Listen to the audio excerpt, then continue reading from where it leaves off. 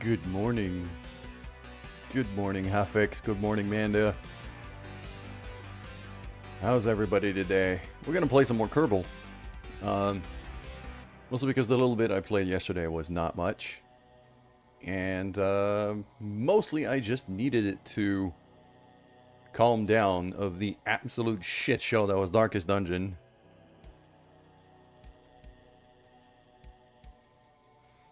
But today we're gonna be making a bit more progress, I think. So,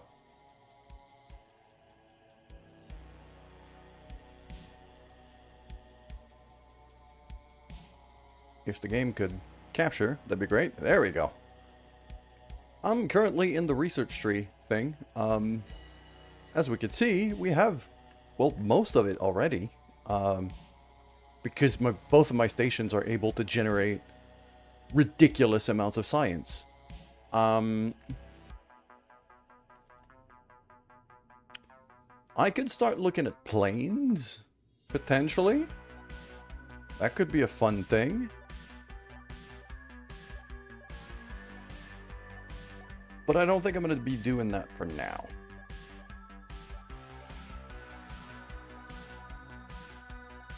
Right now, we're probably looking more at, potentially,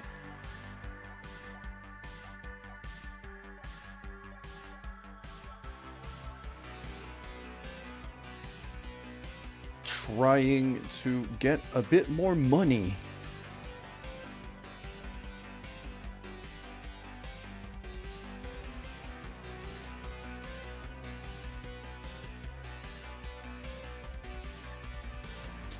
We have here a potential contract for a crew expansion, for the base we have on the side of Minmis right now. I think that could be quite a lot of fun.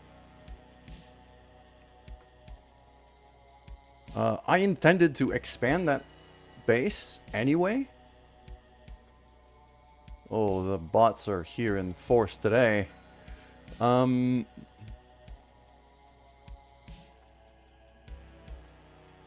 It's not much of an advance, but it would give me a bit of money.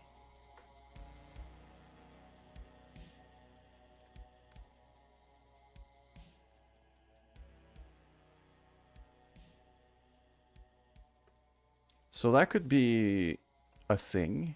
Because I intended to expand that thing anyway. So I'll take that one. I'm also gonna probably look at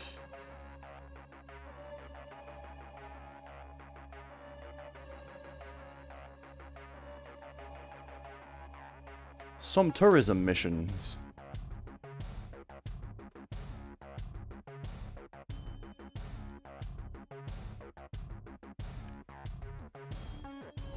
Two tourists to visit Minmis, 4 tourists to the Moon Space Station.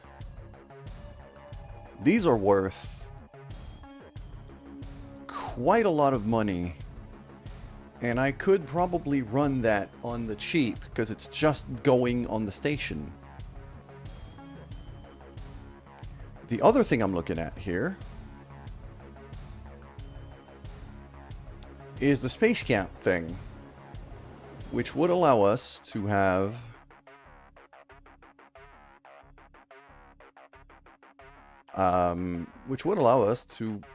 basically get a whole bunch of Kerbals for very little money.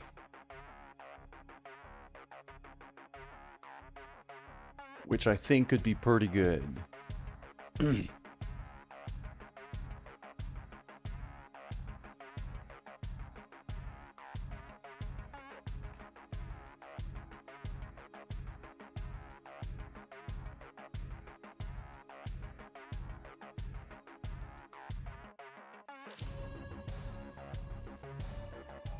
What else do we got here?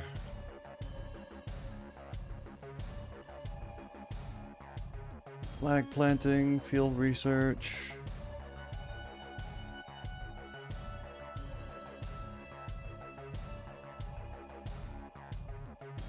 Because we're starting to run out of crew, which is kind of a problem. So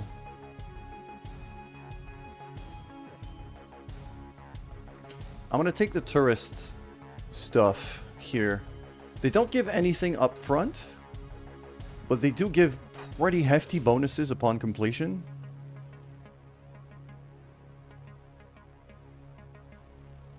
And so this is what we're going to go for. I'm probably going to be using a modified... I don't want to be using the vessel that King DDD designed for us, because that was the vessel that really glitched a whole lot of things. But I could use something... Well, I wouldn't say similar, but...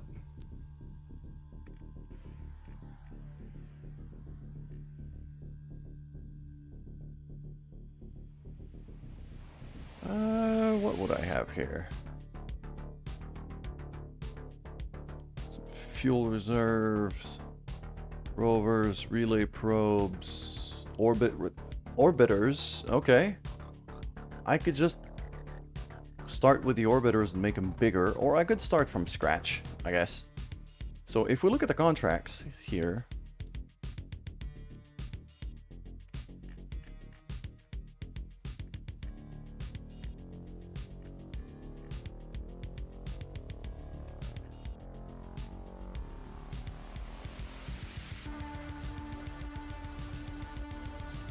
crew expansion for the drill, for the base, so that's going to be a thing. And then it's going to be tourists. So I got 2 there, and I got 4 there. So I need 7 seats. I need 7 seats total.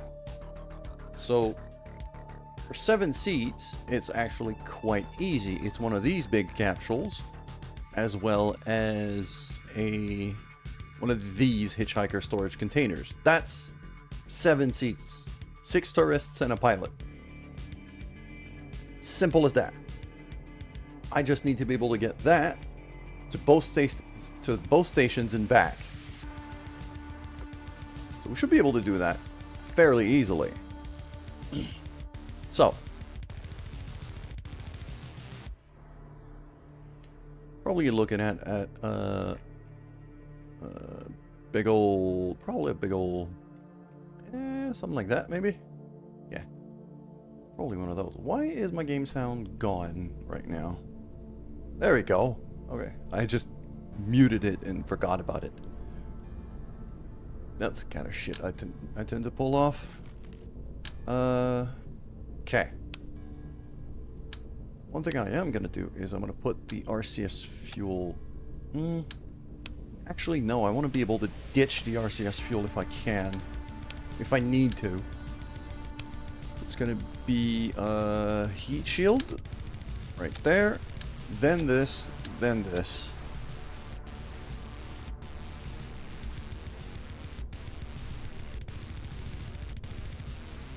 With, I'm guessing, a poodle engine, like that one. That should do quite nicely.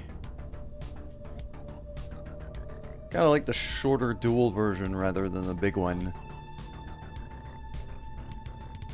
Okay.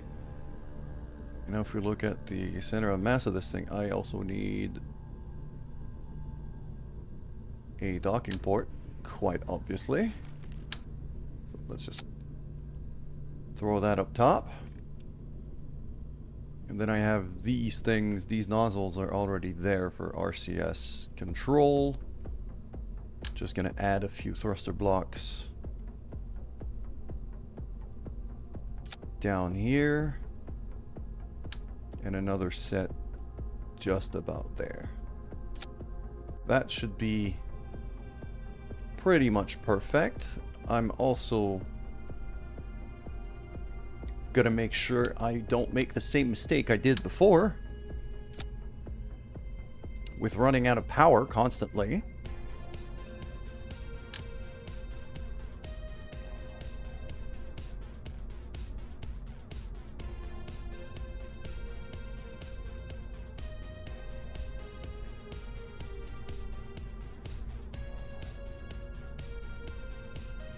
And I don't need, like, big solar panels. I just need...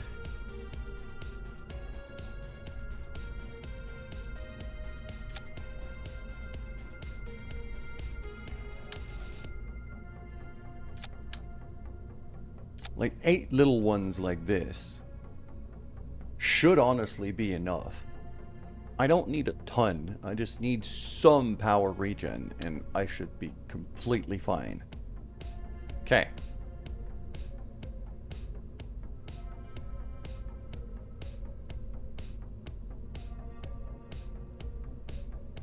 What is it the rockets need more of? Rockets, obviously. We need more boosters.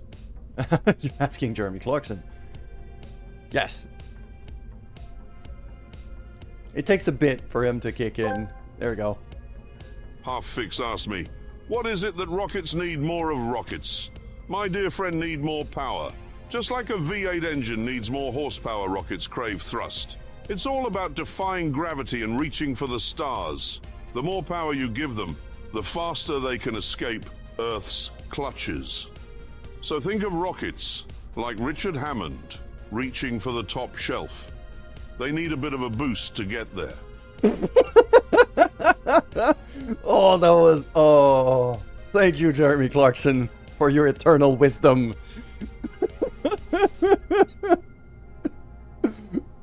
That was fantastic. Oh yeah, that's a clip. That's 100%. That's a clip.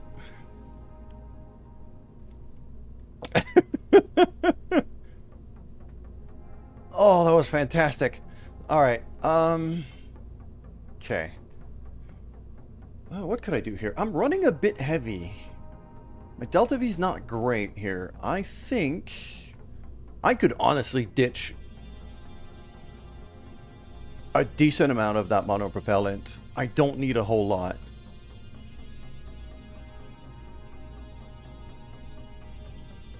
Like, yeah, 150 units should be more than enough, because I could refill at the station if I need to. So this should be fine. That's just going to be, yeah.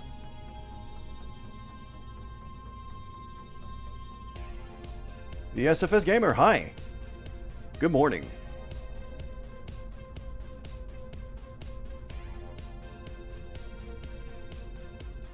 It's not really a lander, it's a tourist ship, really.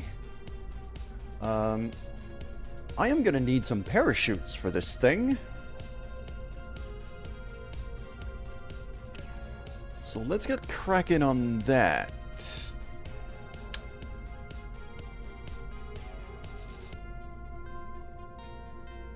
I'm gonna throw 4 little drogue chutes right here at the top, just to make sure that, you know, when these deploy, basically it forces the ship to turn the right way up. And then we're gonna have some side-mounted dudes right here. It is 724. Yes, it is 724 as well for me. And I'm also going to have a couple of these on those, because I'm expecting to ditch these things. A decoupler would probably be a good idea.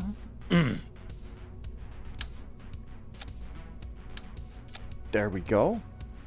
And that decoupler is going to be at the same stage as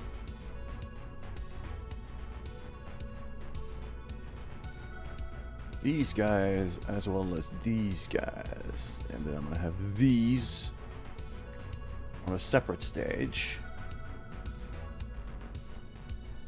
which I think is just fine. I'm also going to add another 2 right here, just for safety, because it is tourists we're messing about here, so they don't matter as much as the crew, but they're still worth a lot of money. Good morning, Wesley. All right, so now it's really just a matter of strapping in a whole bunch of rockets on this thing.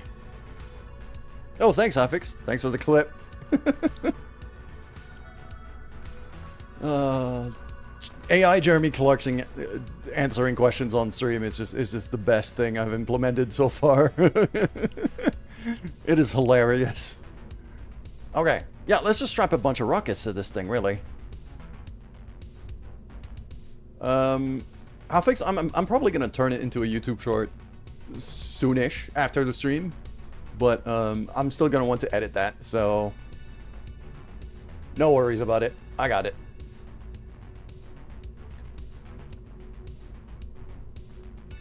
So, I do have like a bunch of sub-assembly launchers I could just reuse, really. I got this super heavy that I could probably just trim down a decent bit. Yeah, that's way overkill. That is way overkill and way too expensive to launch. I am not going to use that. I could, however, ditch that. And that actually makes it at a price where I could launch it.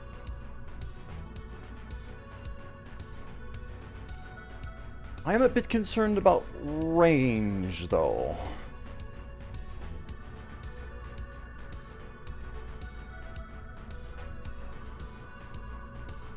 Now that's a Jumbo 64 right there. Okay, so what I could do is add an extra Rokomax on top. Just for a bit more range. One of these. Let's throw that on top.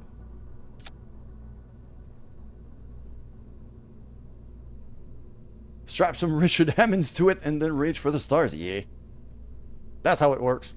I mean, that's what Jeremy Clarkson said before. So, I have to agree here. Just gotta check out... Okay. Yeah, I got plenty of power. I've got plenty of power with this.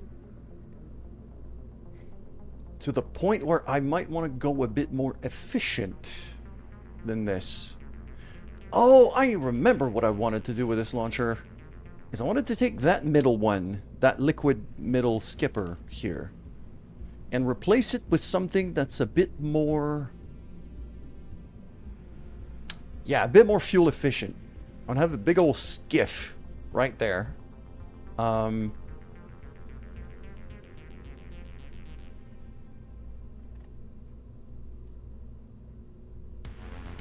gonna do that. And I'm also gonna want an action group here where these engines here on action group 1 are going to toggle.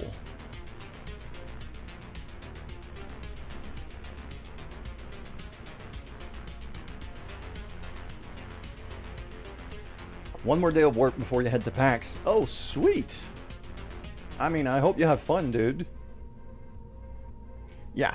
So, what I'm doing here is I'm going to be able to, once we're in high orbit, I'm going to be able to shut down these 4 skippers here in the middle stage and run on just a little, just the skiff middle engine here because it is, it has extended my range a decent amount because this thing is less powerful, but it burns fuel a lot slower,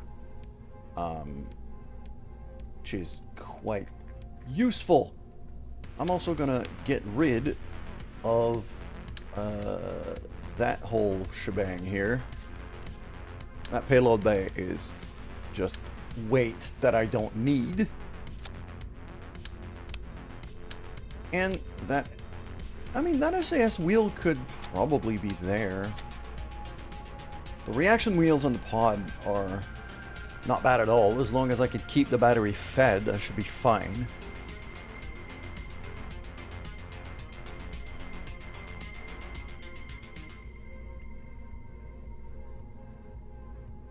Now, the other thing I've been wondering about...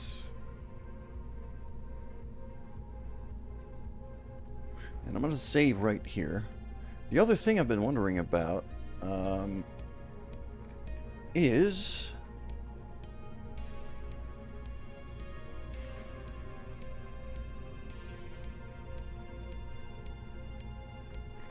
Because if I do get... I'm probably going to get to the first station with enough fuel in the big tank that I'm not going to want to ditch it. So...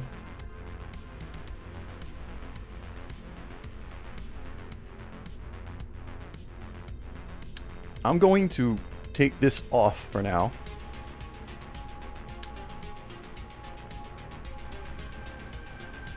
Actually, the clamps can stay. Because, okay, that's where our center of mass is. So... yeah, because of that, I'm going to want to carry a bit more monopropellant. And I'm going to have...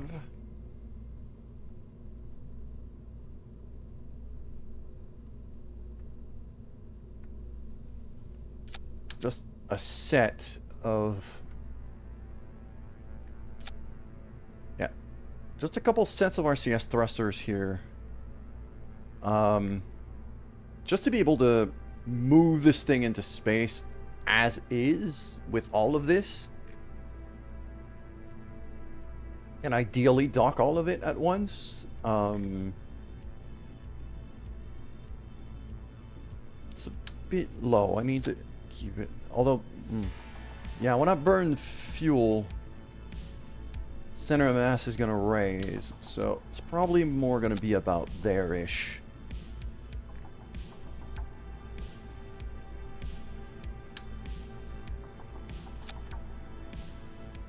That should be fine. And then we go back to stick that onto here.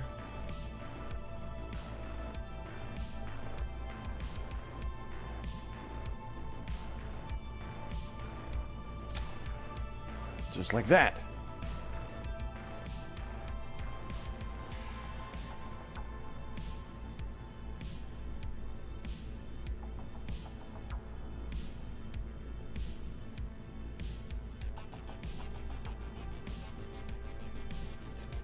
Alright.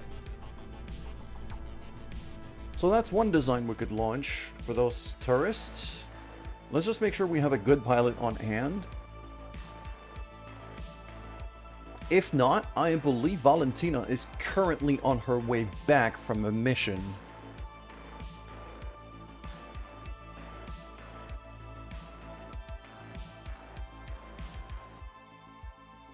I mean, I got Millery, who's currently available. She's a competent pilot. She could do this. Alright. Let's launch that right away then.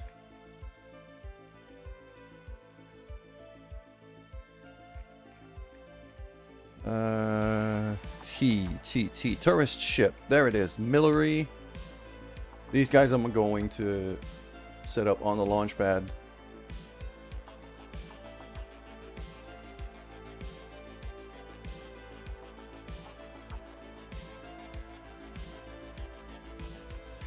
So this thing has to go to both stations and then come back home. Simple enough, and that could make me a decent amount of profit.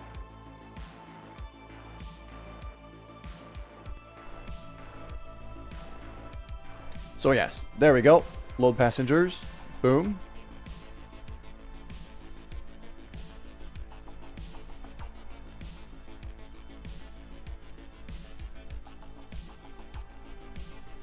Yeah, we got Millery over there, but if we look into view, two of the turrets are actually sitting with her in the control pod.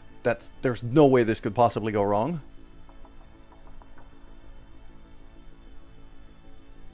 Yeah, okay, so this is the orientation I'm looking at. Full throttle. Actually, I'm not even going to go full throttle here. And what is that engine? That's the skiff. That should be here. Okay. I'm going to go half throttle or so, because I feel like these kickbacks are going to be more than enough to launch me up. Here we go. No, it wasn't. All right, full throttle. I forgot these are just, yeah, those Wolfhounds are... they're quite good in the higher atmosphere, but very low atmosphere, they're not great.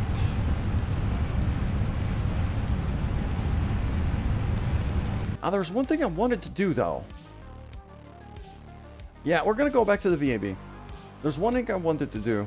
One thing I have been neglecting as of late is stage recovery. I do have the stage recovery mod, which should allow me to get a decent amount of money back if I take the time to stick some parachutes on things.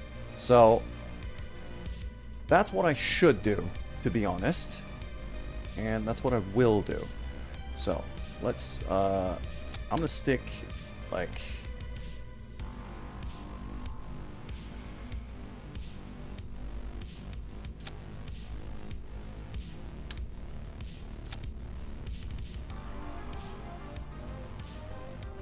These should be on that stage. That should be on that stage. There we go. We've got ads running on one of the platforms right now, but this is just throwing parachutes on things, so...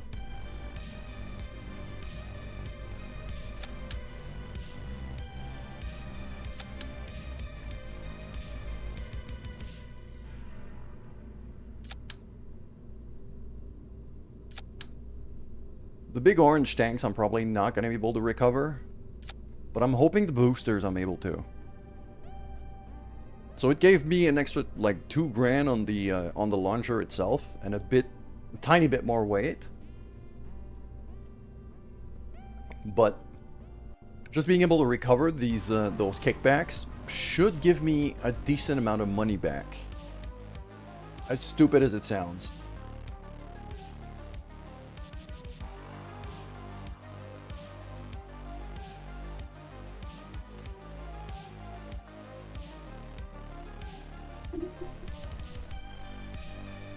Go. We're gonna load up the passengers. Oh, seems like the passengers spawning into the ship did give it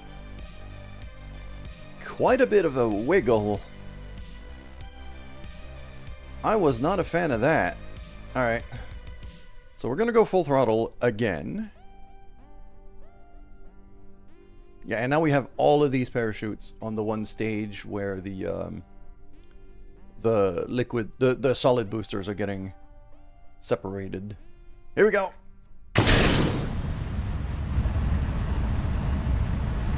Ah, crap. Forgot the I keep forgetting the Kerbal engineer every single time.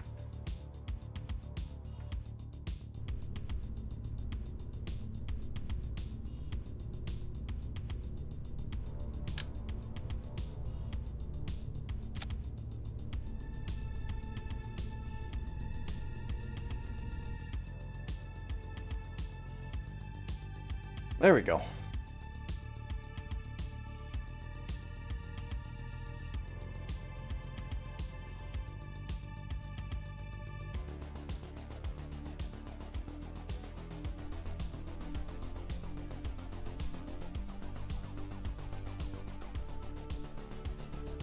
There we go, and we're gonna go to Minmus first. Yeah, we're gonna go Minmus first. Alright. Now we're really going. Alright. Good. Achievement. What is it? Max Kerbals and Mission Achievement. Yeah. We're just going to be going right up for now. Well, look at start turning.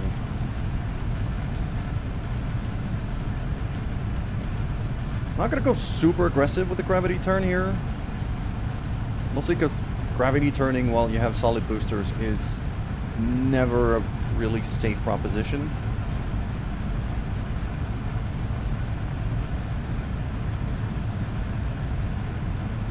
Shoot staging? No, because I have stage recovery for the solid boosters. That's why there's that many shoots here. It's just to recover the solid boosters. Because I have a stage recovery mod that gives me a decent bit of money if I can recover some stuff. So it's really just for the solid boosters, these. It's fine. There we go. And yeah. Also, Ronin Frog. What a name. Welcome.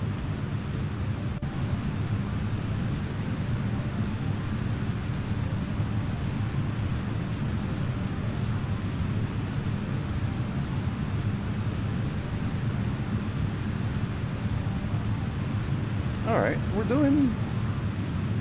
doing pretty well on the old gravity turn here. I am going to need to gain a bit more height, so I'm going to stick to gravity assist right now. I think 30 degrees is a decent angle here.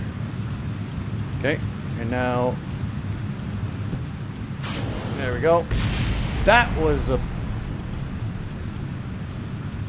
What exploded? Ah, I see the problem here. I did fuck up my staging, just not in the same place. Not in the place I thought I did. I am guessing...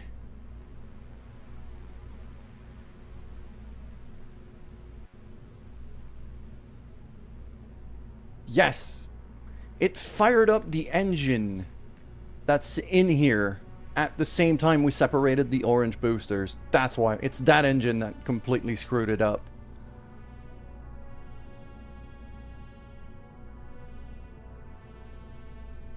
And even then, that should be... Hold on.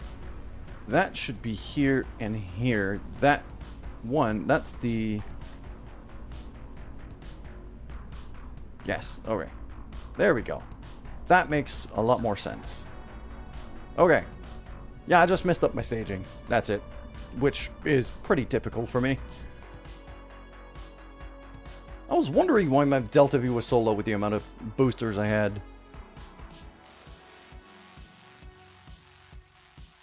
That just gave me like an extra 1,000 Delta V from the engine firing at the right moment.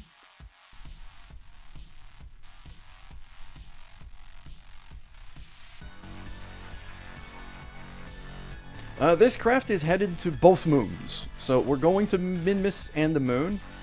Because the contracts is for them to visit both stations. I have space stations above, in orbit above each of the moons. And that's what the contract is to bring a bunch of tourists to visit both of the stations. We're gonna go to Minmus first, because we're gonna be able to refuel a bit there if we really need to. I don't think we'll need to, but all right, here we go.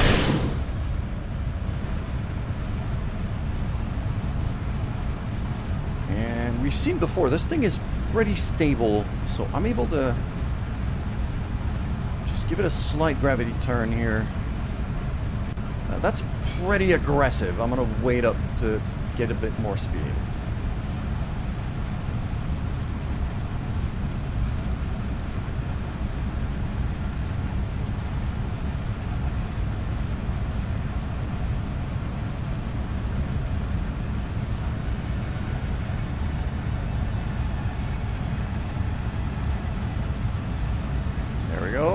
Give it a bit more.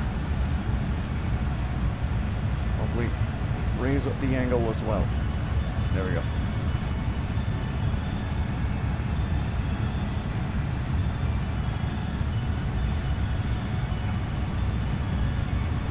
Degrees.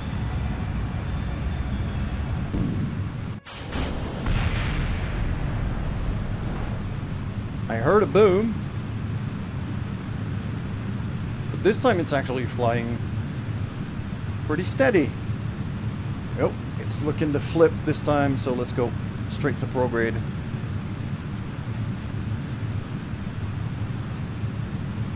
Let's go straight to prograde before it decides to try to flip on me.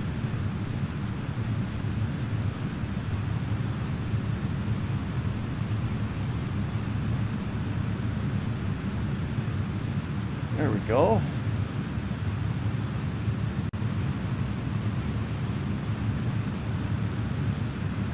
This is doing quite nicely.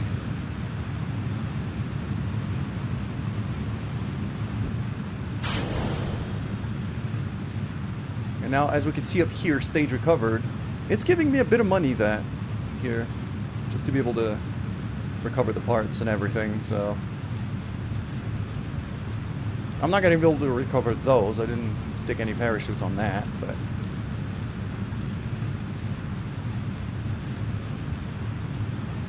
give it a bit more angle here. Let's say, yeah, 30 degrees should be fine. I'm going to hold on to 30 degrees until we get out of atmosphere. Although now we're in orbit mode, so I can actually stick that on orbit mode and just keep going.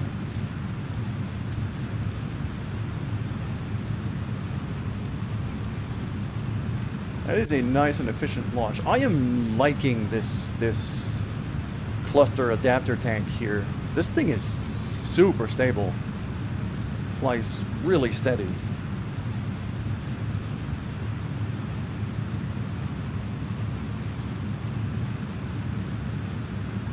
Gives me nice, efficient launches.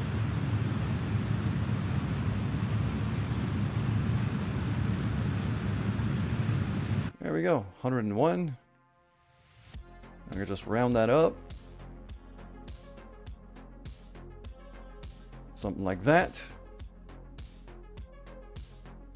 And now this is where I'm gonna take advantage of my action group. I'm gonna shut down the 4 skipper engines here.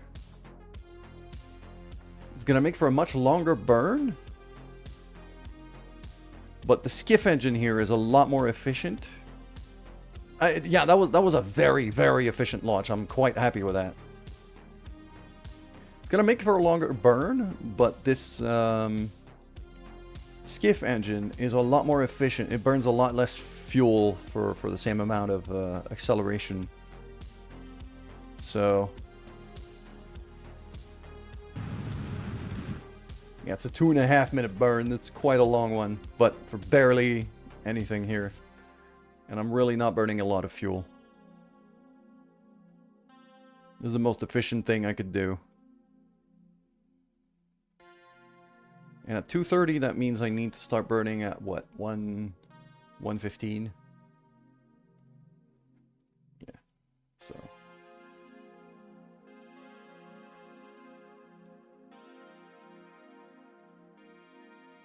there we go.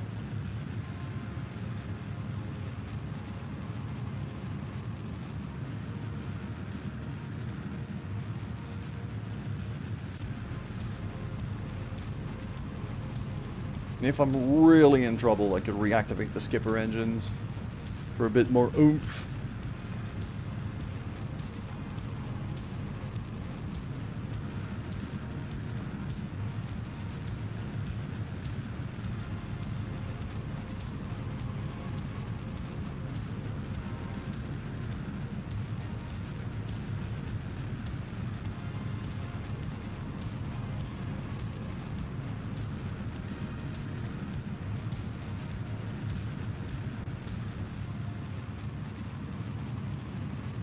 Could even turn on the lights here.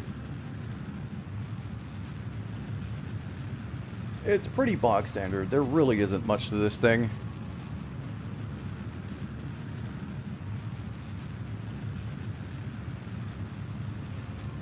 Try to keep a constant APT minus time instead of using maneuver. I mean, it's a way to do it, Ronin. It's just... I do prefer to be able to plan maneuvers, mostly because I do tend to do correction burns. Like, on the way to Minmus here, I'm going to do a correction burn to try to line up as well as I can with the orbit of the station we're going to. And doing that without the help of a maneuver is a pain in the ass.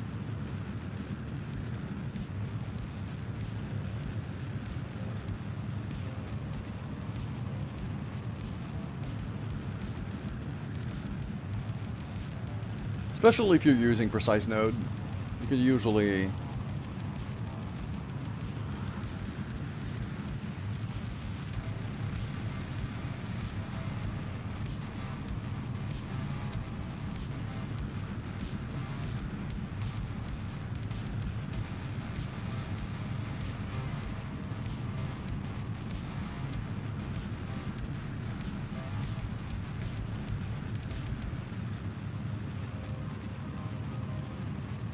There we go. Beautiful. Beautiful and wonderful and magnificent. There's the station there. There's Minmus.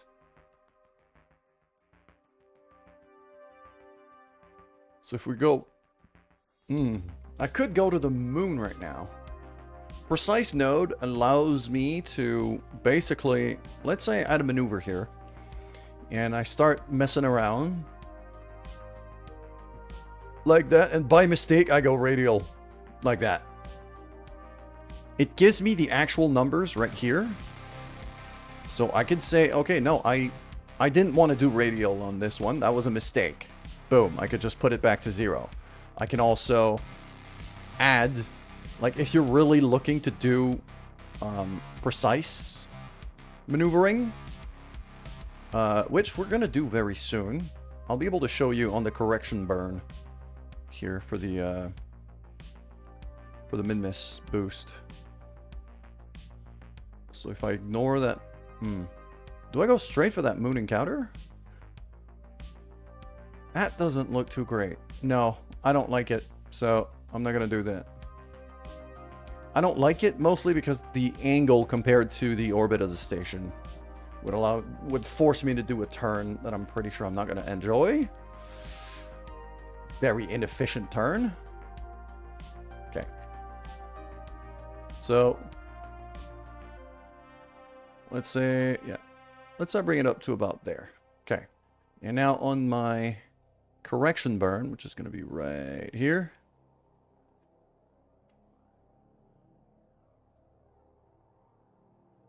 We're going to go down. And a bit faster. And a bit down.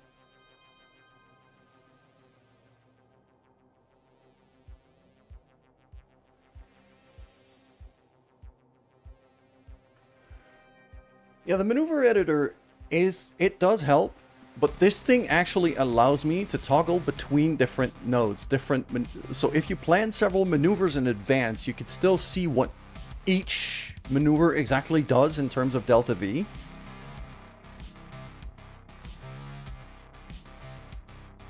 Like, you can do it in here, but adding really small increments here to be able to be like more precise. I don't know. I just got used to this thing a bit more.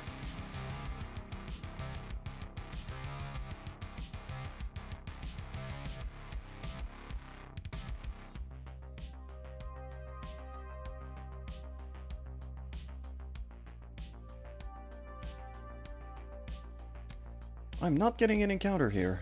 Okay.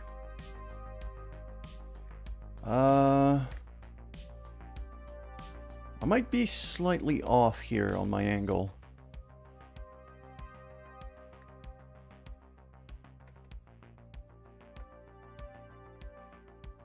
feel it's kind of there.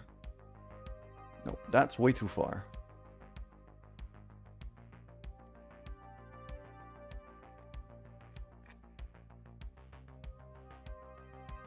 That looks about right.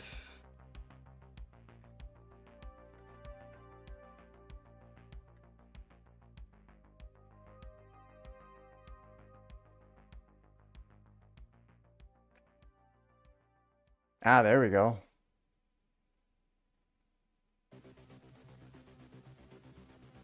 There's my encounter.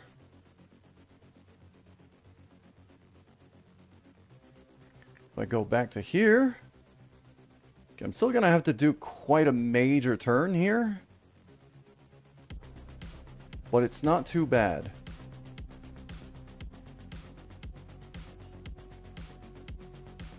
Just gonna want to accelerate a bit, really.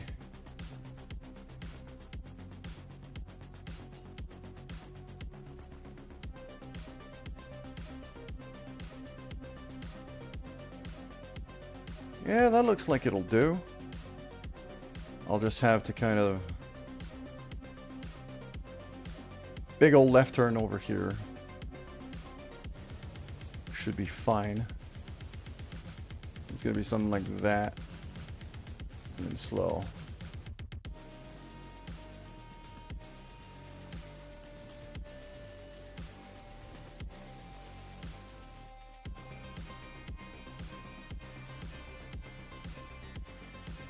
I'll get in super high orbit, and then I'll sync up with the station itself. So now, overall, that tells me... Okay, 940 and another 200. I got plenty of fuel for this. I got plenty of fuel in just the big tank, so good thing I added some RCS thrusters to the big tank.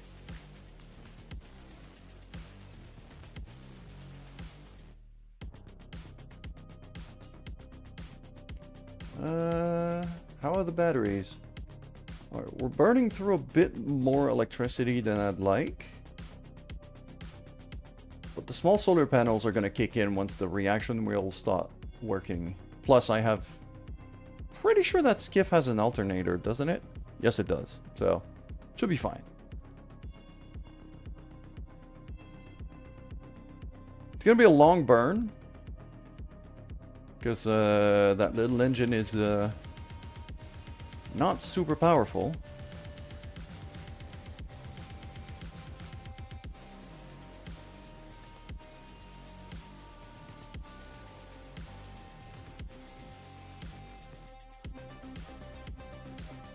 So 235 or so.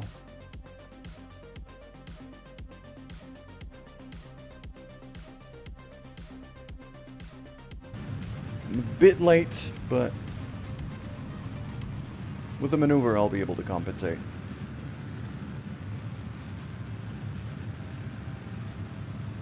Now because this is a 5-minute burn, I can actually just go refill my drink.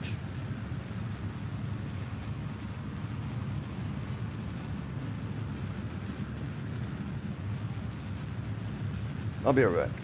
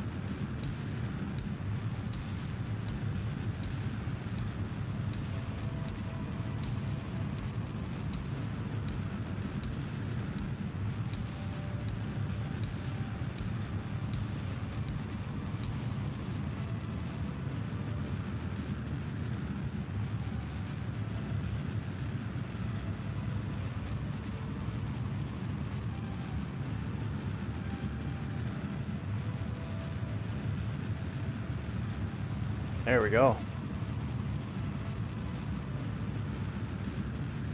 We're about halfway through the burn, and I'm still...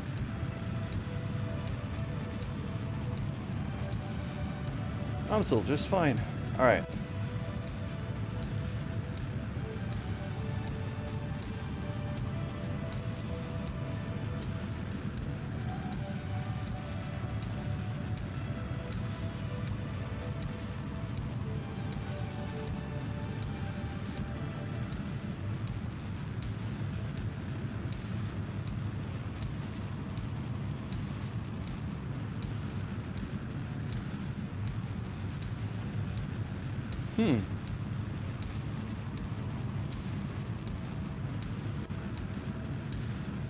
I had not noticed that before.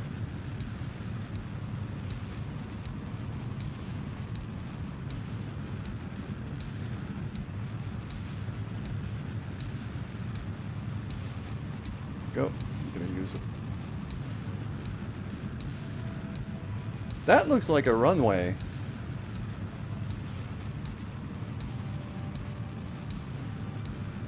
Might just be a texture thing.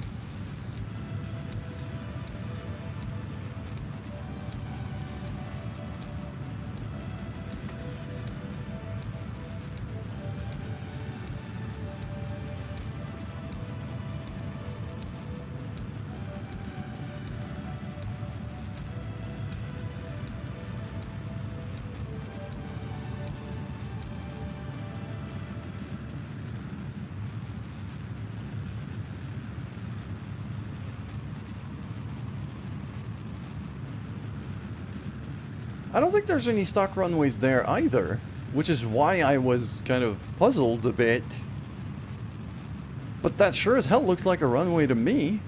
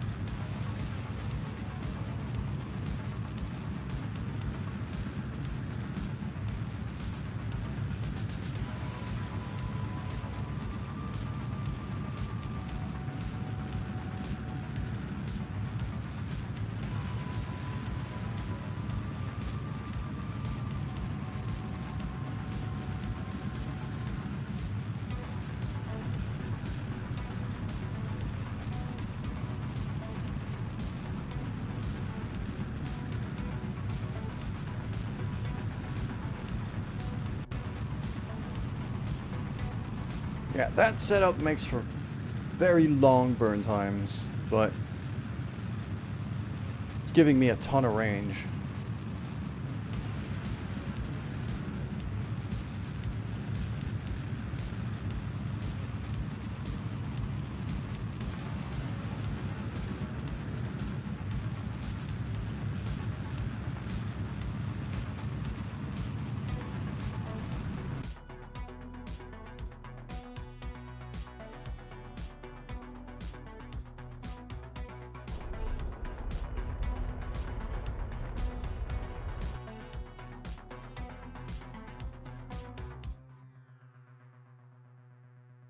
Okay, how are we lining up right now?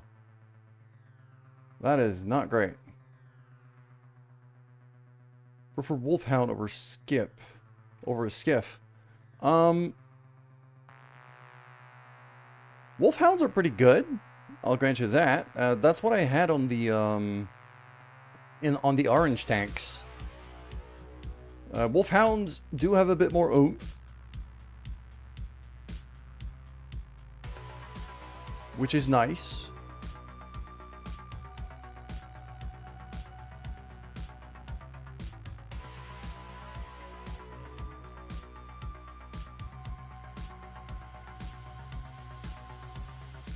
They have a bit more power. The Skiff is more efficient though, from what I've seen.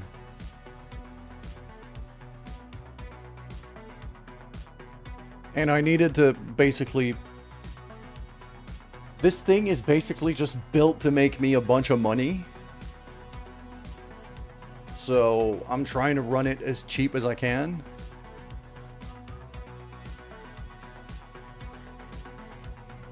Which means the more fuel I recover, the better.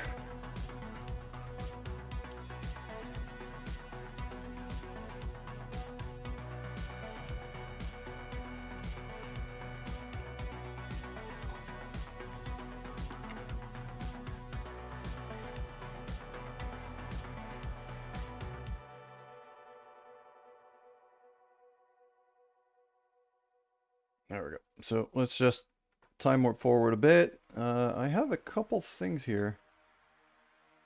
Yeah, that satellite repair unit still has 2 days before it has to do anything, so... Got a bit of time ahead of us.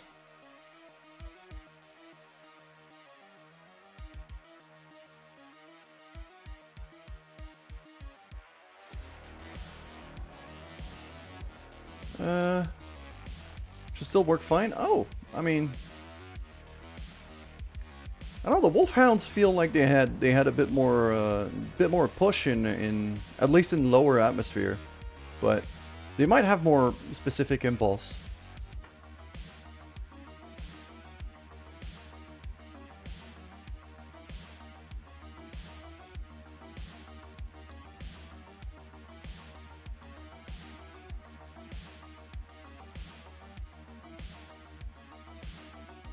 There we go. Very quick burn here. It's going to be 10 seconds or so.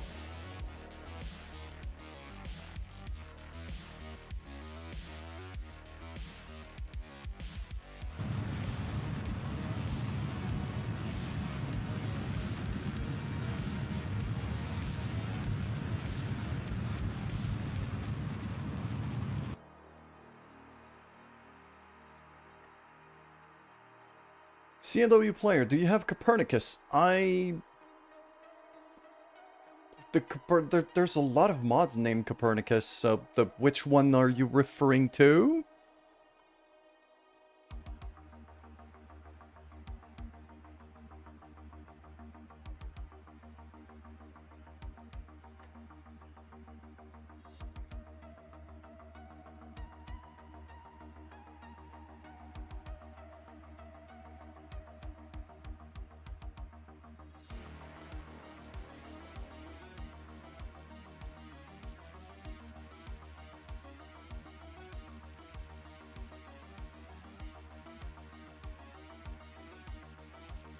The one which lists you on planets. No, I don't. I don't have that one because it made my, I used to, but it made my save files super unstable and very crashy. So I got rid of it.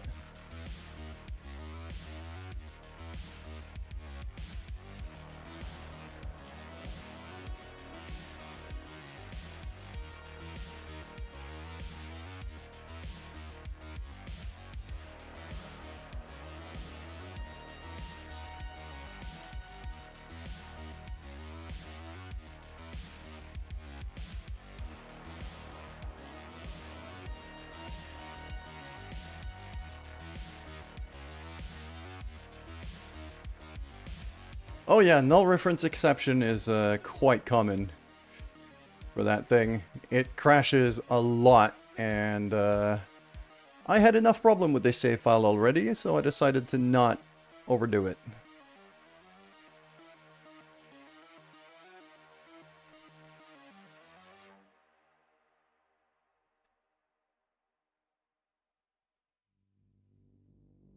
There we go.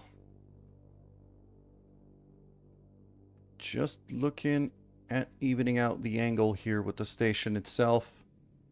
1.9 degree, that's not too bad.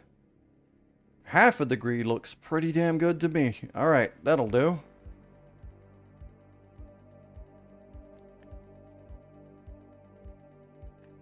And it's mostly going to be a normal turn here, so let's turn this thing. Just gonna time warp until the SOI change, really.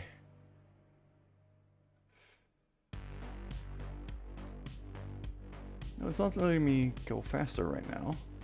Oh, because we got something with the satellite repair unit that it's due. Okay. We're gonna switch over to that.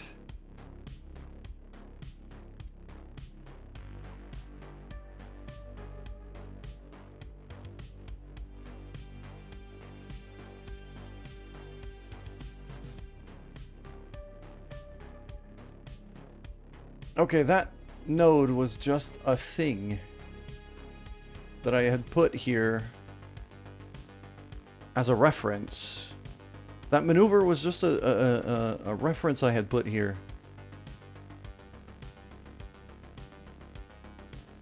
Because at this point, the satellite we're going for is gonna have overshot us.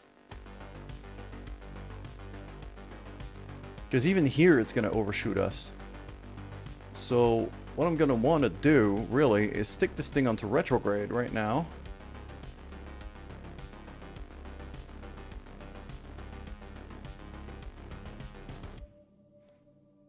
We're going to stick this thing into retrograde, and we're going to kind of even out our orbits with the satellite we're aiming for, which is right behind us.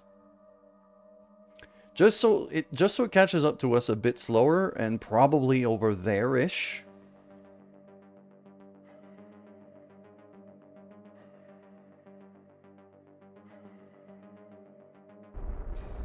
Let's do that very, very slowly. Actually, that one...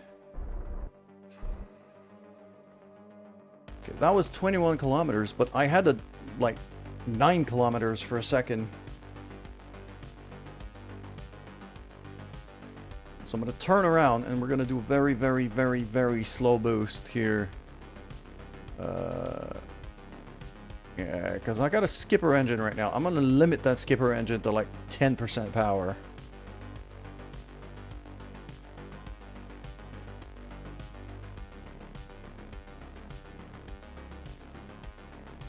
Just to make it a bit easier for the fine maneuvering here.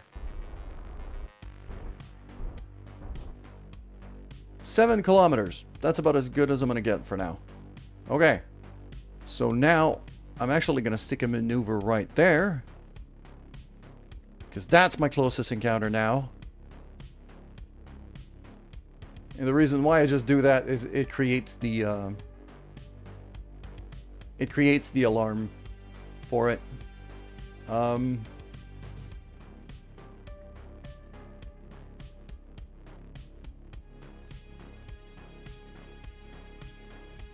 it seems like it is the next thing that we're going to have to do. So I'm just going to tie more up there.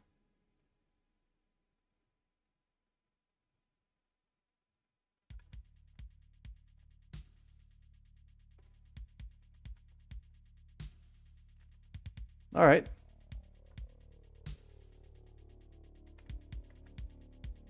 Let's go target relative here. And we're going to start maneuvering to get ourselves closer to target. So I'm going to start boosting like that.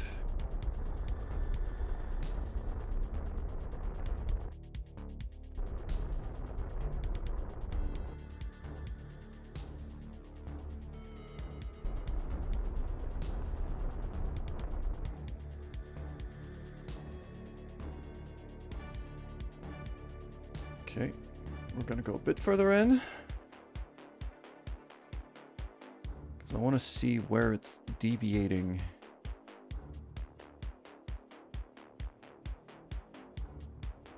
Good morning, Allah. How you doing today?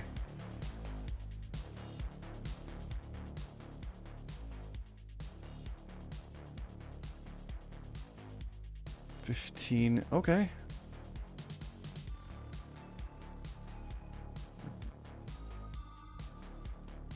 Okay, our nodes. I need to kind of correct it. Kind of that way.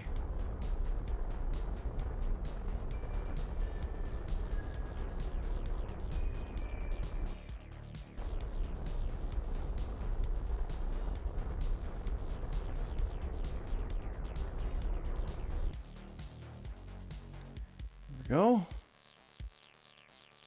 4 kilometers or so. I'm going to drop a quick save here.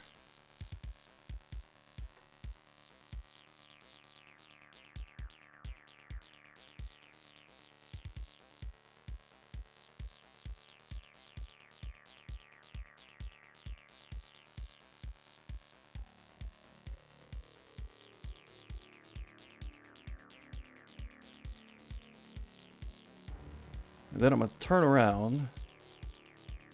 It's now like, yeah, it's now less than 100 kilometers away from us, but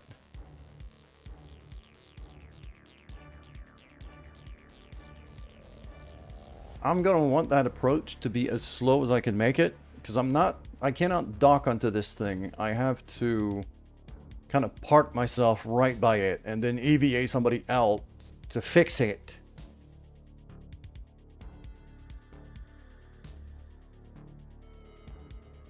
Which is going to be super fun.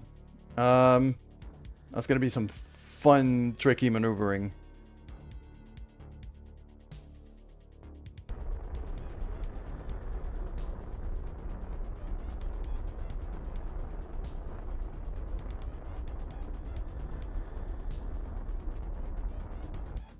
There we go. We can see separation going down here.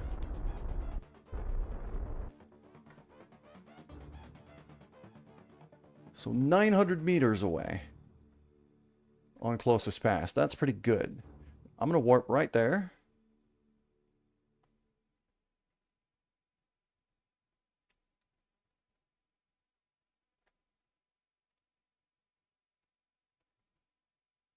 That is quite the view. With the moon over there, Kerbin over here, and the satellite getting closer and closer to us.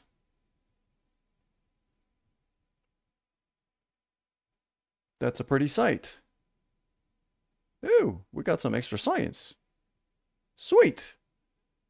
from the because we got some deployed stuff on the surface of the moon. On the surface of both moons, actually.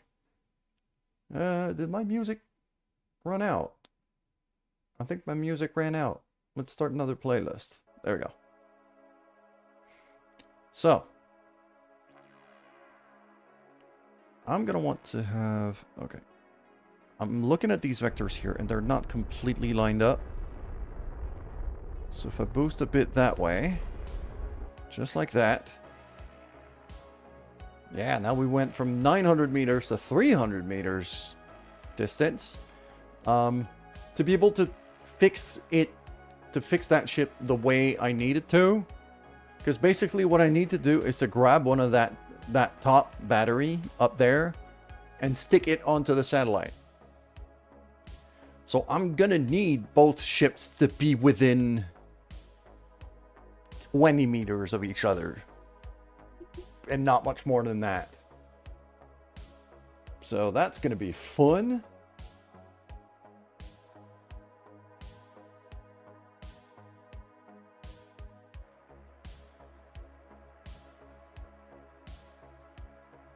There we go.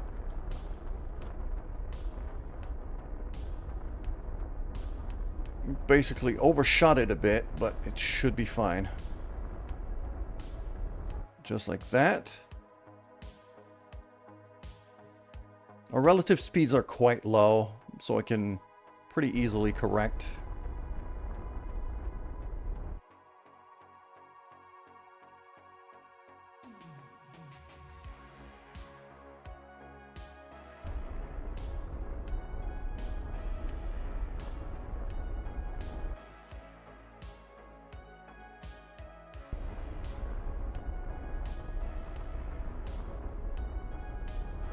Nah, we don't have a problem. There we go. Just time warped a bit too quickly. But now, if you look at the nav ball down there, the pink and the green symbols being one on top of another means I'm going directly at that.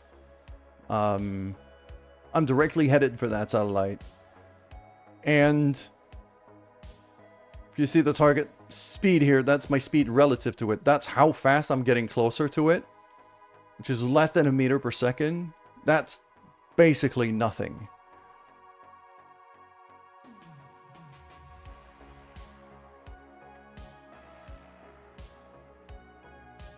Now the biggest problem I might have is gonna be to make sure that I don't catch this thing into my exhaust when I slow down.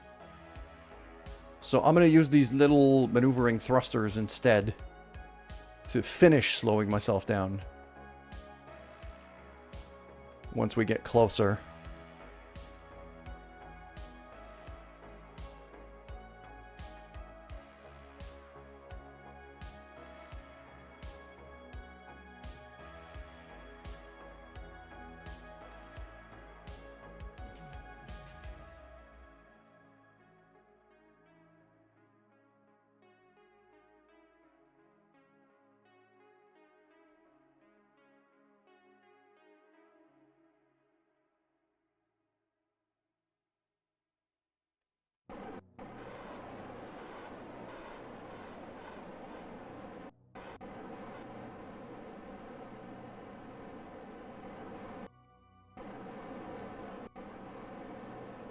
There we go. I could slow myself down this way, but kind of just doing that. Now we're at 0.4, so I am going to time warp a bit just to get closer here, and I'm going to drop a quick save as well. Because this is kind of the point where I don't want to overshoot.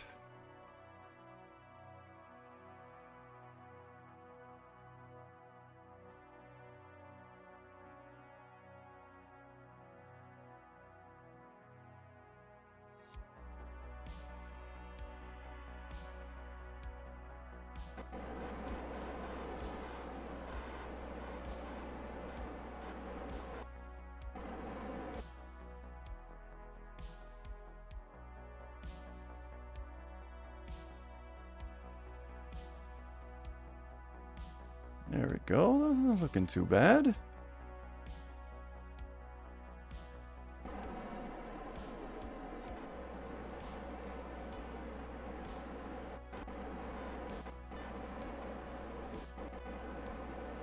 There we go.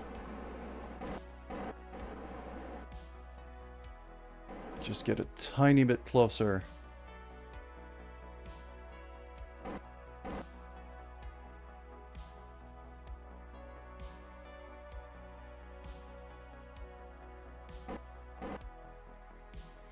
And now we're going to be doing a bit of EVA to fix up this thing. And I hope that it lets me.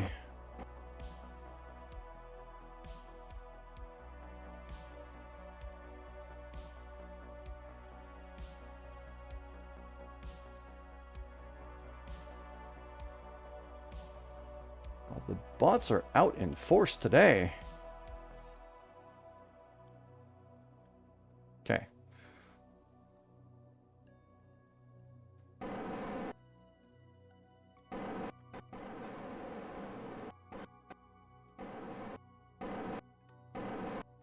There we go.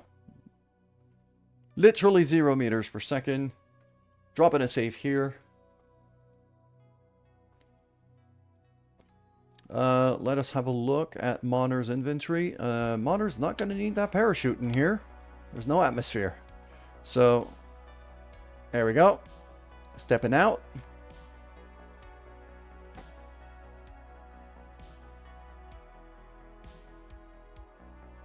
And we're going to go right here.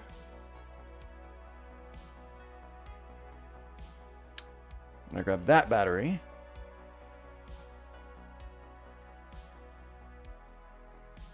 Okay, I can't put it in my inventory. Okay, can I?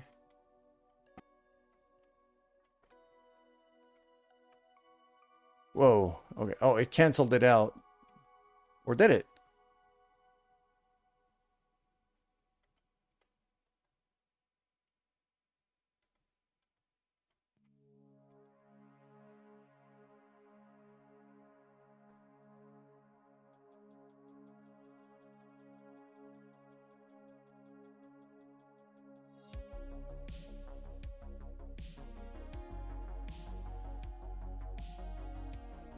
I think it glitched. God damn it. Okay. Back out of construction mode. Why is it there now?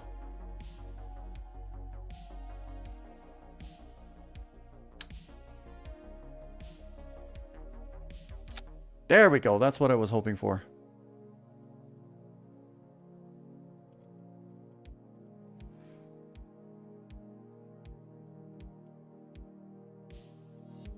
Contract complete. That's what I was hoping for. There we go. Get back onto the ship. Good thing I brought two. Yes, this is why I always bring two. Because things do go wrong.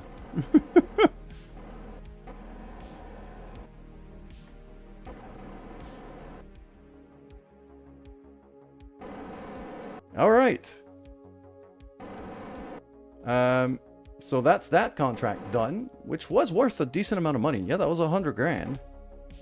The other satellite fixing mission I had was I was not able to do it because I didn't think of bringing. I needed like EVA toolkits and things that I forgot to bring. So because that was the first time I took one of these missions. So we're just gonna go home, really. We're just going to go home, recover that ship as best as we can.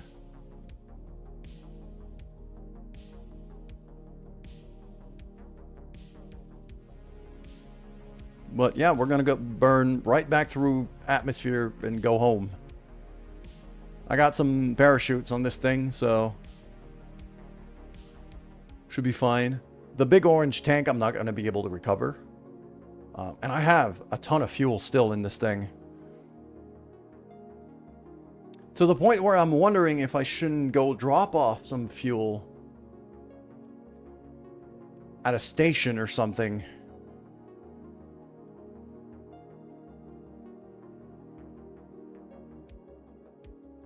Instead of going home. Could go for the moon station here. Drop off a bunch of fuel. And keep just enough. Yeah, I don't. That's the thing. That's the thing, Allah, is basically. I have a separator right here. I could ditch the big orange tank once we get close to Kerbin, but there's a lot of fuel still in there that I don't really want to waste. And I got a fueling port here, so I could, theoretically, could aerobrake, leave it in low Kerbin orbit. That's another way to do it, yeah. Because it has a fueling port, so I could use something else with a hose and kind of refuel it from that. That could be another way to do that. I think that might be the more efficient way to do it. Ronan.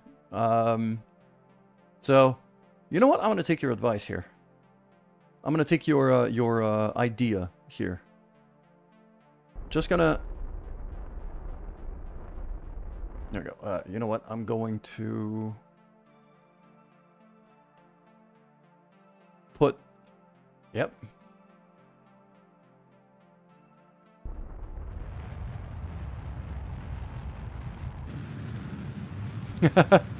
I'm taking Ronan's advice, not you, Allah. Don't worry.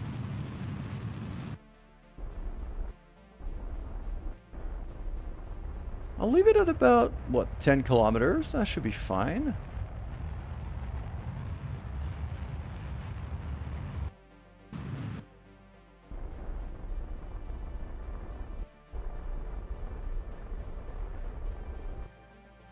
There we go. And then I throw a maneuver right here.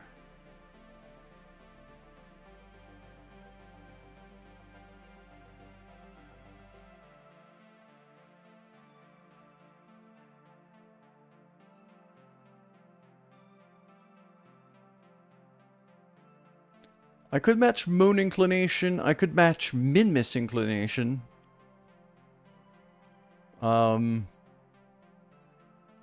I'm doing a lot more on min-miss than I am on the moon itself, so I'm actually gonna match min-miss inclination instead.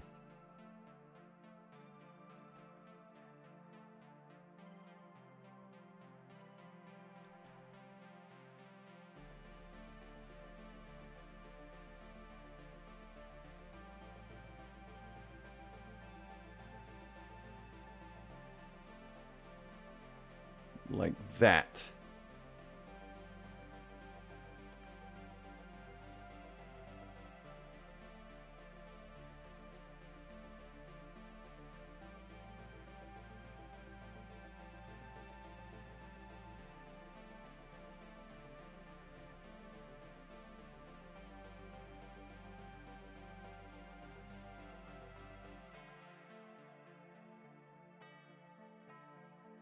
And then over here,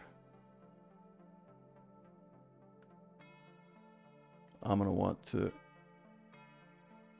round that orbit back down.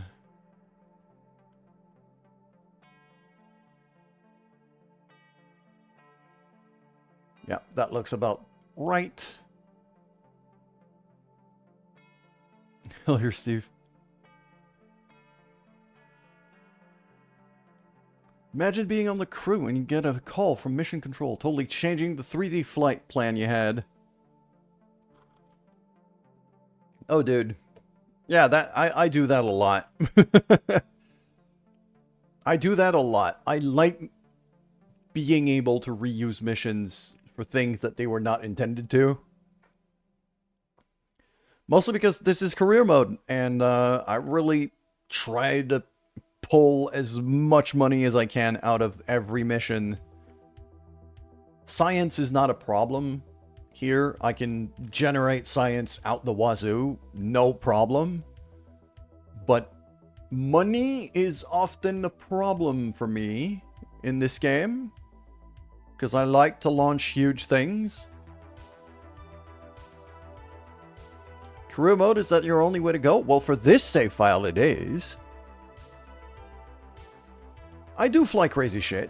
I do like to fly crazy stuff as well. It's just right now, this save file is career mode.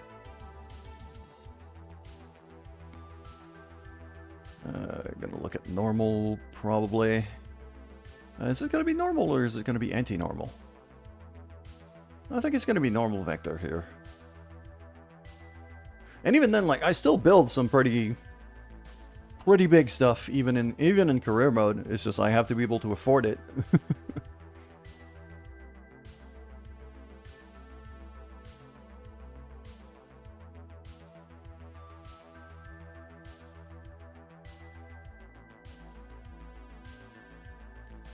Something they want to brag about. Bragging, right, about a niche thing within the entire community. I mean, if you wanna, sure, go ahead and brag.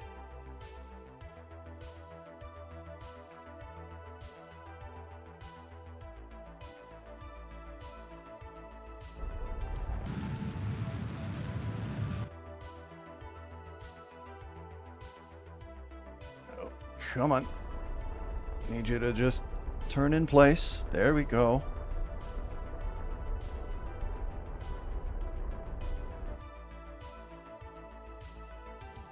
That looks close enough. What do we have here? Yeah, 0.1 degree. That is basically perfect. I'm gonna want that on retrograde now. So what we're gonna do basically is we're just gonna round out the orbit at about 1 million. And leave the big orange tank there as just a thing that people are gonna be able to use to refuel. It's just going to drift there. Big old fuel tank full of fuel.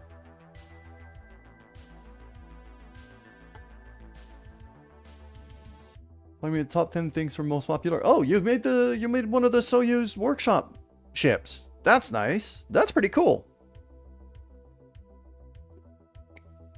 I don't tend to use workshop ships a whole lot. I like to build my own shit, but cool. Yeah, that's nice.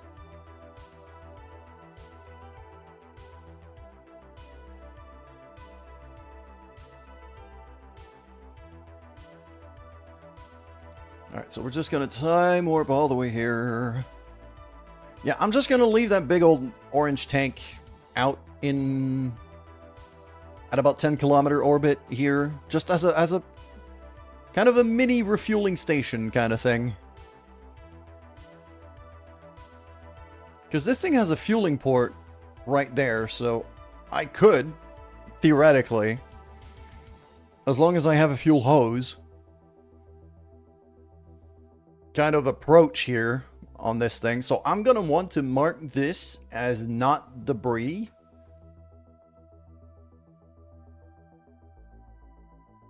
Your most popular craft is a big old mess. Yeah. Can't say I'm particularly surprised. A lot of people just like to go big rather than sleek.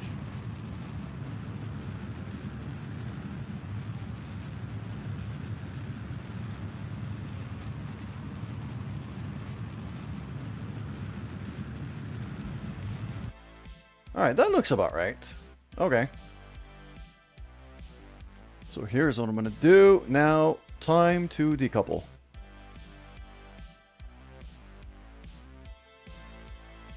So, blam. And then no. I don't want to do that. Come on, give me debris. Because that piece of debris, I want to switch to it. I can't rename it, can I? Might be able in the tracking station. What's the biggest real rocket that ever lifted up a launch pad that you can think of?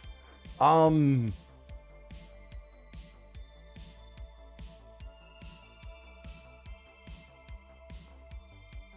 mean, that would probably be the Saturn rocket in real life. I mean, whatever launched Voyager, potentially.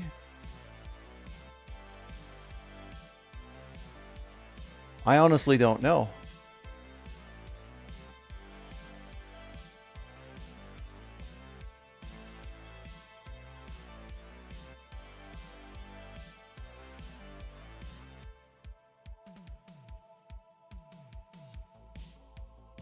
Even competitor to the Saturn V.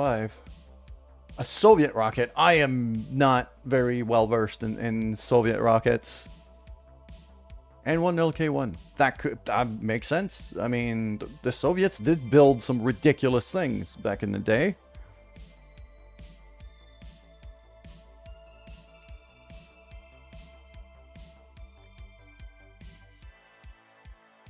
Oh well, okay. That's fine. I mean, I'll have to find it again at some point. But alright. Now this thing is due to go home. So keep on command pod, basically a Vostok. That could be, yeah. Let us start up our little spark engines. They're tiny.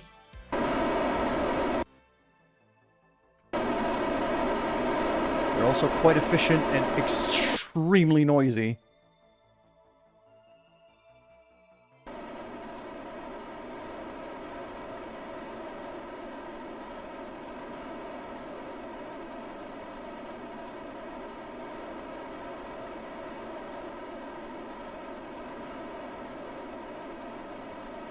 Just gonna go right down to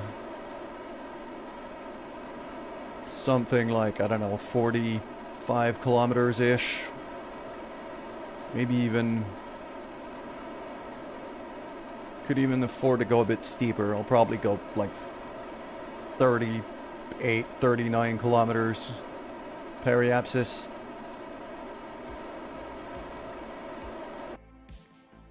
A radio signal from around Earth. It's been around since the middle of the Cold War. Steve, I am not fully aware. I mean, I didn't read up a whole lot about that stuff, to be honest. Also, we got ads running on Twitch right now, so sorry about that. Usually, I take advantage of the ad breaks to stretch out and take a bathroom break, which is exactly what I'm going to do right now. So I'll be right back.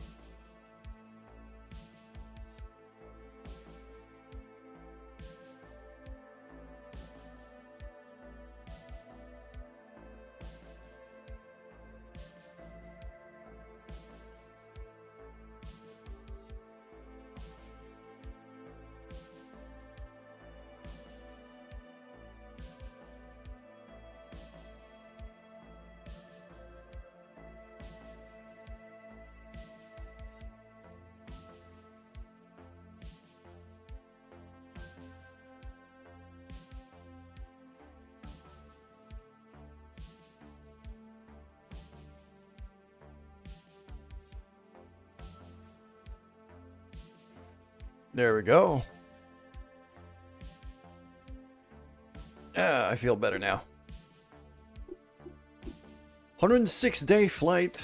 Crew are ecstatic. Yeah, they've been out there for a while. Monner especially. Our engineer has been out there for a very long time because she was stationed on the moon space station right here for a hot minute.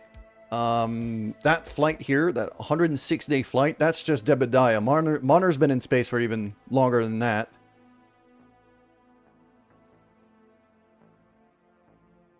This is career mode, yes.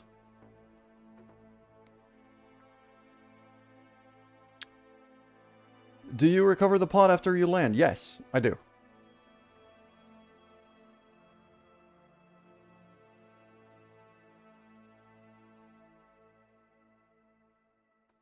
So we're just gonna time warp until we re-enter atmosphere, really.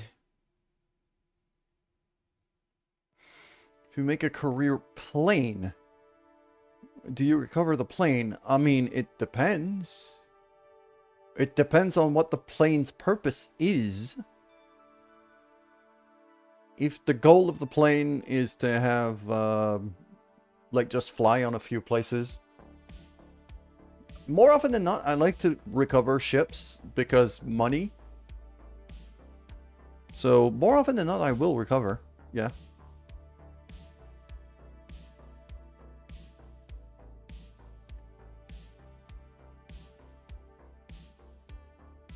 Because you don't really have any, like, if there was a way to refuel, there was a way to refuel the plane at the Space Center easily, then I wouldn't need to recover the plane. So, that would work. Now, you could use it, yeah, you dock it with a claw and things like that. Just, that feels like a faff. That feels like a faff I don't want to really deal with. Alright. We're entering atmosphere. This is going to be a landing. It's not going to be a splashdown here.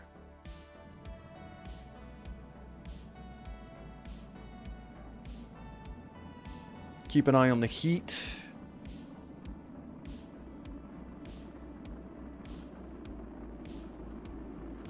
I might ditch. Yeah. Let's ditch that fuel tank right away. It has parachutes, so I should be able to use the stage recovery mod to still get it back.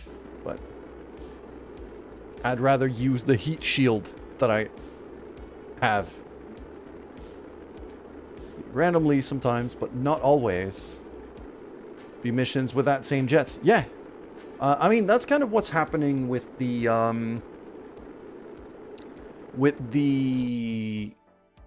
surface base I have on Minmus. Because it tells me, like, right now, I have a mission to add, like, a Kerbal habitation module to that base. And I have a tourist mission to visit both of the space stations. The one on the moon and the one on Minmus.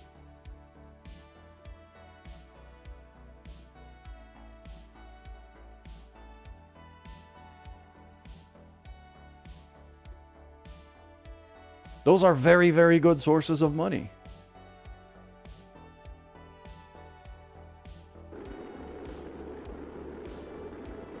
There we go.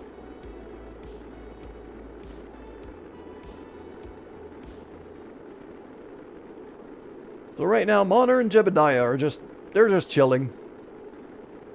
They're just chilling. There's no issue here whatsoever. We've got a very good heat shield.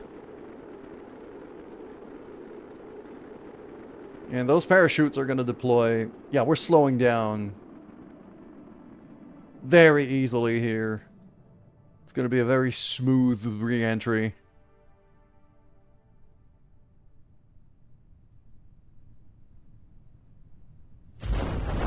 There we go.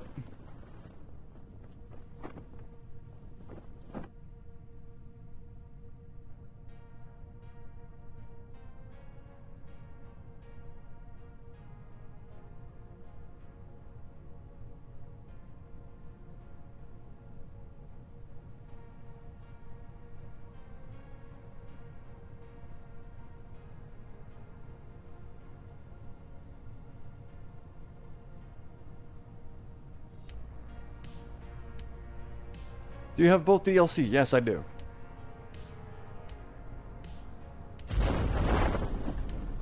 There we go.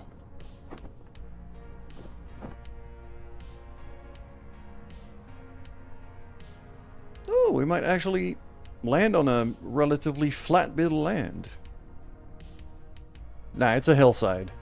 But still. Oh, there's something there. There's something there. I might want to go have a look. You know, the ducted air vent part has like a node inside. Yeah. Yeah, you could potentially put a fan in there, I think.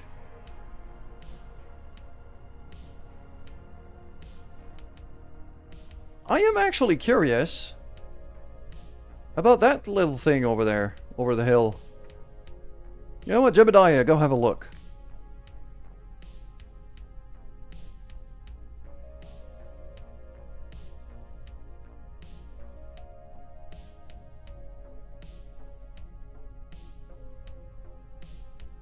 Too bad I don't have a too bad I don't have a rover up here. Ducted vent on the nose of your rockets. Double packed in line shoot. Yeah. Yeah, that's absolutely viable. That could be a thing. Just rocket out a rover. I'm not gonna rocket out a rover here. Because again, you know, we do have such a thing as budget restrictions in this game, because career mode. Jebediah is not the most agile Kerbal out there either. I can actually just recover him completely separately from the ship. So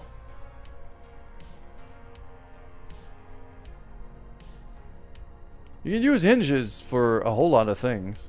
That just looks like a rock. I honestly don't know what that is. Could just be, oh, it could just be one of these things, those little things you have to have like a scanning arm for.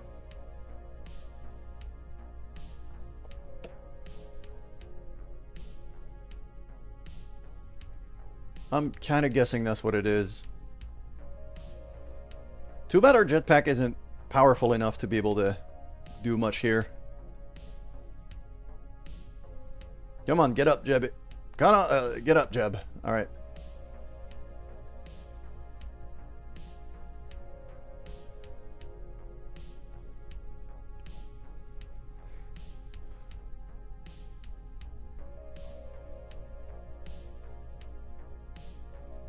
Cheats are fun sometimes. Yeah, but I don't want to start using cheats here. Okay, my other little engine piece was actually recovered. I actually got $3 grand back from that.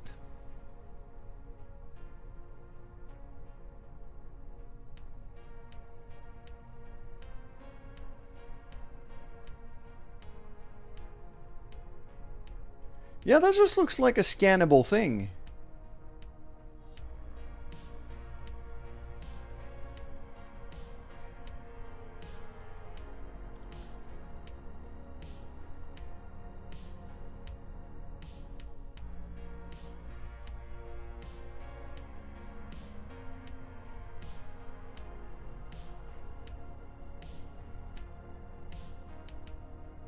Landed outside of physics. So that's basically just... You're basically just explaining the principle of an anti-gravity drive.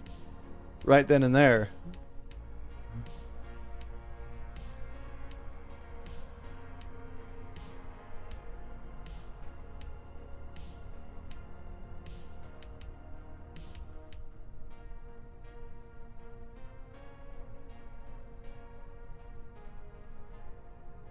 Yeah, that's either a piece of debris or just...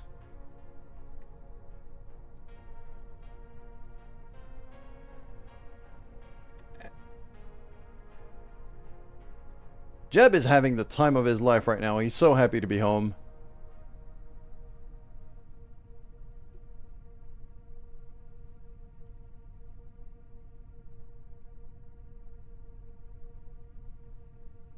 I don't think it's an anomaly. There's things thrown all over the planet that are just kind of scannable experiments. Looks to be BG crystal. Ronan, I am not entirely sure what you mean by BG crystal, but okay.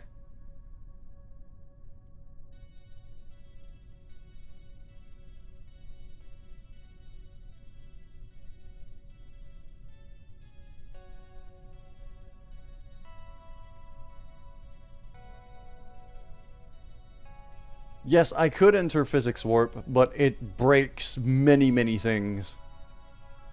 It tends to break many things, and I don't want to do that. Oh, a breaking ground crystal. Oh, yeah, that could be.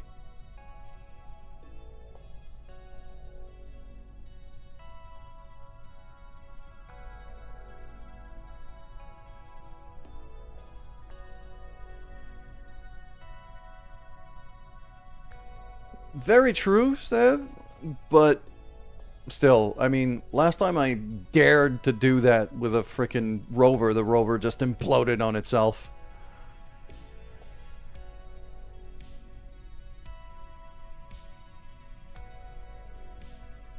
So, I don't want to kill Jebediah now that he's finally home. I'm not going to chance it. We're basically there.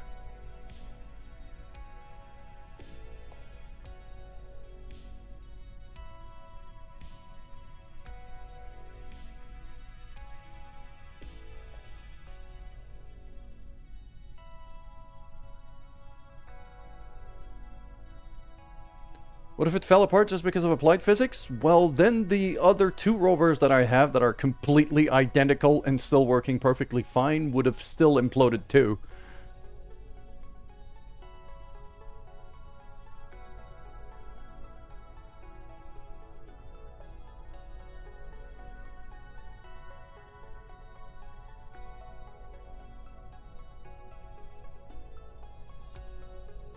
Okay, so either we're right there, or this thing is a lot bigger than it looks and a lot further away.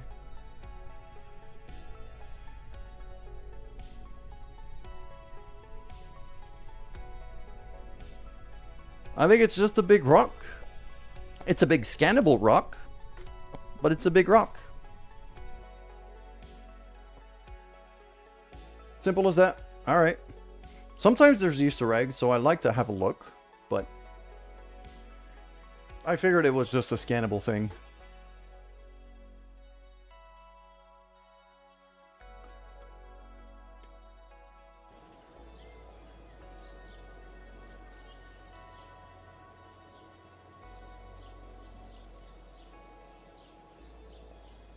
There we go. What if it was a plate and we were only seeing one side? I mean, there may be, but I don't want to be spending too much stream time on that.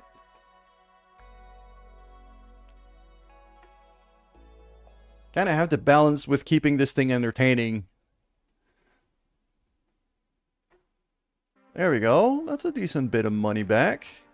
Very nice. All right.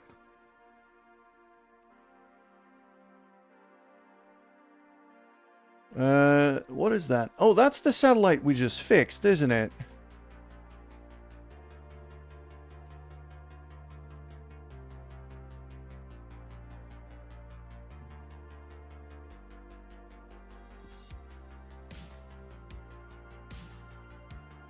Okay.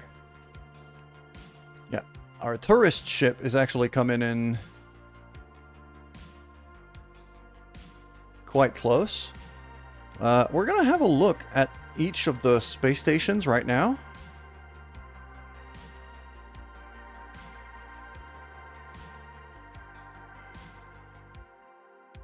Have to scan for anomalies on your own time sometime.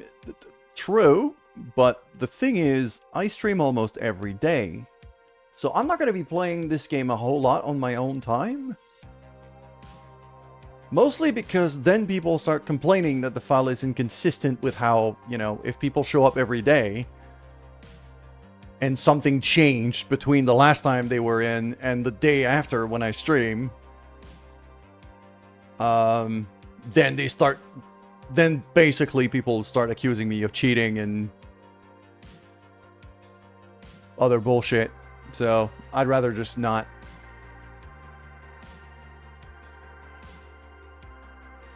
So what I wanted to have a look at here.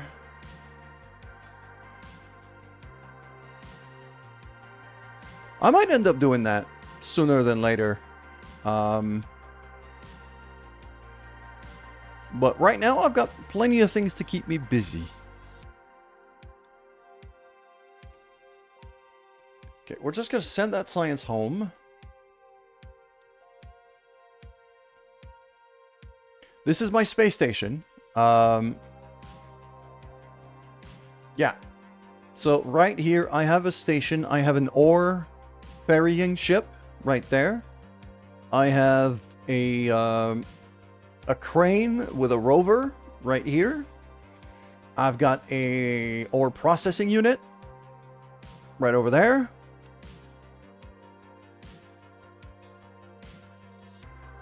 And then there's the station core itself. Yeah, that's 4 small ore tank. I got a section of that right here, plus another one on the lander. Because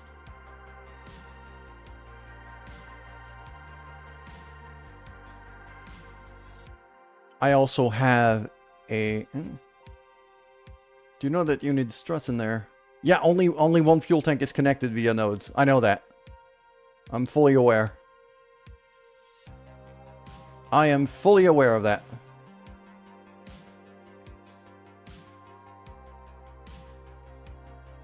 So one thing I wanted to do here that I forgot to do before is I wanted to have some I wanted to have a connector, a refueling connector installed on this thing, because on the surface base on Minmus, this station is in Minmus orbit. It's not in solar.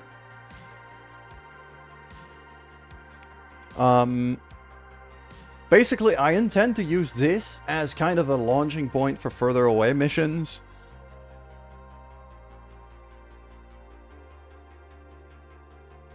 Kind of a refueling spot for things that are gonna go further out or further in.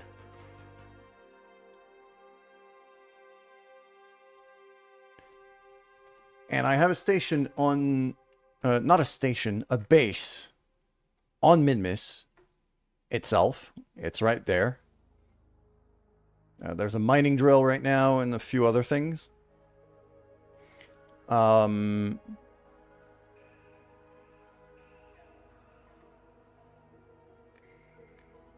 basically is mining ore right now.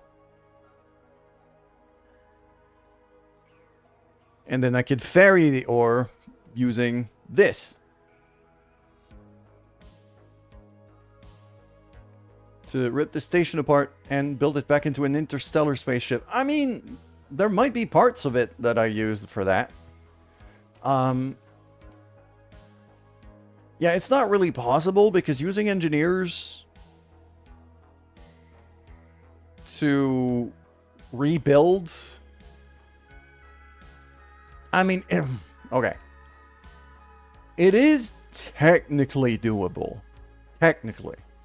But it would be a long and painful process. Because you would have to do it piece by piece with an engineer. You'd have to do it piece by piece. And I mean, even struts like these are technically installable by engineers. You can move struts like that using an engineer. That's what I did here.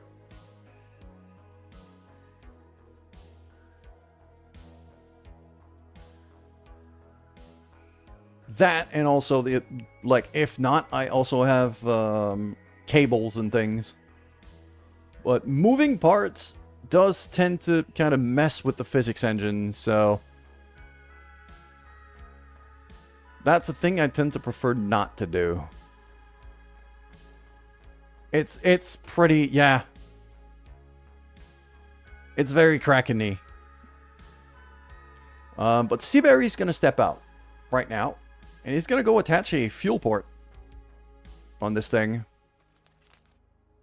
Okay, so I'm going to... There we go. Yay!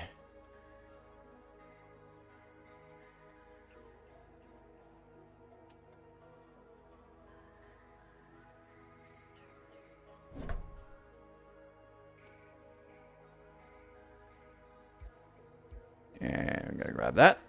Beautiful. Then we're going to go over there.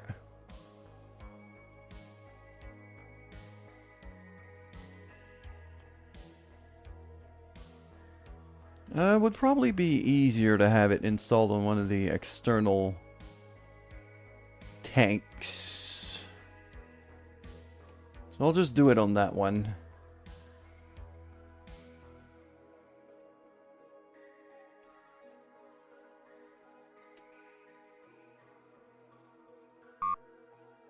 I'm too far away. Come on.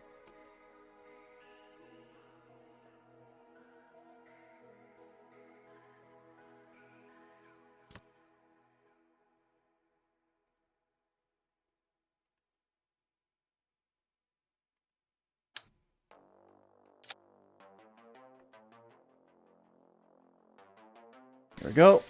Give it a bit of laser beaming. All good. So now we have a connector port on this thing to be able to plug it into the base. Once we land this thing back down,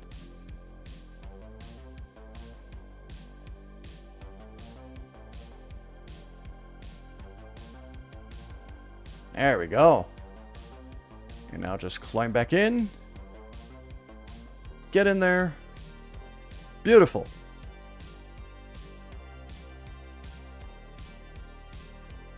And you know what? We're going to switch over to the... Right now it's called the mining drill, but I'm going to rename it to the...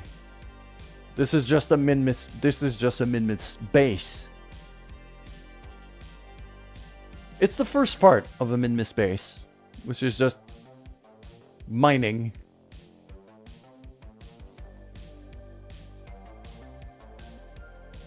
So this thing is just small little thing.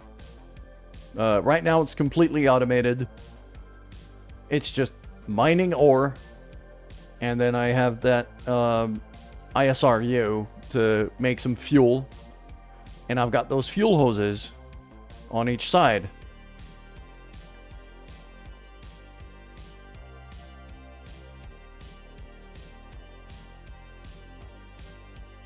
And the other big thing with this is that it actually is on... It's on wheels. Like, I can move this thing around if I want to.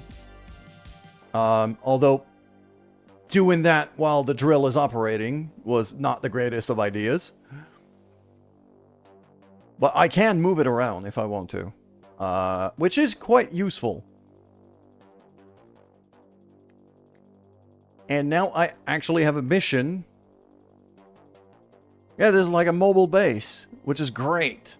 And it's also very convenient to be able to dock onto things. Like, I'm going to want to have a base hub for this quite soon. And what I'm eventually going to want to do is basically...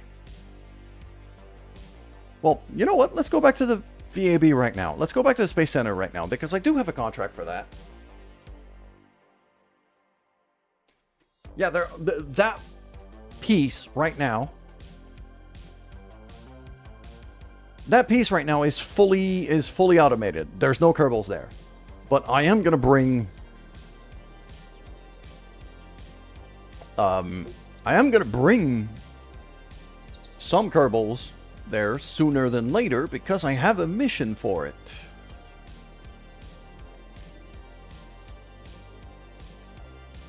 Where is it?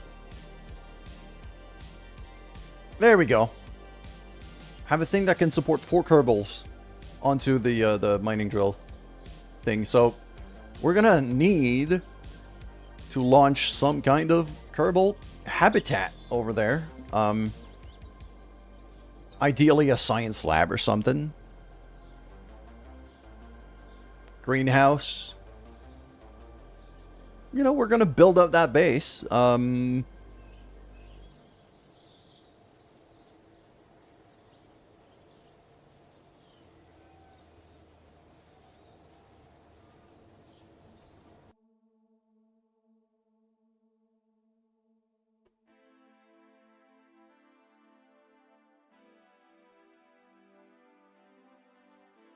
Alright. There we go. Oh, wait a second. I needed to check something else at the station, at the space station. There was an experiment, that was a very specific experiment that I have a contract to run into the science lab of the space station. It's a surface sample, if I remember it right. Going to vanish. Alright. I mean, just thanks for hanging out. Thanks for coming. I hope I can see you soon again.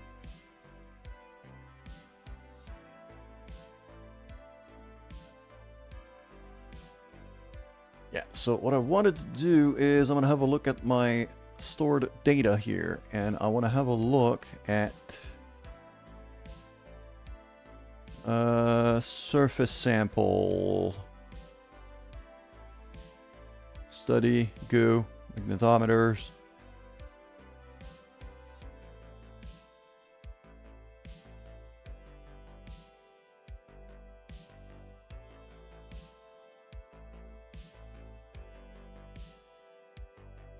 Where is it? Atmosphere, atmosphere, atmosphere. Science experiment? Is that it? No. Crew report, seismic scan, temperature. Surface sample! There's the one.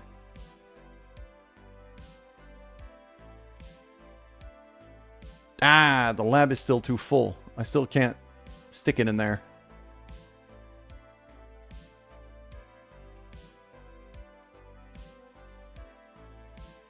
Right now I actually have 4 Kerbals on this thing.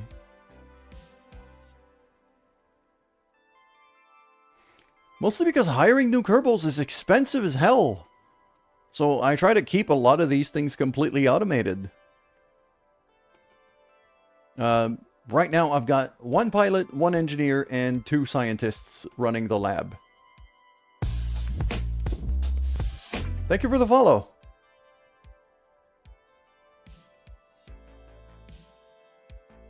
Like, even the ore ferry ship here is completely... That thing is completely automated. It's technically a probe. Okay, I wanted to have a look at this here. What do we have? 586 out of 750. Okay, so I still need to be burning through a bit more of that data before that experiment can fit in. I need about 200... I need about 200 data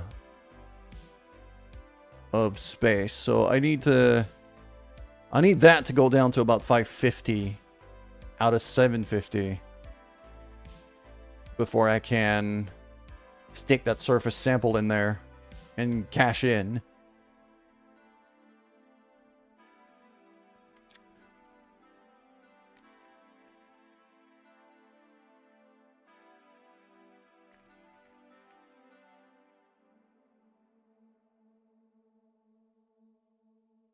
Speaking of cashing in,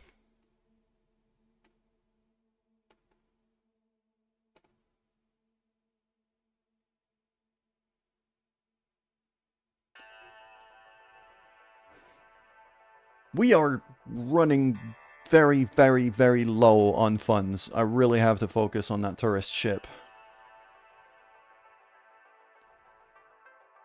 Why you don't dock another space shuttle? That cool. I mean, that's literally what I'm doing right now. I have a ship that is currently on its way to that station. with a bunch of tourists. I got like 7 tourists in this thing.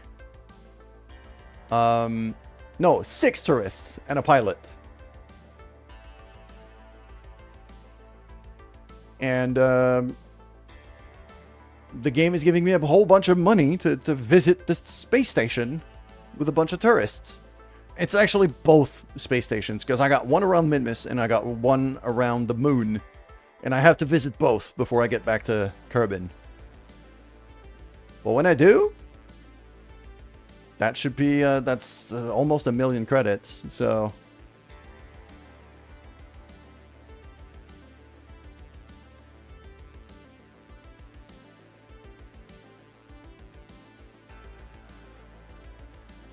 There we go, that's the SOI change right there, so that should be fine.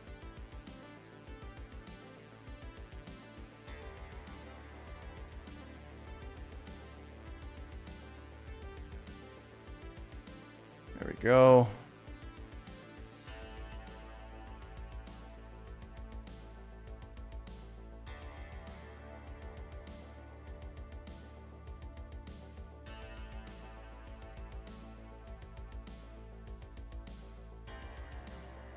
Let's make sure I switch SOIs before I... There we go.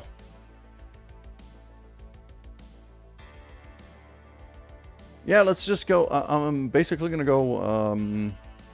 well, first I'm going to do that maneuver there to line up the orbit with the station itself. And then, yeah, once we get close enough, I'll do docking maneuver.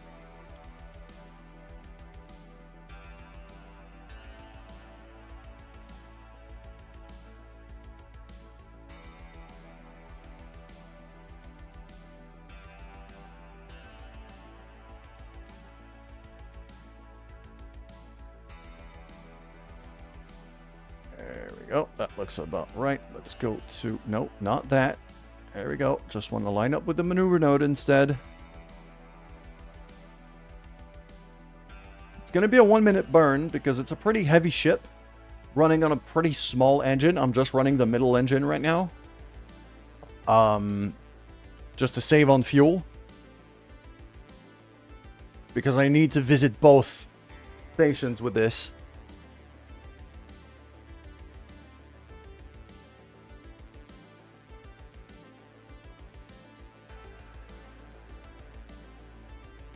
Alright, it's about a minute burn, so...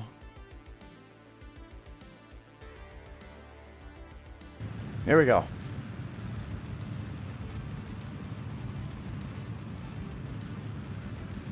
So yeah, Miller is a pilot here, everybody else is just a tourist, including Rotus and his glorious mustache. Fucking look at him.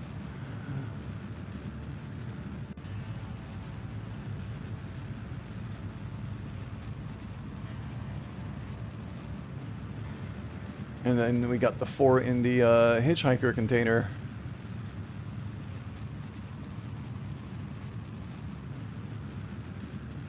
So we just need to turn this thing to kind of line up with the station itself.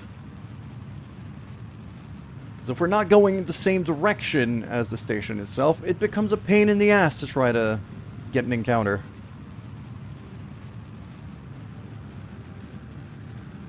And by a pain in the ass, I mean near impossible.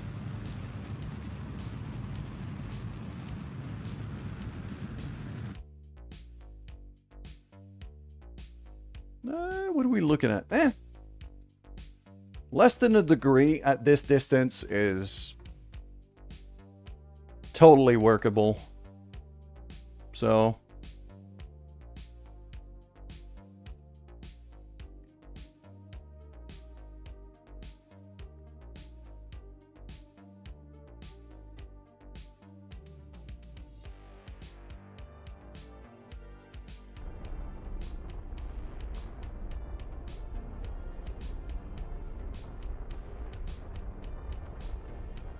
Just gonna get nice and close to the orbit.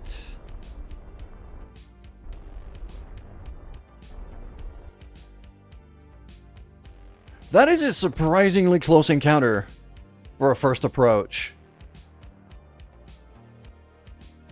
23 kilometers separation on first approach? I could dock right there. That's close enough. I can work with that.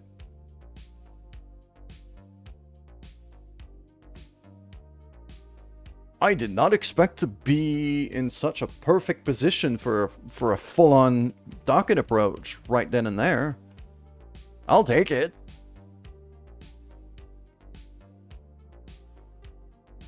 Okay, so we're just gonna time warp to about here.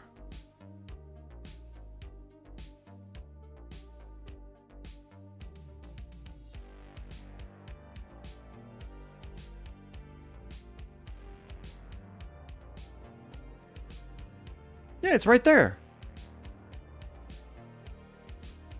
It's like 30 kilometers away. All right. I'm going to switch over to target relative here. And basically, just going to want to... Whoa. Yeah, reaction wheels. This thing is a bit heavy, so...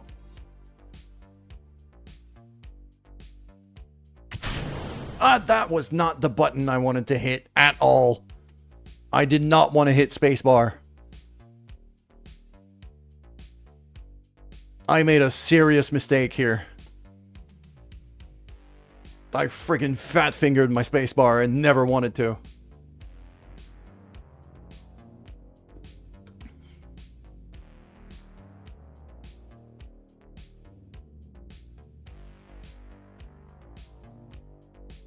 This is why I do quick saves often.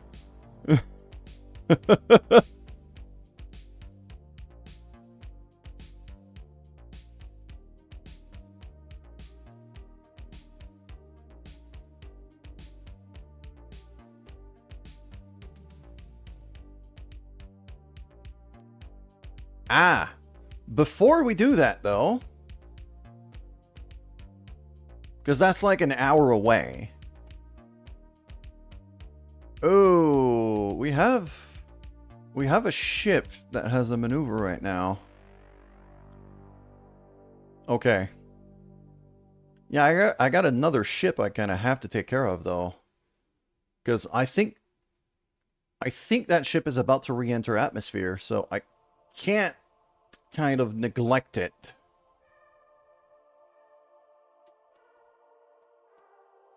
I still should be close enough to be able to maneuver for docking after that. Oh no, that's not a maneuver to... Yeah, that's not a maneuver, that's not a re-entry, but that's a maneuver to go home. So...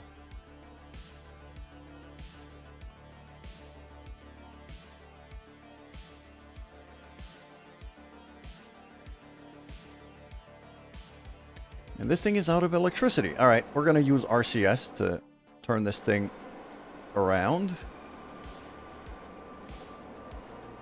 I got plenty of RCS fuel, so I'll just line that up. And I don't even have to wait for the maneuver. I can actually just burn this right here.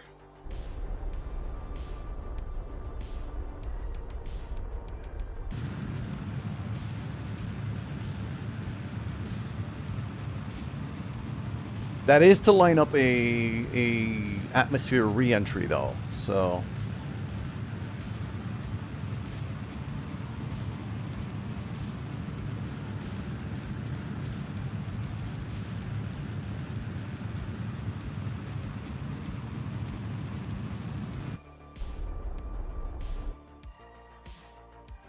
there we go, keeping an eye on my periapsis here.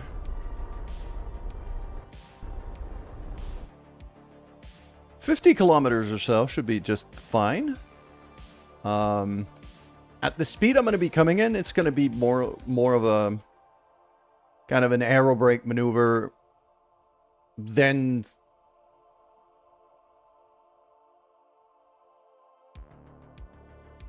Yeah, 50 kilometers at this speed should be fine. Considering the size of the ship, and also considering that I could ditch all of this and use that heat shield if I need to. Worst case that's going to happen is I'm going to bounce out of the atmosphere, and just use the atmosphere to break myself a couple times until re-entry. It's quite safe.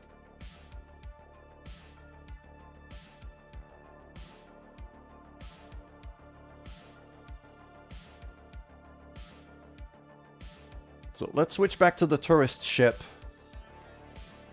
right away. Because we got a docking maneuver to plan.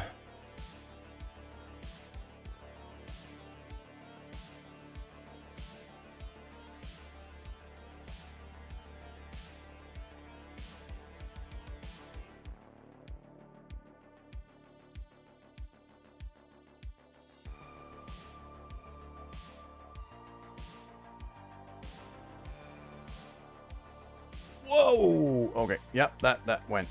Okay. We got this.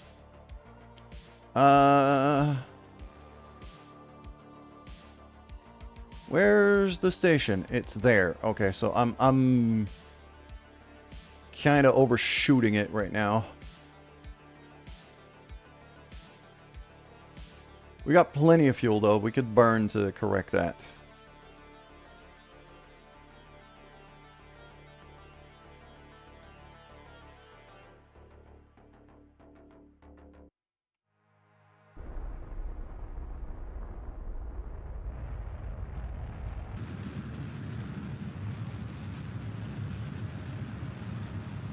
Go.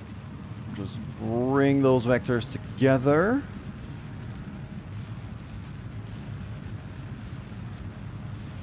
There we go. That puts me at suborbital right now, but it is an encounter at 1/2 kilometer. So that's about as perfect as I can hope right now. I'm going to park myself 1/2 kilometer away from it, and then we're going to do the rest with just RCS. We're just maneuvering thrusters, because this is a big bulky thing. I don't want to crash into the station either. So once we're within 1/2 kilometer, I'm going to want to be maneuvering quite slow and quite carefully.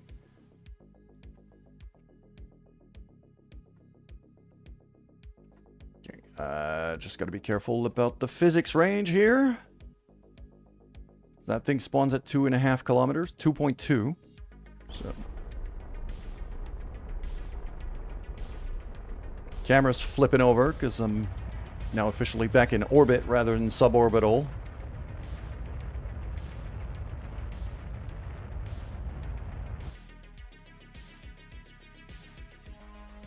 There we go. Separation 0.0.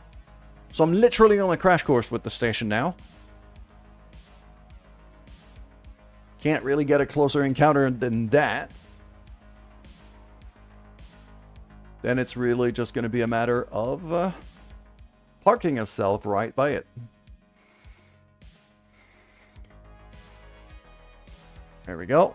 Station is now officially spawned. So if the physics engines has got any jank to throw at me, it's gonna be basically now.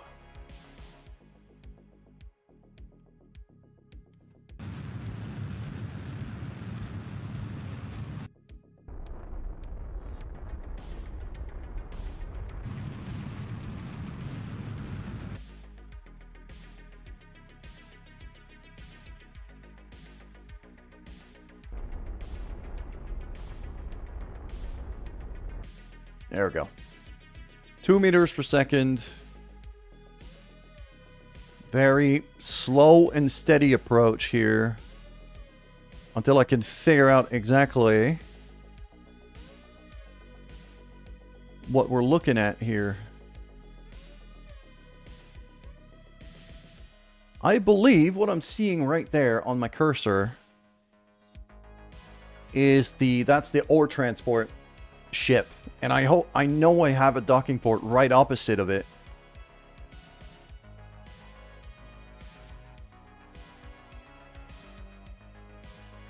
On the same kind of arm of the station.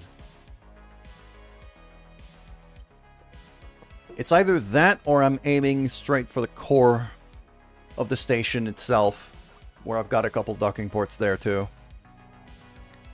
So we're gonna quick save here. I think I can afford to get a bit closer because I'm going quite slow.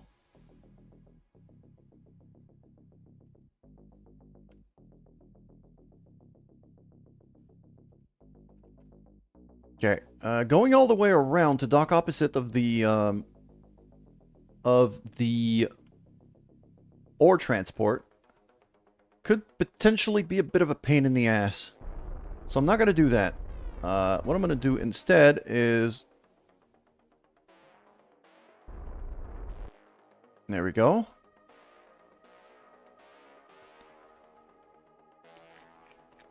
Now, I just need to get my camera angle right. There we go. There it is. Okay. There. That's my target. All right, cool.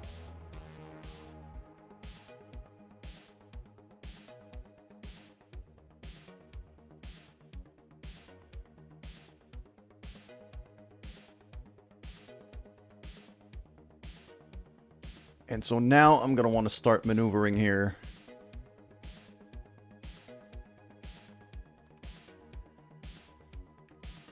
To point this thing in a direction where I can...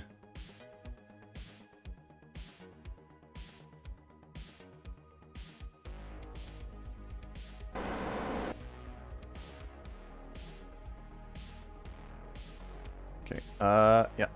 Let's give it a bit of a spin. I like to keep the crew hatch on top of my camera view. Because that way, if I hit the A key, then it actually turns left in my, on the camera view here. So it allows me to kind of line up things a bit better.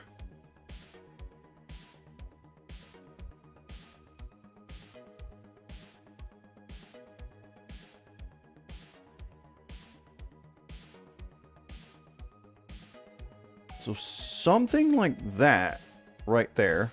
Just eyeballing it for now. I'll make last second corrections once we get closer, but for now this is not a bad start. I can now go into docking mode. I'm going to start kind of just using the maneuvering thrusters to get us a bit closer.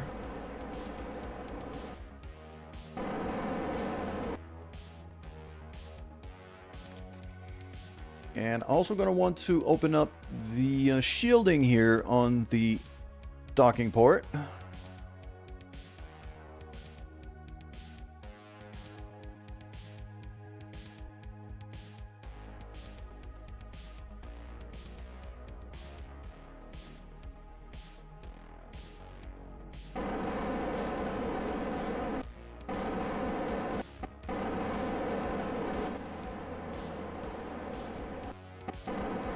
There we go. Yeah, very slowly. I found my docking port. I'm targeting it right now. And there's a lot of things to kind of maneuver around, and like I don't want to rip out the solar panels. I don't want to, so I'm being very slow and steady right now.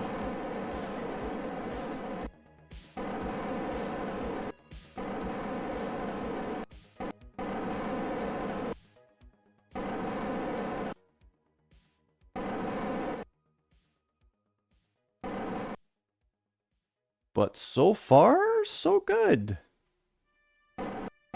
Coming along quite nicely. There we go. Slowing right on down.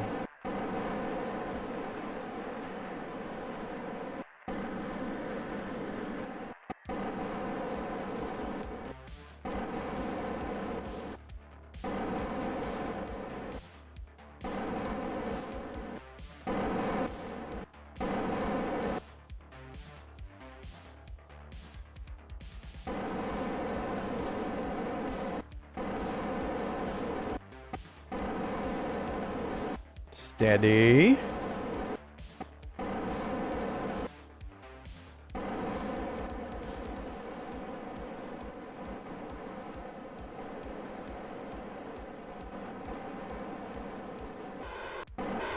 Alright, let's get a bit closer. There we go. Look at that. We're coming along very nicely now. Just a bit there. Mostly relying on the nav ball right now. I'm barely even looking at the actual camera view. What we need is basically me, the green marker, and the pink marker to all be lined up. Then 0.2 meters per second is nice, slow, steady speed that we can viably dock at without breaking anything.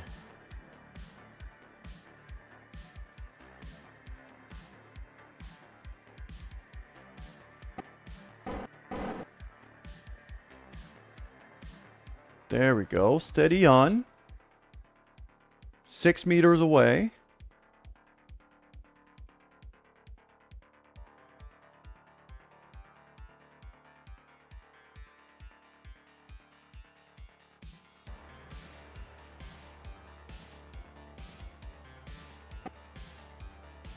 There we go.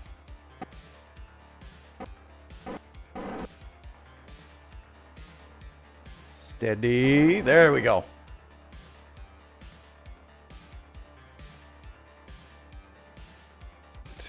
All right, I'll take care. Okay, the magnetic clamps from the docking ports here are still trying to connect. There we go. Now we got connection. So everybody's in there. And if we have a good look at the contract here, I think they have to stay docked for a certain amount of time. Yeah, there we go. Timer has started. So I need to stay in there for 4 in-game hours.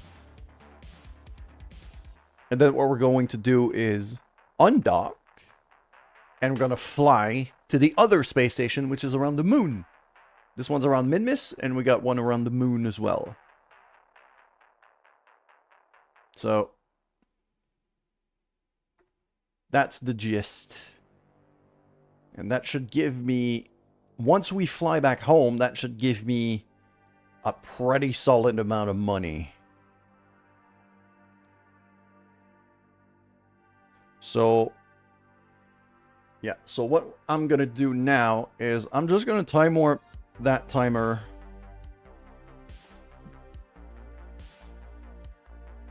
Because the ship that needs to go re-entry, that's the one right there. It's going to take a while to re-accelerate all the way back to Kerbin, so I'll be able to time warp that 4 hours pretty easily.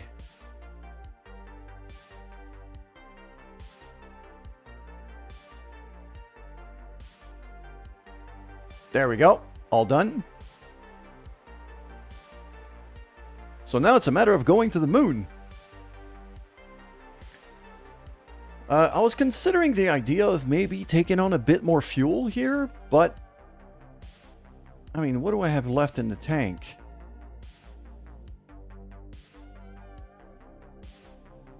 Couple hundred Delta V.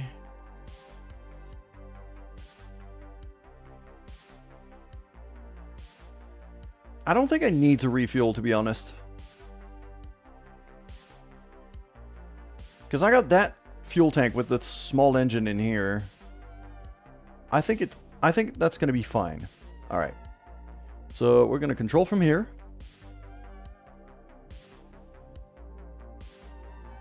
And then we're going to undock.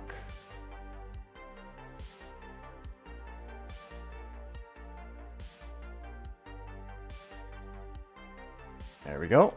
And then we go to RCS mode.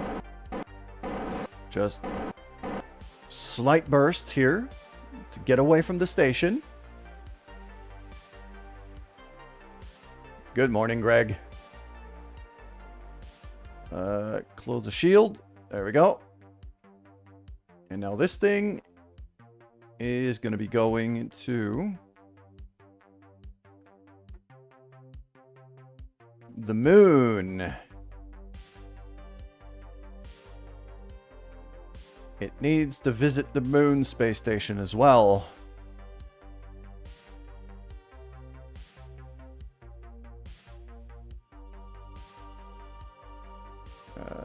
Just gonna aim for the moon. Focus vessel.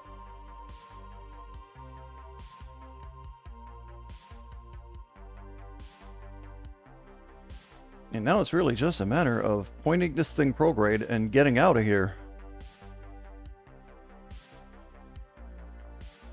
Ideally, without boosting into the station itself. That'd be great. I'd really like to not boost into the station itself.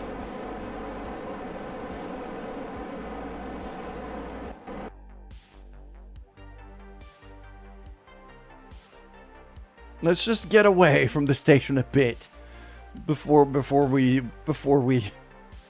start up the booster here.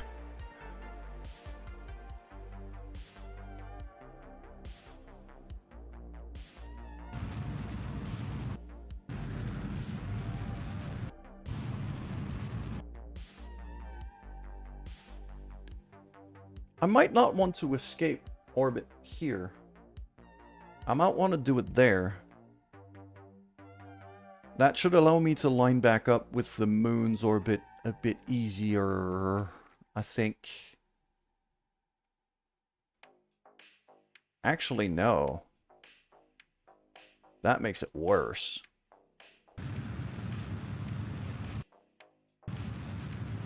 Yeah, because now that brings me back down to...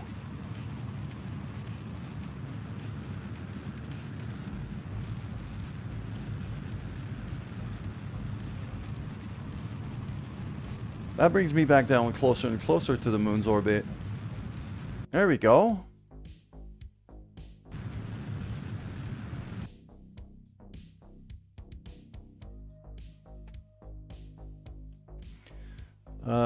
And now I'm actually at a point where I'm gonna have to... From seeing these, it's kind of the same type of approach here, is I'm gonna need to catch up to the moon, so I want my periaps to be below the moon's orbit. Right there. Then we'll stick another maneuver here.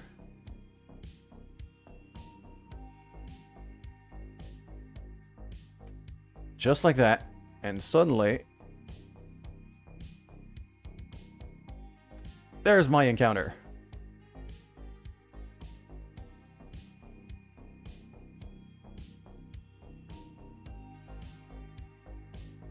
That maneuver is going to be in 19 days.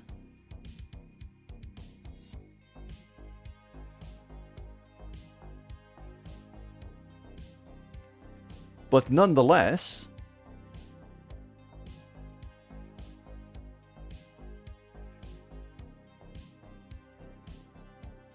I actually want to point this thing radial out right now. Just to make sure some of the solar panels here can see the sun properly, so we don't run out of battery on this thing.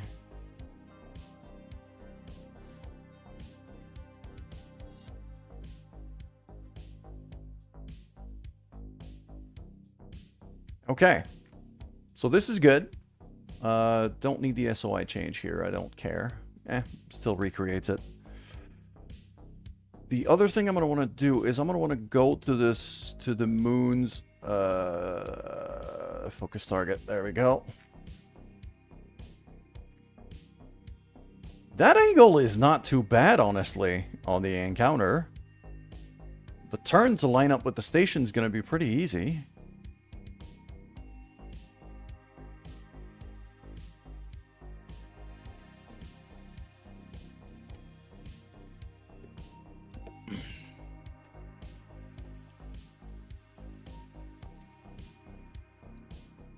Pretty sure I've got a whole bunch of science here on the moon station.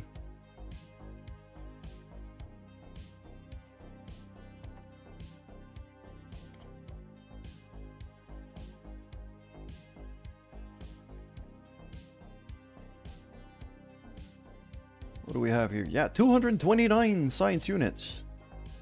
I should transfer that home. I'm also going to want to have a look at this. Oh, yeah! I did forget about that. Most of the experiments I had on the moon's station are now, well, gone. I flew them back home and recovered them. That gave me like thousands of science units, which is why I've got most of the R&D stuff already done. We might want to go for a landing sooner than later.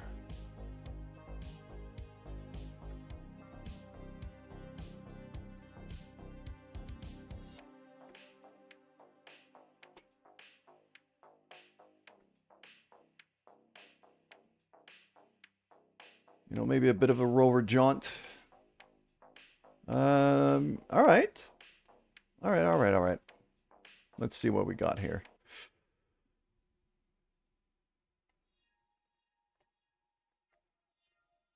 No, not the crew hatch. That's what I was looking for. Okay. An attack hull can transfer right there. Where's Billy Bobfort right now? Billy Bobfort Kerman. What a name. I could level up the crew as well. Okay. Yeah, I think we're due for a landing here. To go get a few more experiments. And this would not be a bad time to do it if we're aiming kind of South Pole kind of business. Where are you, Billy Bobfort? Yeah, you are in the cupola. All right. I'll just jetpack you over. It'll be faster.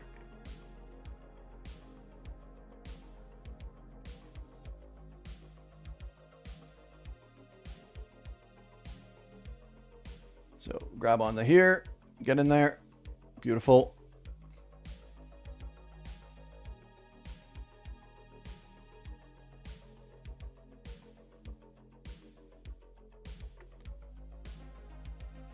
And yeah, I'm gonna want to have our engineer step out to make sure all of the experiments on the rover are all nice and reset and ready to go. The mystery goo looks fine. Same for the material study. The scanning arm also looks good. Okay, yeah. This thing is pretty much ready to go.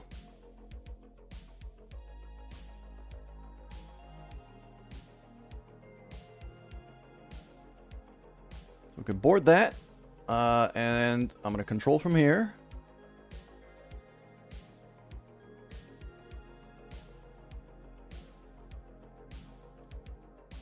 And we're going to undock. Simple as that.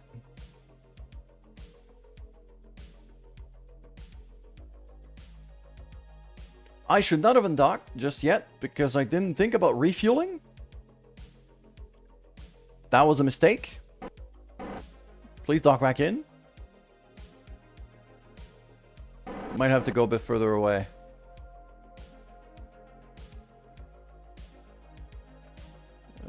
Mark that thing as my target. Okay. I forgot to refuel the thing before I...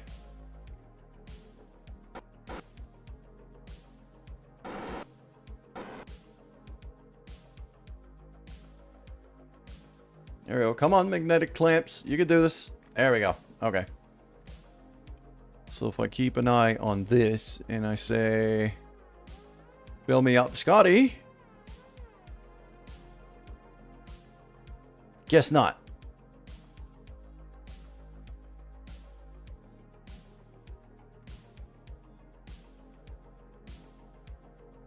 All right. So we're just going to grab this, this, and this from that big tank. Ah, I see. That's a problem. Okay, we're not gonna go for a landing. That would be extremely stupid right now. Because these big fuel tanks are completely empty. I cannot refuel my lander right now. And I don't have a base on the moon. I don't have an ore mining operation on the moon at all. So either I have to launch something to bring a bunch of ore here to refine into fuel. Ideally, something similar to that lander I got on the Minmus station.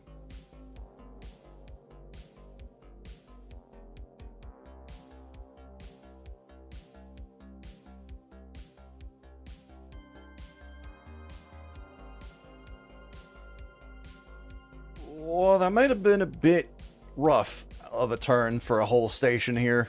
This thing is actually like a lot more balanced than the other station in terms of weight.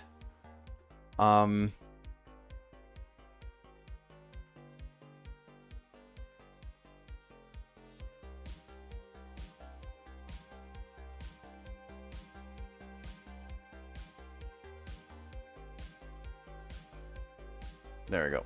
SAS on and off kind of repeatedly until it stabilizes.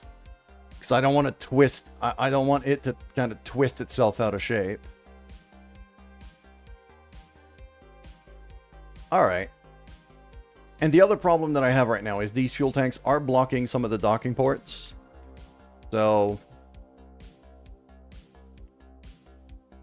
that's another thing I have to think about. Okay, so these guys are not ready to land. I did have a mission back at the Space Center to rotate the crew of this station. I might want to do that.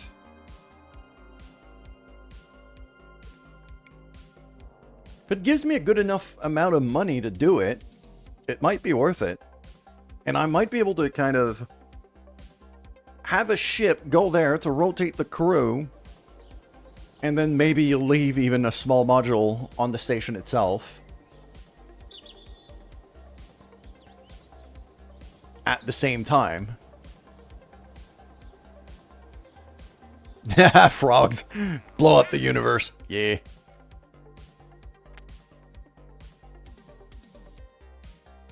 Chaos Gremlins unite.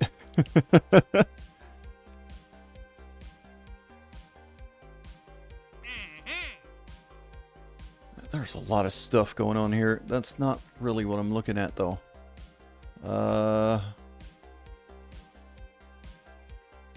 Cleversat bases. Aha.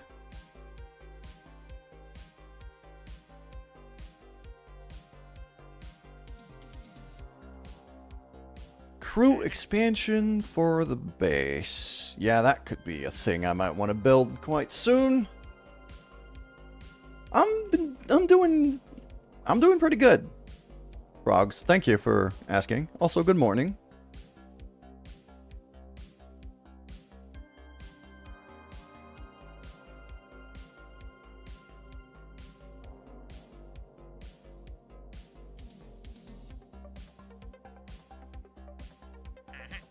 I didn't see that one. 5 tourists. So I don't have an available pilot right now for this. Although I could potentially run it automated.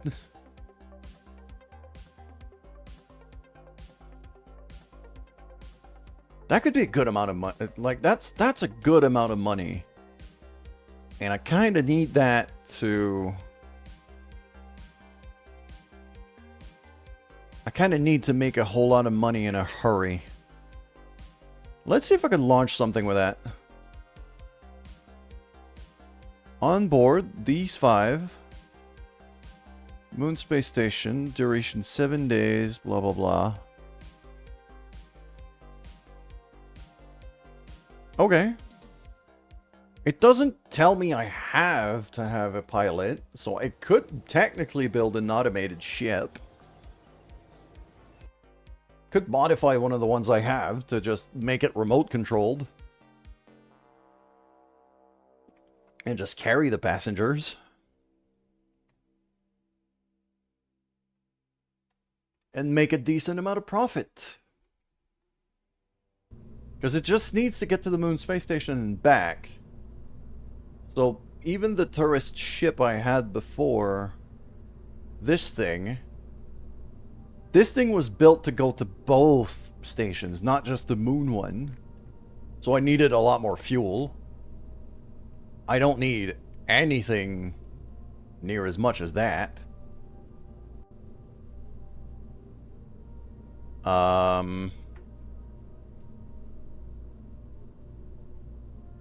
That one I wanted to delete that subassembly. I want to replace it with this.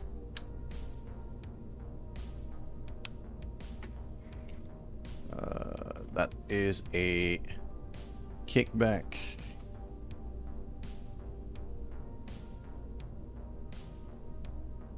It's a kickback recoverable booster attachment. There we go.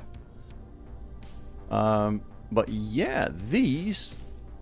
Honestly, I could just get rid of all this.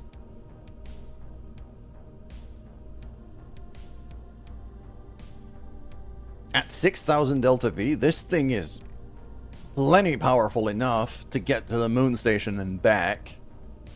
Easily. Good morning, Sheebs. And I'm actually starting to think... Yeah, I'm starting to think I want to try to find a way to launch this thing for cheaper.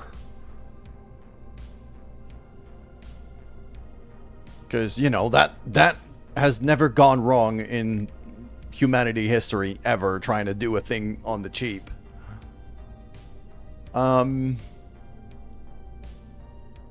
Especially space flight on the cheap is, you know, there's no way that could possibly go wrong.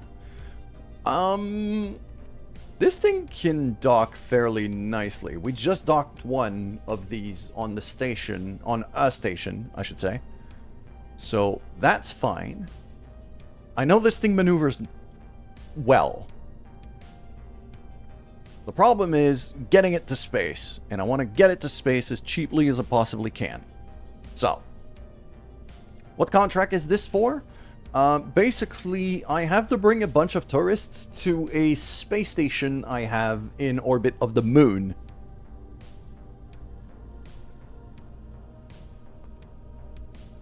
So I have to be able to get into low-ish moon orbit. By low, I mean like, I think it's 10 kilometers. A 10-kilometer orbit, polar orbit on the moon, of the moon. Dock onto the space station. And then get back home. And this is basically the bit that's going to dock. I just have to strap enough boosters to get it there. But I kind of want to strap enough, just enough boosters to get it there.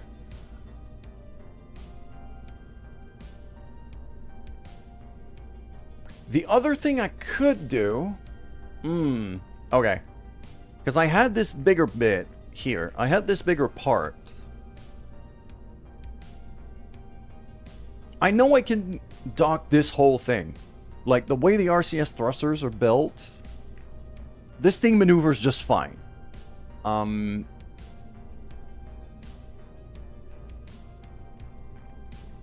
That would allow me... It's a 78K launch. It's cheaper than the advanced the game gave me. And I would potentially be able to dump some of that spare fuel into the station itself, because I know the station's starting to run low.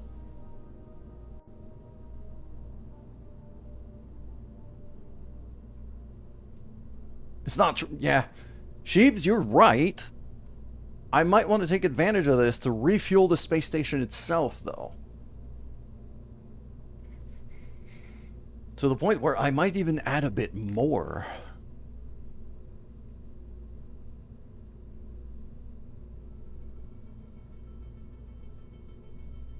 what if I add just a tiny bit more fuel here? Like, these tanks are gigantic, so doesn't need to be super thick. Something like that. Nope. I need bigger. Where's the bigger ones? That one. No, that's an S3. I need an S4. S4. There we go.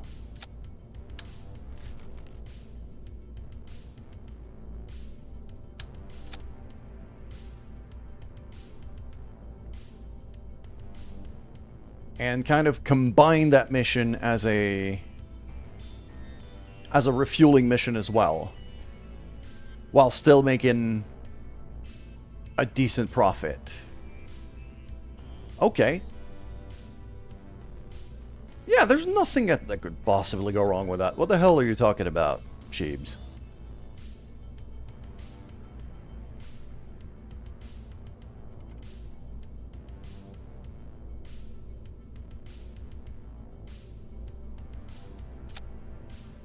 There we go.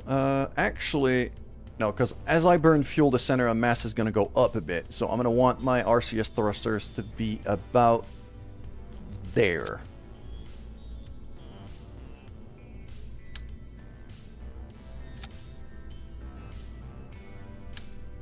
Okay, let's do that.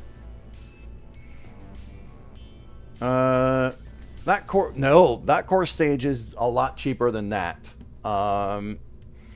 These actually are bare bones skippers that I took the fairings out of, and that's a skiff in the middle. So these are very, very fuel efficient with plenty of power. I'm probably going to want to strap a few SRBs to this thing just to make liftoff a bit easier. But luckily, we have stage recovery stuff.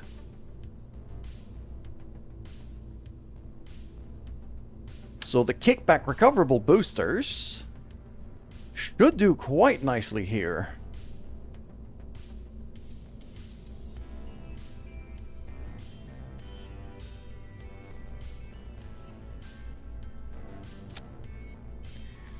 And the even better thing is once we're in orbit, I actually have an action group to shut down the skippers and run on just the skiff. So it makes burns a lot longer, but it also makes it very, very fuel efficient.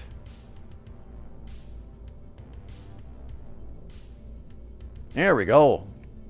Couple of, like, just a few big old kickbacks like this should do quite nicely, and we have stage recovery enabled, which is why I've got parachutes on these things. So I'll be able to recover these stages. Like, how much is that assembly worth? Like, does it tell me? I wish it would tell me the price of a sub-assembly. Couple grands, probably.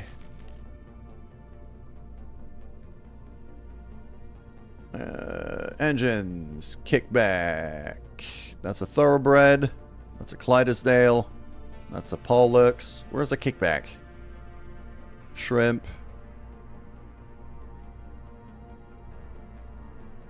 Kickback. There we go. 2,700. Could have the skippers and decouplers, unless the core is also being recovered. I don't think I'm going to be able to recover the core. Mostly because I'm gonna be basically draining this whole thing, as much of the fuel as I can, into the space station itself, because the space station itself is starting to run a bit low on fuel. So I don't think I'm gonna be able to recover the core. The core is just gonna be floating debris that I'm going to eventually want to detonate.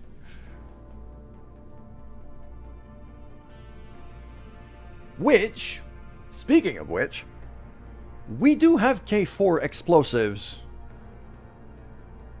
Attachable K4 explosives on the station that I could attach to this core. Basically, transfer the fuel, attach the K4 on this, set a, I don't know, like an hour timer on it, and then just decouple the thing and just let the decoupling force push it away from the station.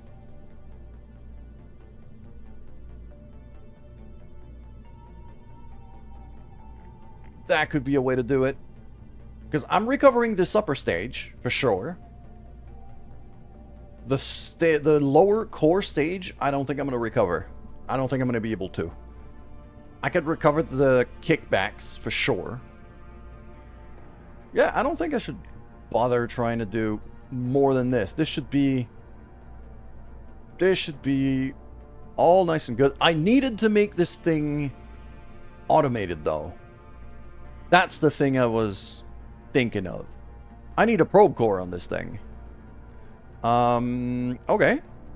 That shouldn't be too tricky. Like, we got some of these. Like a remote guidance unit, like that. Could probably just plot that right under the battery. Right there. Boom. Fan-friggin-tastic. Alright. Nope. Jebediah and Monner. I mean, I could have Jebediah fly it. For safety.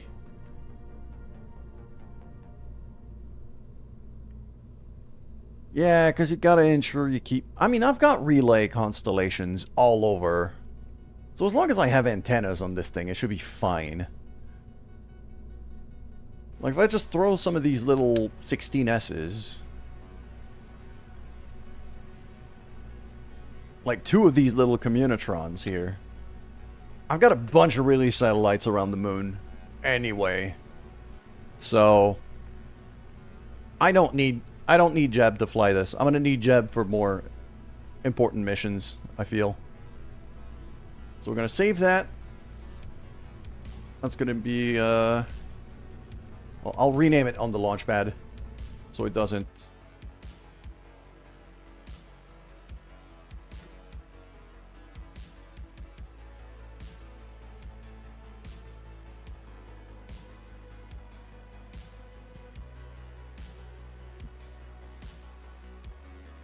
Also, I'm out of coffee. That is a bit of an issue. That is a bit of a problem.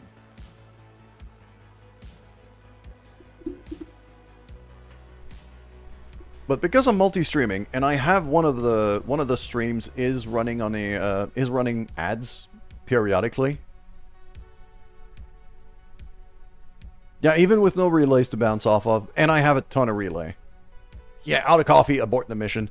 I am actually, Frogs, I am just waiting for your side of the stream to hit an ad break, and then I'm just gonna go get some coffee during the ad break. Because I tend to wait during ad breaks so people don't miss content.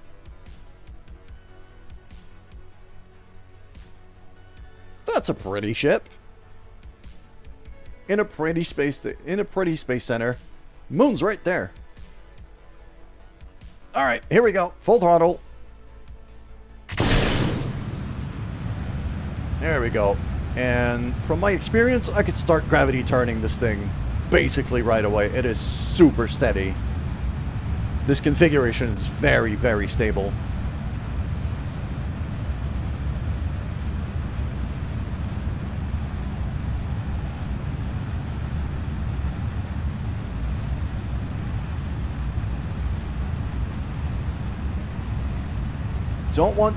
I don't want to incline too much just yet, though.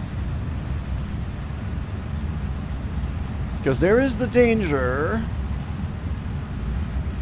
of when I'm going to have to decouple those external boosters.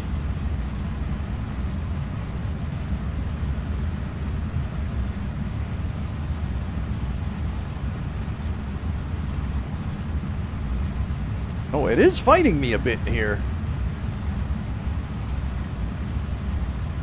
Because we're going quite fast and quite low in the atmosphere.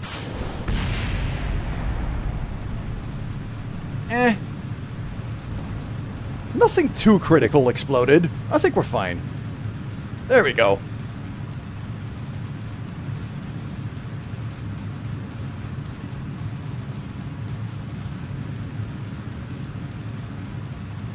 Then now this thing is flying straight as an arrow. Just nice and steady.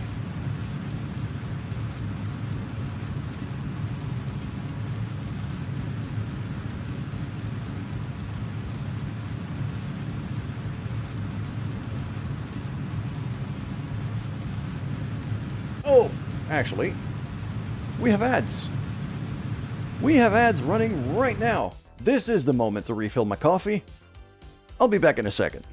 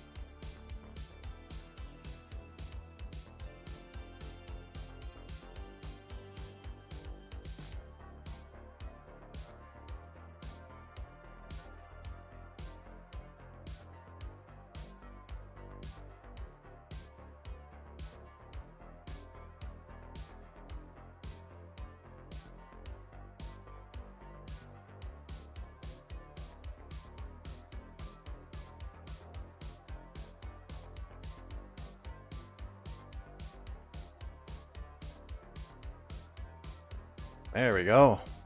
Coffee has been obtained. Axis, hi, good morning.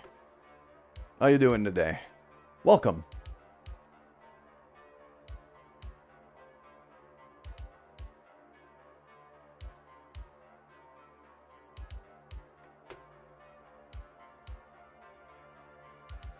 There we go. We can just resume. This thing is flying nice and steady. There we go. That was not the most efficient gravity turn, but should be fine. We got plenty of fuel for what we need to be doing here. I don't want to be wasting any, but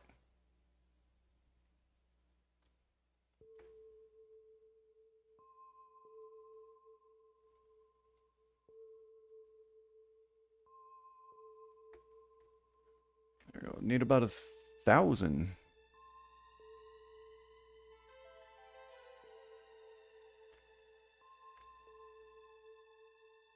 All right.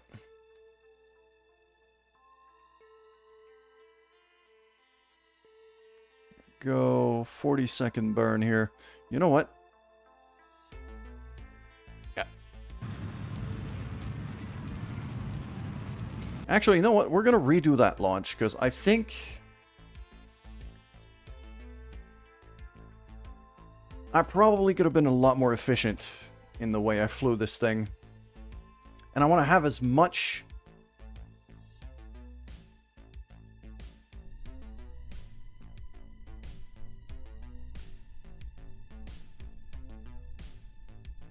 Let me change my Twitch user RQ because it's different from my YouTube one. Alright, Axis, if you wanna. It's up to you. Alright, we're going to the moon. Yeah, I wanted to fly this thing a bit more.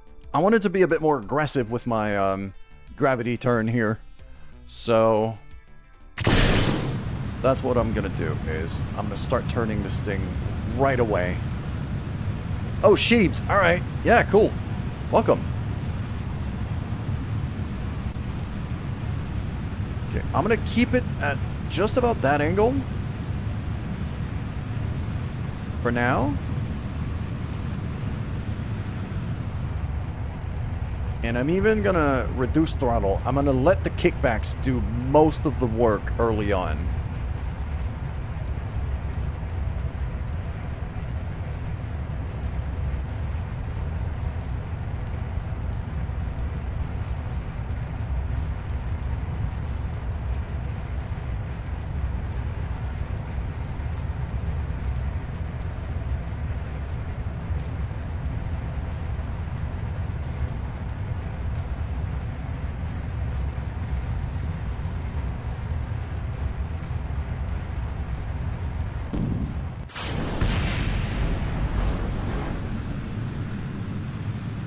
There we go.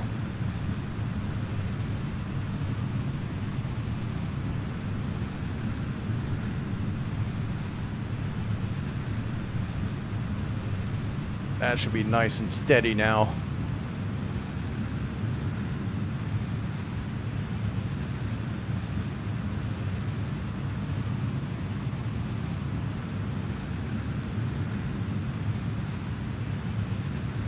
$30.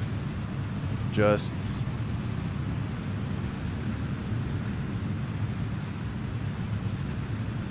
power sliding this thing.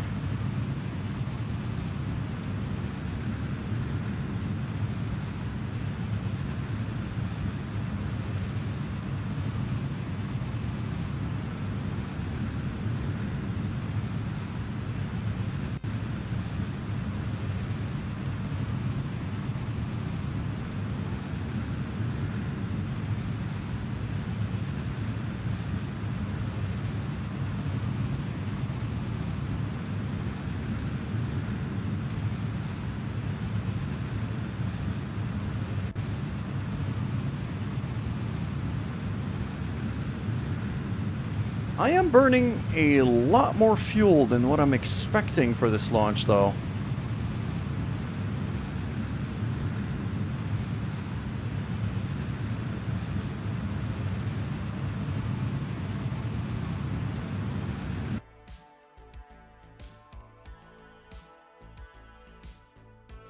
Okay, and now if I go in here, round that up, that should be more efficient. Good morning, Fricks.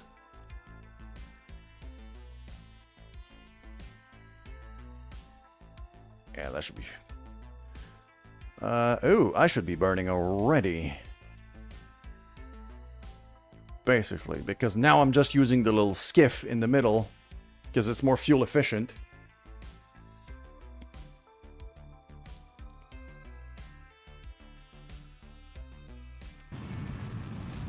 Okay. Timer has just updated here, so I got a bit of time. I can quick save. It's going to be a long burn, but... what I am doing today, I'm bringing a bunch of tourists to the moon space station, as well as we're starting to design attachment for the... because we've landed like a bit of a base on Minmus, but now I have to start building attachments for it. And eventually also design one for the moon itself.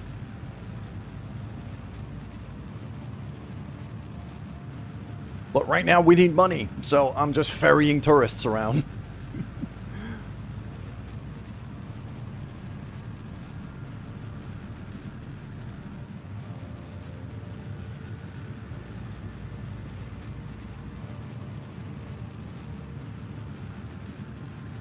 And yeah, this arrangement here, this booster arrangement is extremely steady. This thing flies like an absolute beauty. I love it. And it's pretty easy to dock too for such a big ship. Like, I could dock the whole thing onto the station very easily. I did it before on the Minmus station.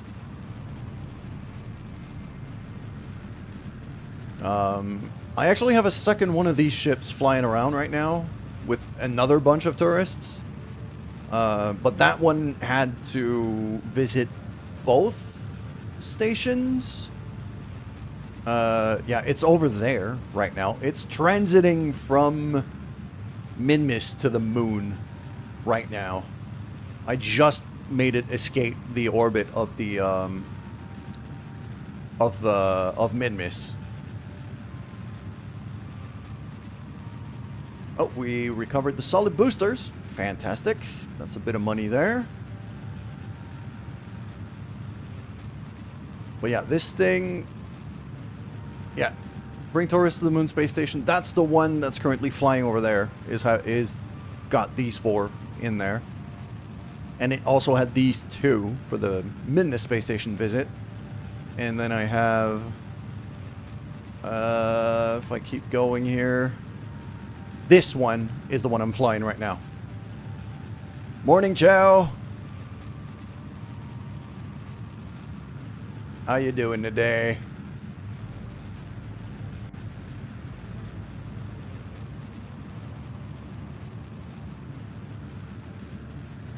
Yeah.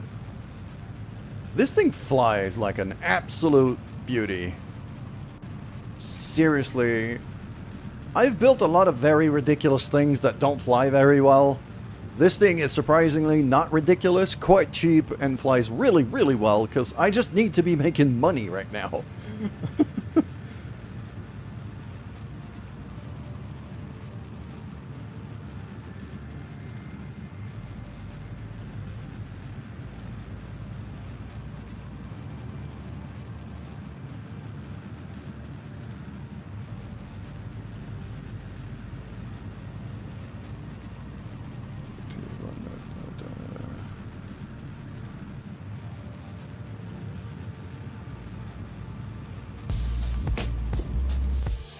Thank you for the follow, Axis.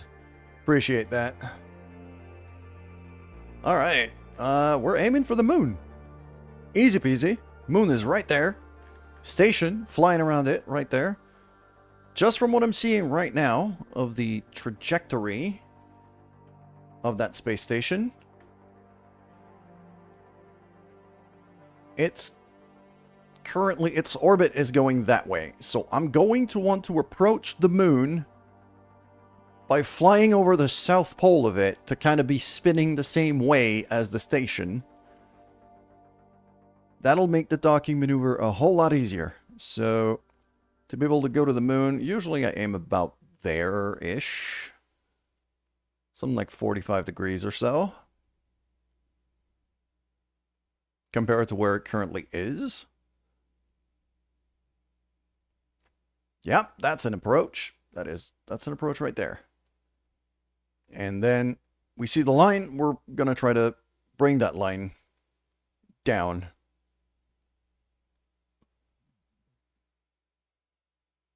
So right here, I'm going to focus target. That thing needs to go that way. And then that way. And then that way. That's not too bad.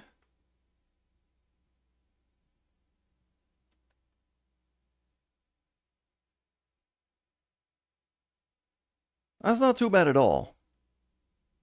I am going to have to make a turn, obviously, to line back up with the station, but it's less of a turn than it was before. So, should be easy enough. Also, did my playlist just run out? I think my playlist just ran out. Let's start another one. There we go. Gonna have a little quick save. I now need to point this thing the right way.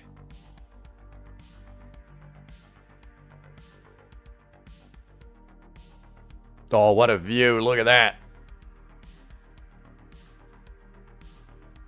This game, despite being like over a decade old, is still very, very pretty at times.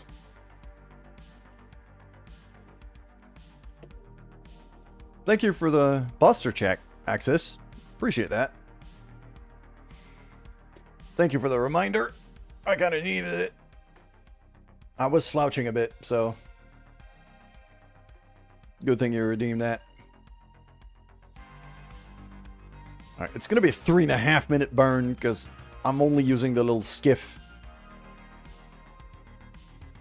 Tactic, it does have its moments. I agree. Also, welcome. Good morning. Do you want to be a pigeon? What the hell are you talking about, Joe?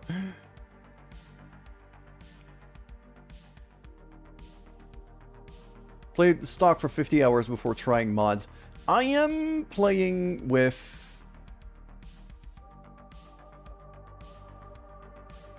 I mean, yeah, for texture packs and thing, I can get it.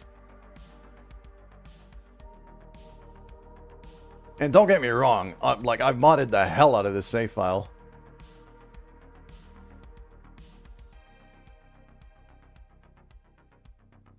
Well, yet I heard that whenever she was slouching because you can't be a carry pigeon with that posture. Oh, fuck.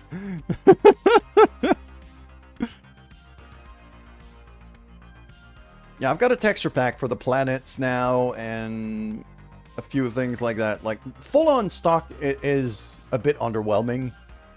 I do have a mod also for, like, extra lighting effects and things. Which I had to tweak a decent amount because it came out, like, the first time I tried to do it on stream, it looked like shit. But now it looks pretty good. Like, the reflections and things are really nice. 38, 3 minutes and a half burn. That's a long one. That's what she said. So this is not going to be a refueling mission after all. Because I'm barely going to have enough fuel to get there. From what I'm seeing. So I probably should have built this thing bigger to be able to refuel the station at the same time. But I didn't want to because I needed to launch this thing on the cheap.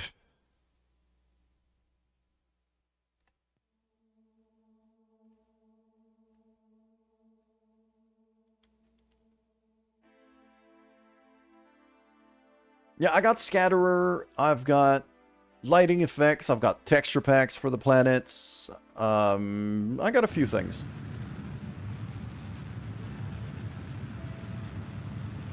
There we go, can even turn on the lights. There's not that many, I didn't install a bunch of lights, but it's still pretty.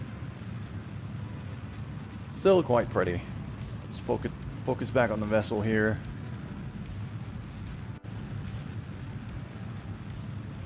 You should get waterfall. I think I did at one point or another. I also think it made my file unstable.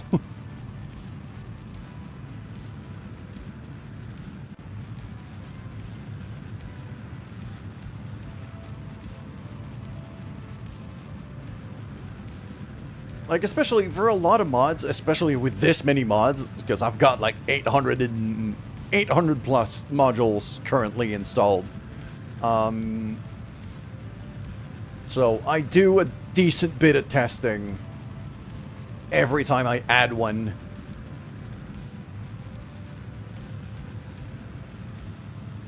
So it doesn't crash the whole thing. Yeah, 800 mods is pretty intense. And I didn't even take anything that even remotely modified the solar system itself. Like, I didn't install RSS, I didn't install anything to add planets or anything. Because those tend to be extremely unstable. So if I was to run RSS, I would have to trim down the amount of mods I have by quite a lot. I'd have to strip down the save file a decent bit. So I wanted to just run like a super heavily modded file, career mode, for a bit. Which I thought would be fun. And once we've explored this save a decent bit, then I'm probably just gonna go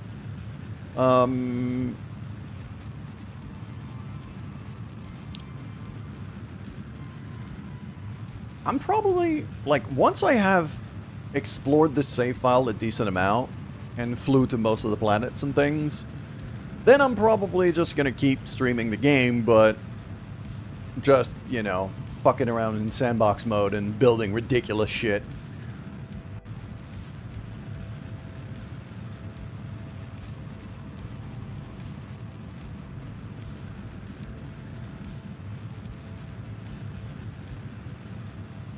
Although the space stations I have do kind of qualify for I mean, they're starting to qualify for ridiculous stuff, just for the amount of parts that there are.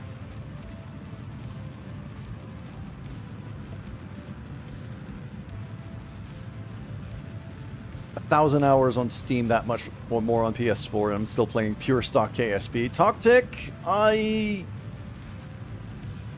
mean, this is why I don't, like, I mod things in there, but I don't, I don't,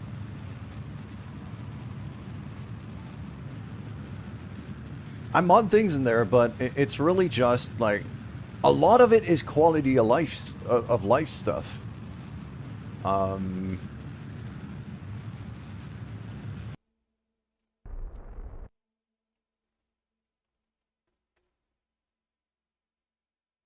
And when it comes to, yeah, when it comes to my current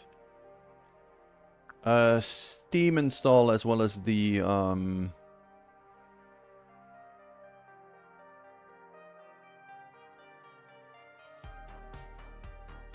learn the game on PS4 where there's no mods or quality of life at all. Yeah, I have a lot of quality of life things.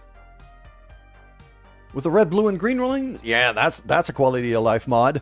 That's a resonant orbit calculator. Basically, that thing allows me, when I want to create a relay network around a planet, it allows me to calculate where and how many satellites I need, and the altitudes I need to have on these things. It is extremely convenient. I love this thing. Because usually, you know, to be able to calculate it properly, I'd have to go... Yeah, that's really useful. I've got stage recovery as well. I've got... That's a transfer window planner when I go to other planets. That's... Yeah. That's why, like, the vast majority of my mods are quality of life. Like this. And then I got a few parts and things like Planet Base that I absolutely love. And some contract packs to be able to make more money. And a few things like that.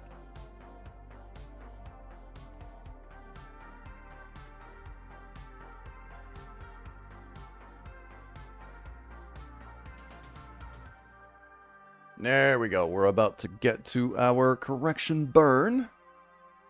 Valheim you love to mod. Mostly you just want to build with slightly lower difficulty. Ah, I get it.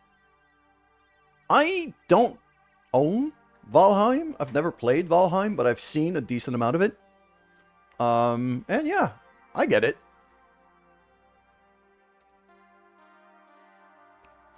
Alright, so we're just gonna burn to kind of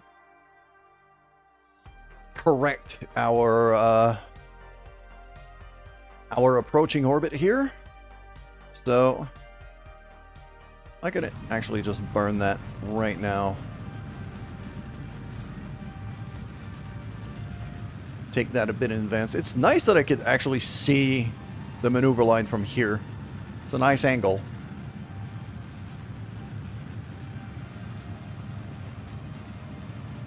You mod RimWorld like crazy. Yeah, I get you, Joe. I have modded RimWorld to hell and back. Okay, so that's quite nice. And if I want to line it up a bit better... Oh. Camera was actually through Kerbin right there. I should stick this thing onto prograde here.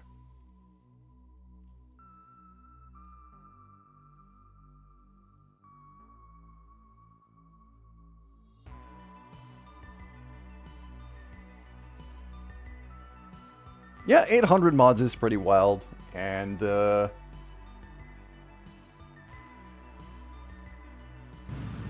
there we go. Now that's going...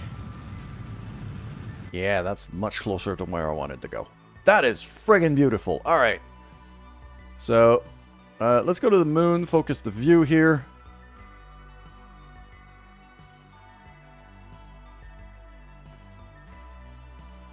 And, yeah, the station's gonna go that way. So, I want to be turning right here. No, not there. Just give me the line. Ah. Maneuver. That's what I wanted. There we go. I got too many things landed on the moon, it seems. Doesn't want to cooperate. And then we're going to make a big old left turn that way. And then we're going to slow right on down.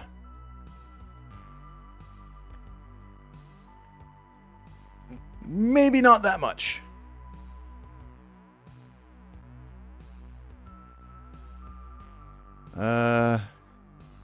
Need the left turn to be a bit bigger.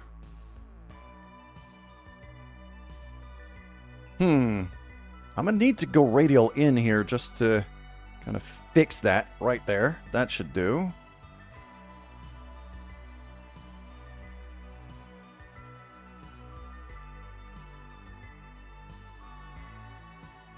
And just kind of squeak this thing back into place. Target is now the station. What's my angle here? That was not too bad on the eyeball in here. Less than a degree of difference just eyeballing this. I might legitimately think I'm starting to get good at this game. Sheesh. Yeah, and I'm actually going to run out of fuel in the big tank during that maneuver specifically. Good thing I have the, Good thing I should have enough fuel. Yeah, I have enough fuel in the upper stage to go back home. So, easy peasy. Good morning, Trips. How you doing? Okay, okay, that's a tertiary. I should probably rename one of those. Also, these maneuvers are very close to one another. That's going to be... Oh, we're going to have to be doing a little bit juggling here.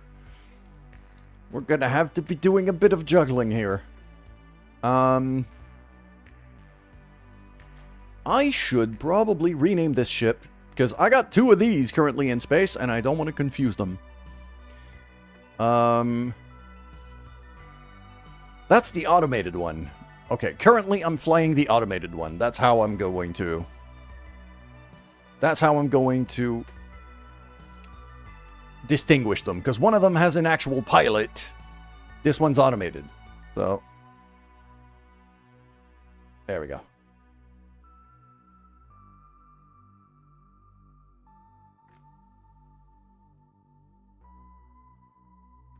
Friggin' beautiful. And then the other one...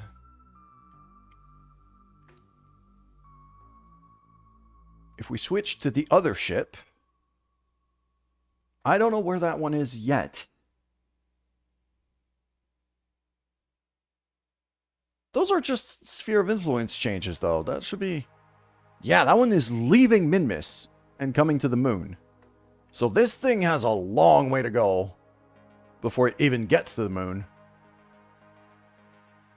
I had forgotten about that. Yeah, this dude, I could just leave here. It'll be fine. It'll be fine. It's got a fair few days to fly before I need to do anything about it. 19 days, specifically.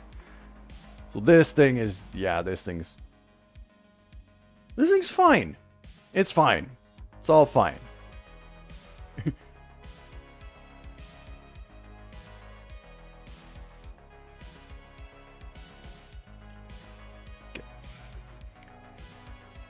We've got an ad break coming up on the Twitch side of things. Don't be surprised. But I tend to pause the game during ads if there's anything even remotely interesting happening, so you guys are not gonna miss anything. But right now, it's only gonna be like a sphere of influence change, so nothing particularly interesting. Just time warping forward pretty quickly here.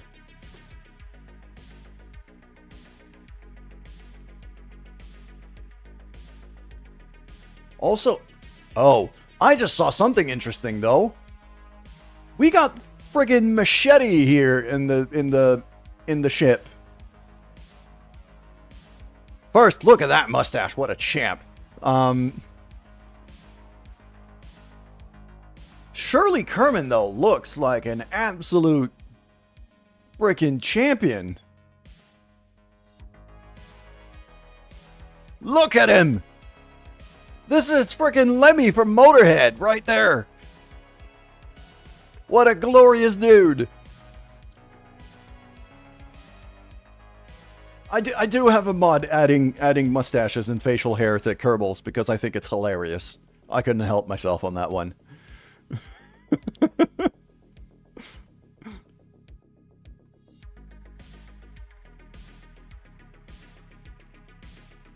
Okay, don't need that. That's just an SOI change. Next one's also just going to be an SOI change.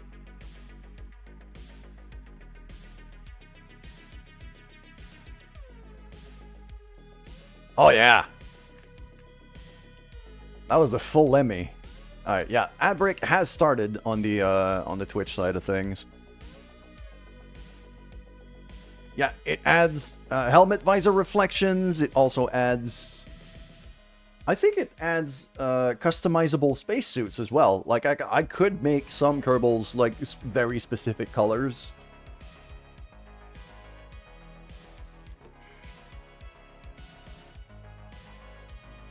And another mod that I had considered installing but didn't, but now I might. Now that we finally have some people hanging out a bit more, was to have the game being able to create Kerbals named after people in chat.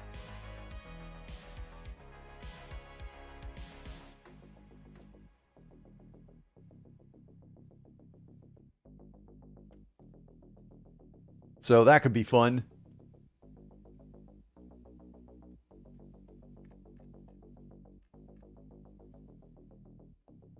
Okay, the station's right there. That means I'm going to want to catch up to it, rather than having it catch up to me. Okay. We can handle that. We can handle that. Pretty easy.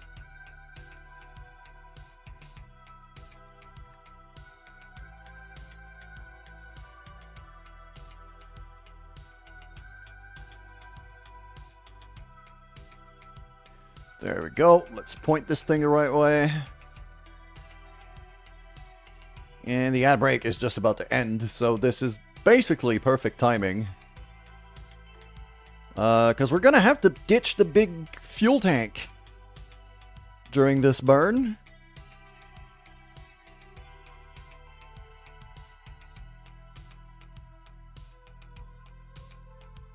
And because this thing is ahead of me... Yeah, I'm actually relaying through the station itself. Which is also relaying through another satellite back to Kerbin. That's the satellite I fixed earlier today. Yeah, that's the satellite I fixed earlier today.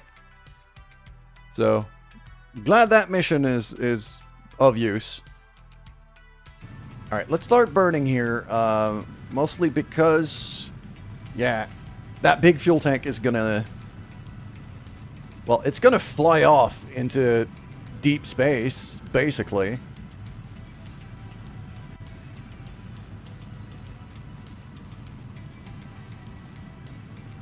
Yeah, we're about 75 Delta V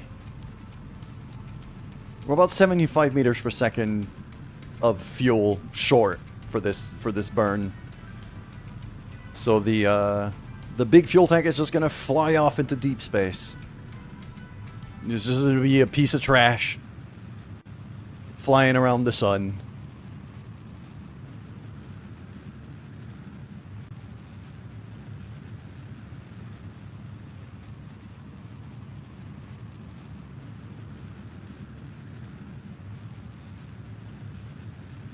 And yeah, by the way, none of these Kerbals are qualified in any way, shape, or form. They're all useless. They're all tourists. So I don't even have a qualified pilot on this thing. This is actually a probe. This is a self-driving rocket. Because that never went wrong. Ever. There we go. That's my big tank. So let's ditch that.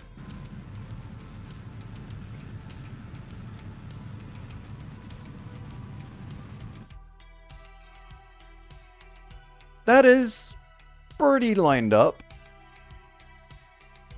That's pretty decently lined up. Alright, let's turn this thing around.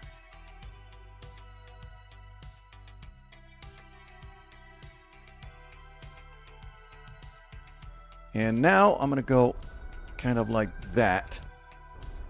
I just want to see the marker here.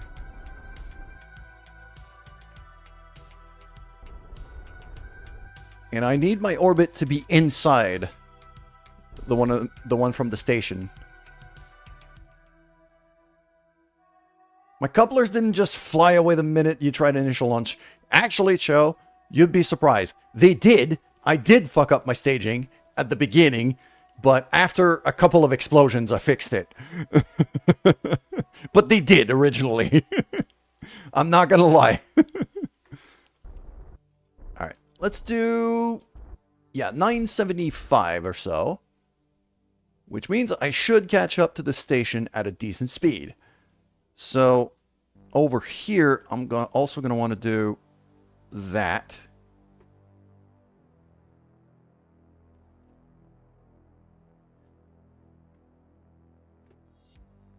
Yeah. Okay. So we're going to have that little maneuver here. Yeah, those are educational explosions, you know? Just like when I ditched the solid boosters in the original launch of this particular ship.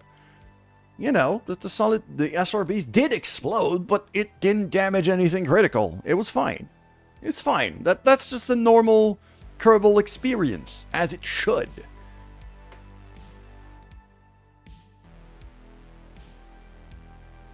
Okay, yeah. We're basically going to maneuver ourselves inside the station's orbit just to catch up to it. And then we'll be fine. What are we looking at here in terms of... yeah. This is definitely the next maneuver. There's nothing else coming up. Because now the station's kind of running away from us. But we're going to be able to catch up to it pretty quickly, I hope.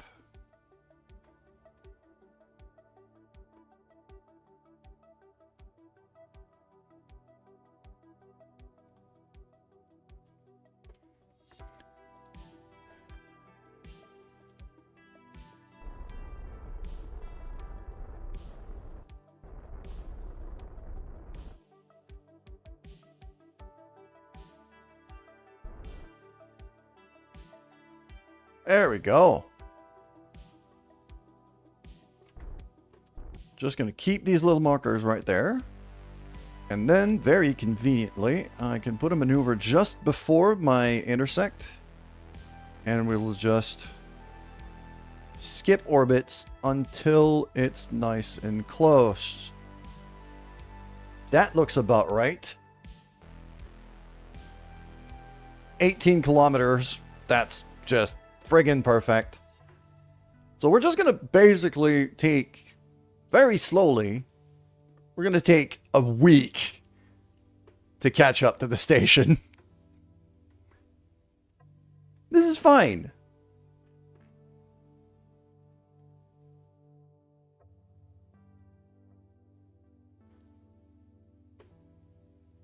I did have a contract where I wanted to fix... I needed to fix this thing.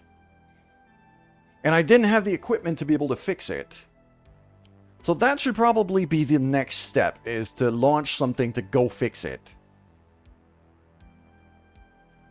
Yeah, I need to repair it. The problem that I had is that I didn't have a qualified enough engineer at first. And then it needs like EVA repair kits or something that I completely forgot to pack into the ship. So let's go and do that.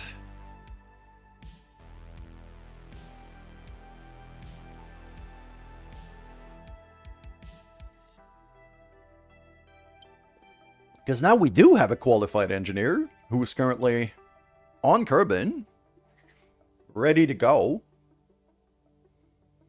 I'm also going to want to do one of those contracts. There is a contract pack I've installed that allows me to do like a kind of a Kerbinaut boot camp kind of thing. That allows me to recruit a whole bunch of Kerbals for cheap. And I'm actually at the point where I am going to need to do one of those very, very soon. Hold a space scamp. There we go. Bring 12 tourists into a long-term orbital training facility. Oh. Am I going to have to build a station around Kerbin? I'm going to have to build a station around Kerbin.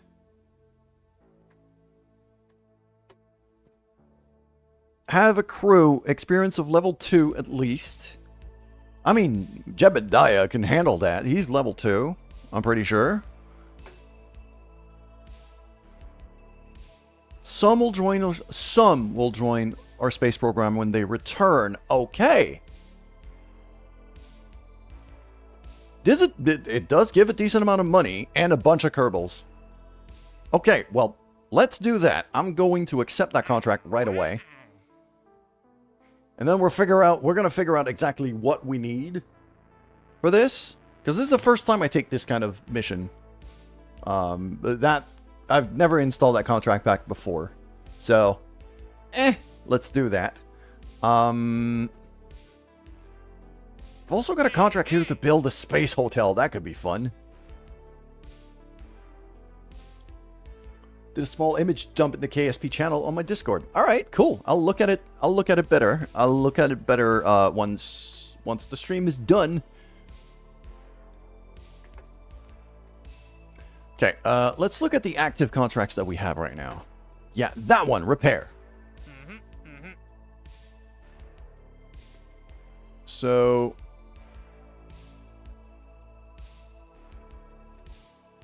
let's go and into the VAB here. So what I need something that's pretty small. I just need to be able to get there, fix the thing, and get back. And it doesn't even need to be, like, I need an engineer to fix it. I don't need a pilot. I could do it fully automated like the one I that's bringing the tourists right now.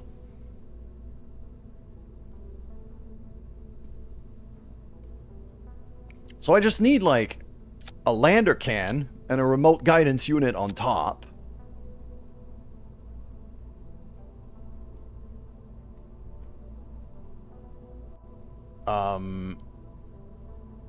Didn't I need... Okay, let's pack up the thing, No,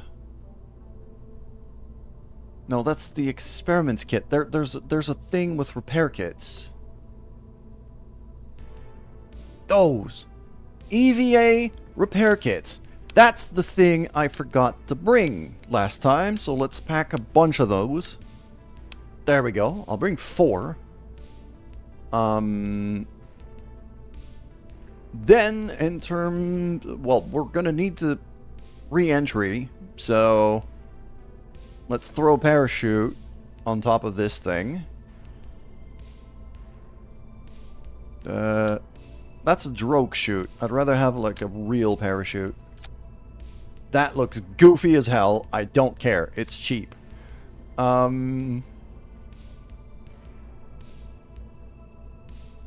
Heat shield? Potentially. I could recover the heat shield, so that should be fine. Then, you know, fuel, rockets, engines, explosions. Just got this game from Prime Gaming. How are you liking it? The Geritol Gamer, also. Hi. Yes, this game is now free on Prime right now. I have well over 1,000 hours in it. And it is my favorite sandbox of all time. I've got many favorite games of all time depending on genre and style and whatever the hell I'm feeling like doing. But when I feel like fucking around in a big old sandbox, this is my favorite game ever.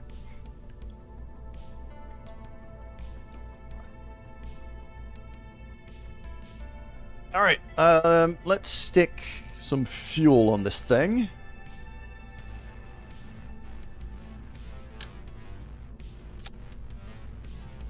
Probably gonna want a decoupler for the return trip here.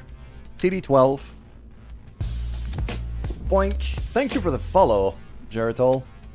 Appreciate that. So that, I'm gonna want a really kind of small, super efficient engine here. Not a Mastodon. Spark? I could go with an engine plate and go double spark, and I think that'll be just fine. Something, yeah, super short, double.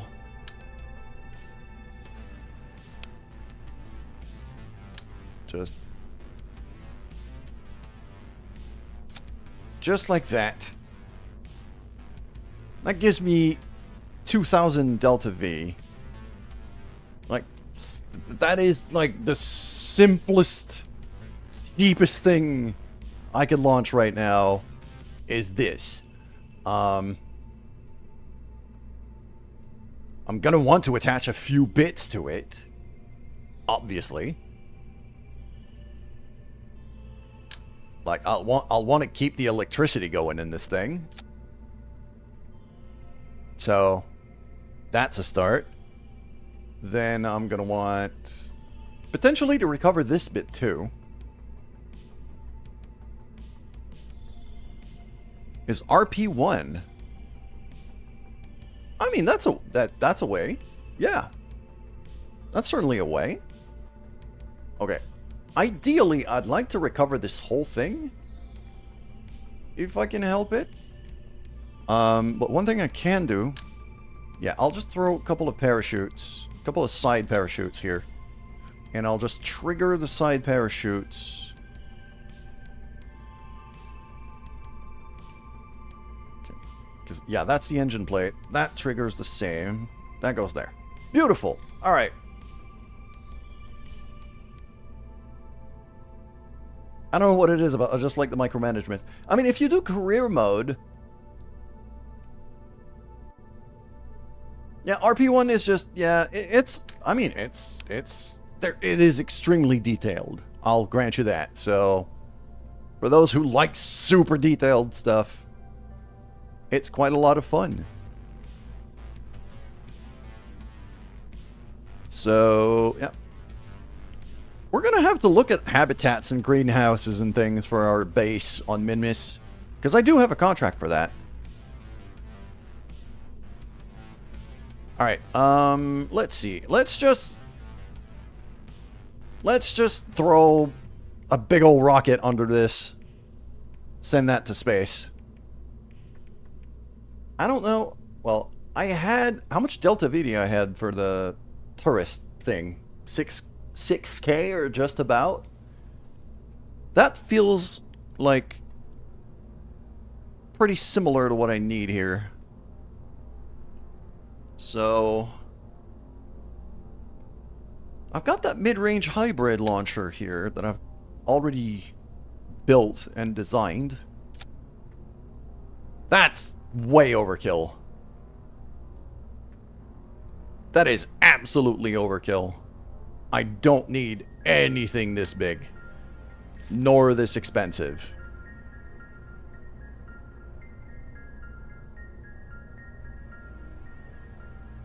Okay, I guess we're designing something else. I need something much smaller than this. I ditched the big long. I ditched the big boosters, the smaller assemblies I had before, I guess.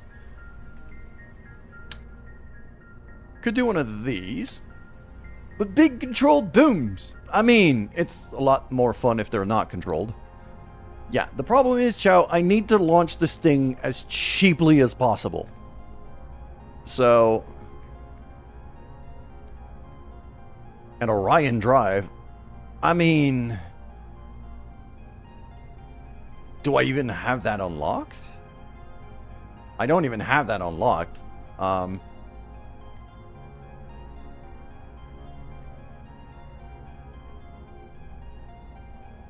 Alright, let's throw some fuel on this thing. There we go.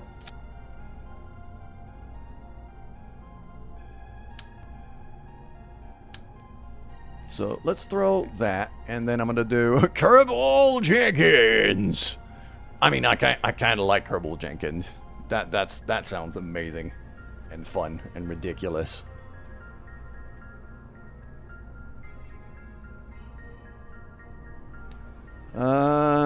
Could probably use a big old Bobcat engine. One of my favorite engines in the game, right then.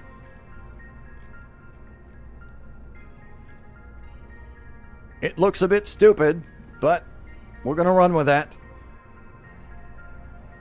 And then we're gonna go radial decouplers. We're gonna stick a bunch of SRBs on this thing. We're gonna have to stick a bunch of SRBs on this thing, don't we? Yeah. 6? 6 looks about right. Because I could recover some of these. Some, by some I mean a lot.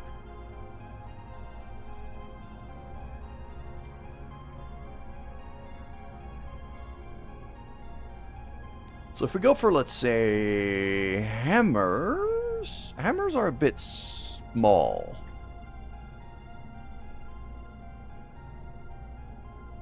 I'm more looking at, yeah, thumpers. The Pollux. Pollux would be ridiculous beyond belief. 6,500 Delta V. That looks just perfectly where I want it to be. But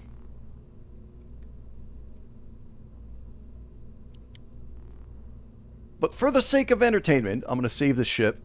I'll remove that, and I'll throw some Pollux on there for the sake of the view of it.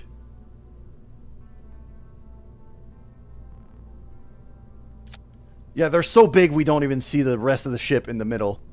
I do have the Kaleidosdale unlocked, which is even more ridiculous. Right there. Look at that. Look at that.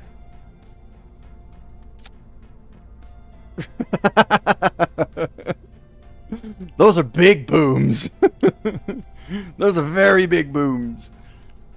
It's also 125 grand just to launch this thing. That is truly the more boosters we needed. At 9,000, this thing could get me all the way to Mars. Or just about. With absolutely no directional control at all. You know, it basically equates to suicide at this point. There we go. Let's go back to the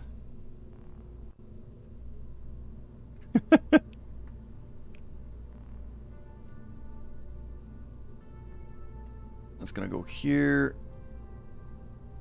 Yeah, that, and then that, and then that goes here. That goes there, that goes there. Okay. 61. Going back to the normie rocket. Because I need to be able to afford it. Alright? Launching this thing for 20 grand is actually very, very cheap.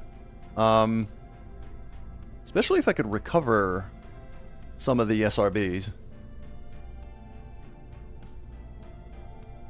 So let's throw some drogue chutes on top and a couple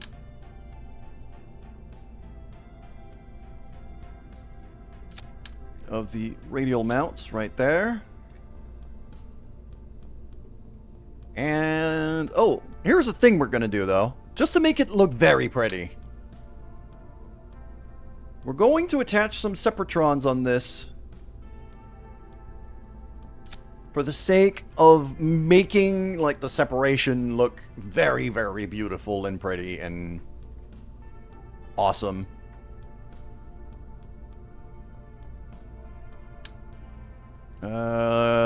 Let's stick 2 of them right there. That looks about right. Right there.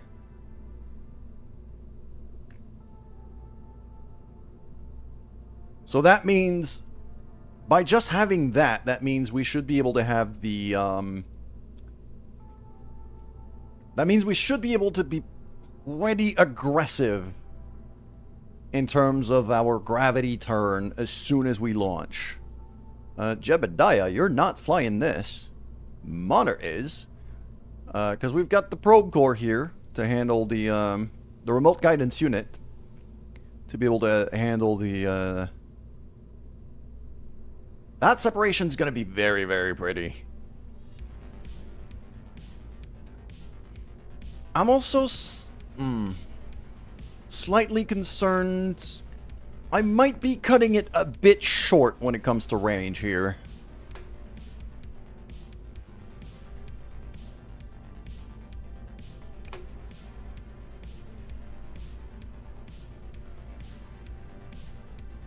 I might want to beef up the upper stage a little bit.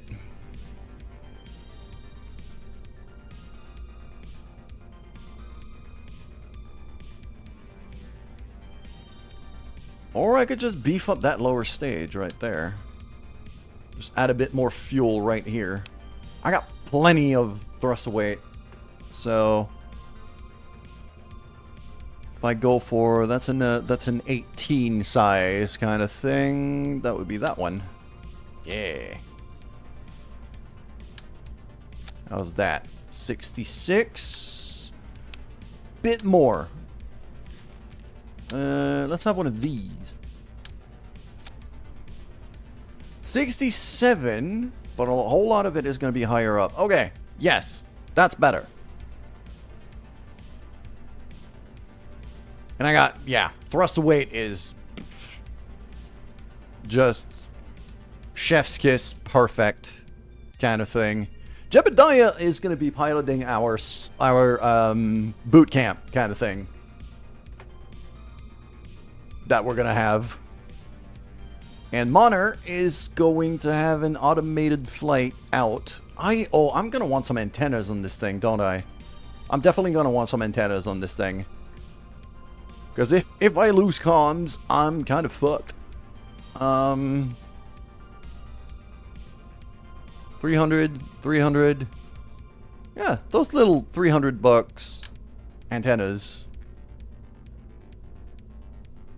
I'll just stick 2 of them. That should be perfectly fine here.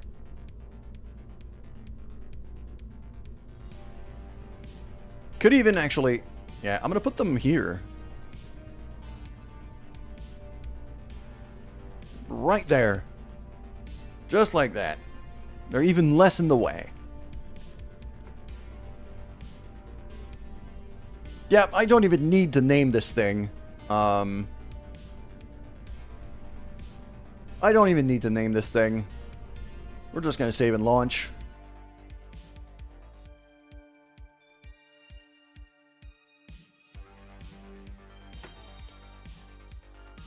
Yeah, so I'm hoping that the Sepratron setup is gonna make this thing very, very pretty. I'm gonna try to stick the camera right up top looking down at the rocket when we do it.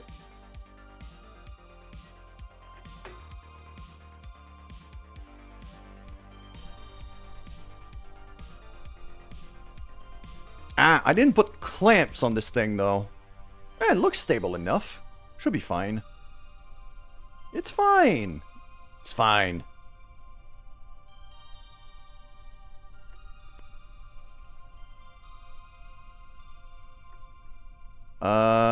Oh, hold on. I want this thing to fire there. There we go. All right. Here we go. Well, that's very fast. Okay.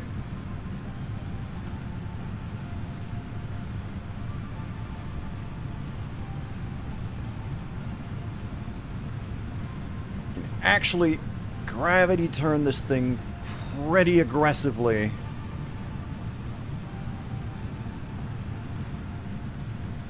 There we go. That's the view. That is the view where we're going to when we're gonna separate.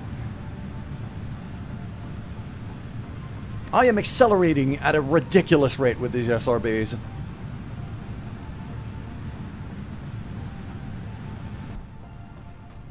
Okay, separation. Here we go. That was not what I was expecting at all. Hold on a minute. I think I messed this up. Oh, the Separatrons didn't fire. The Separatrons didn't even fire. That's why. They're not in the same stage as the decoupler. No frickin' wonder. That needs to go there. And that needs to go here. So that way the Separatrons fire and the parachutes. Yeah, they were sleeping in. They didn't fire at all. I was wondering what the hell was going on. Yeah, you got ads right now. I'm gonna go refill my coffee.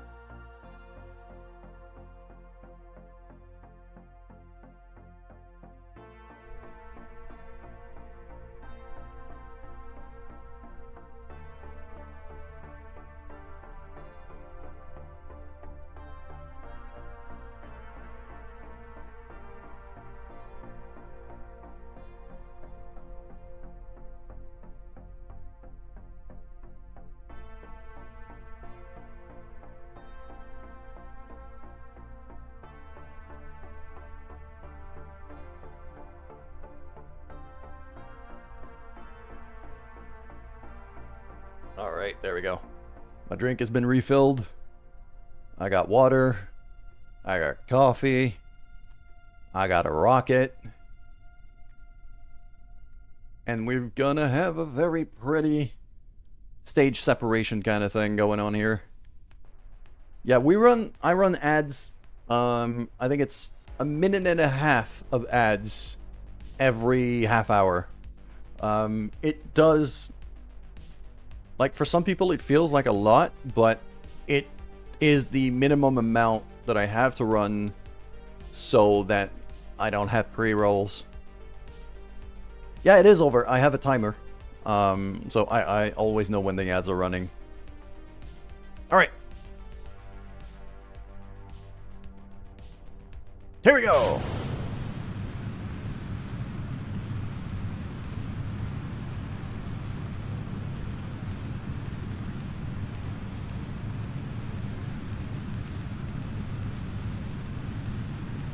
There we go. Oh, that's going to be very pretty. Look at that. We are accelerating. By the way, this is not time warp. This is literally a rate of acceleration. I am used to the much slower cinematic kind of launches because I tend to launch a lot heavier than this. But we're good. We're fine. This is fine.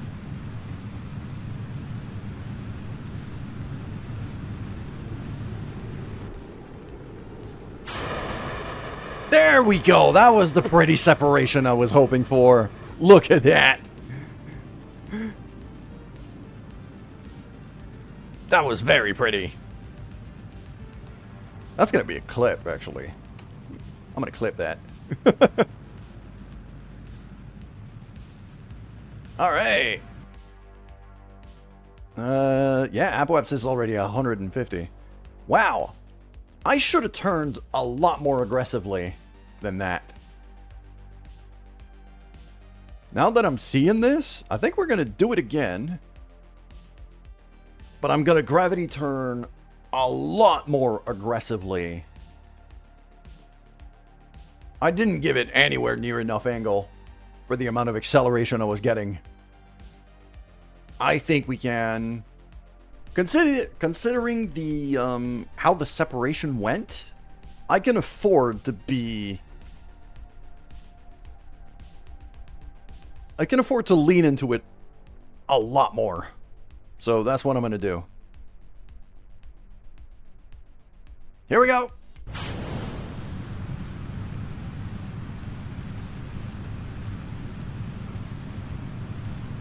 There we go. That looks about right.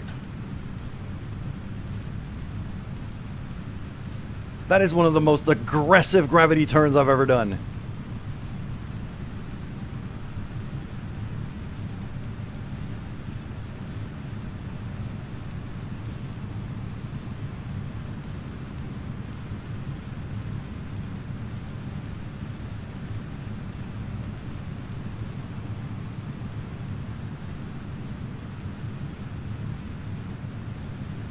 That might have gone a bit much.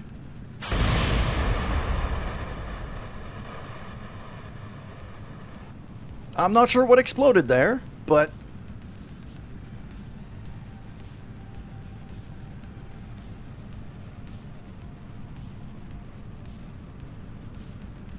Okay, yeah, we're fighting the atmosphere. I went a bit too far here. A bit too aggressive. I think 45 degrees was a decent starting angle. Horizontal beast, yeah. I was doing a bit much.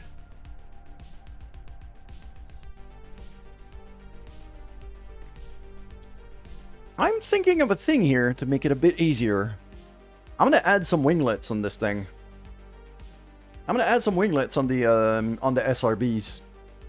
It'll allow me to steer it a bit easier because it wanted to kind of flip on itself when I turn that aggressively.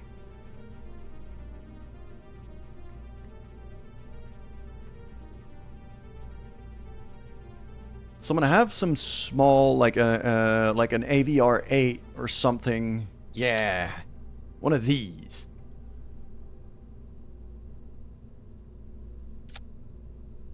Just like that. That should allow me to maneuver a bit better in atmosphere.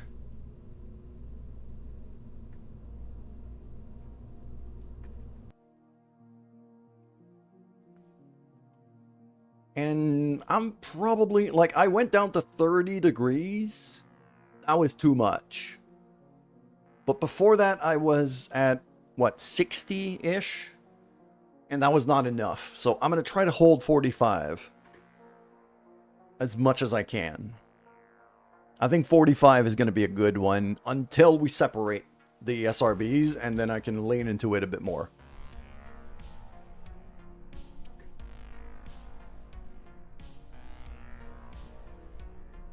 I'm going to go half throttle here. Here we go.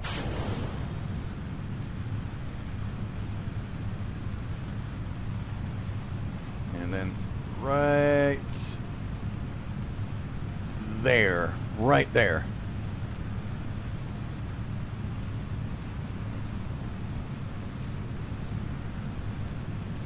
Yeah, that looks about right.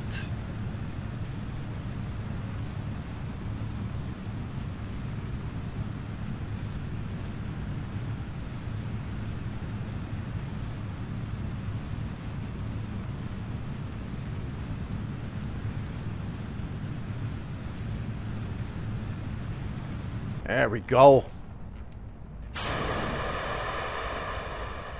Man, that is pretty.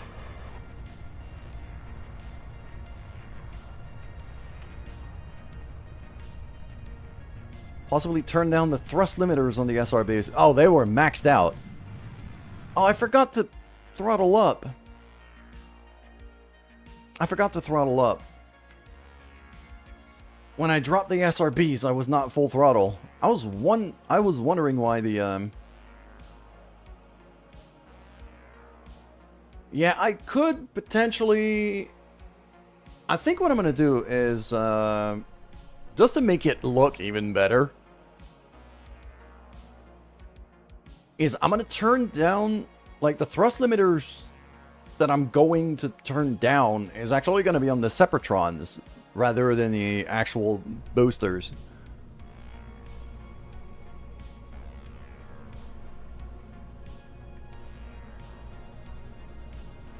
Like, I could probably bring him down to about 40%. And that should be fine.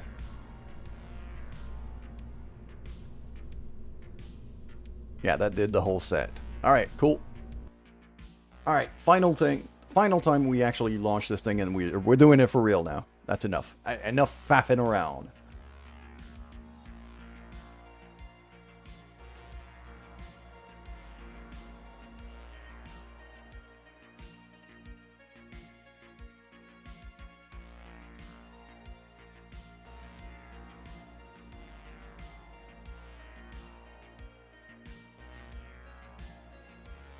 Ooh, the game is starting to struggle a bit. Should be fine. Alright. So half throttle. Here we go.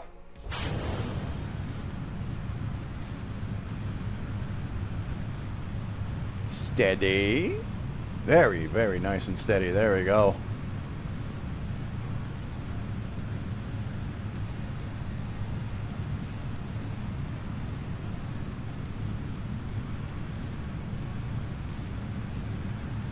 This thing flies very nicely now. Yeah, the winglets are doing quite a lot of work. They're making quite a difference. You could feel them working here. This thing just, yeah, flies really nicely now.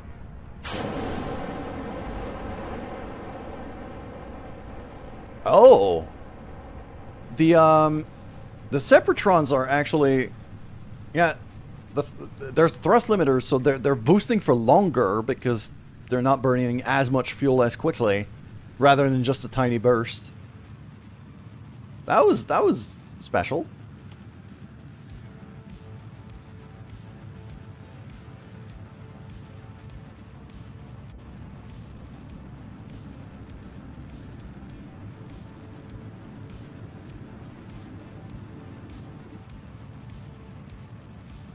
We are ascending very, very nicely, though.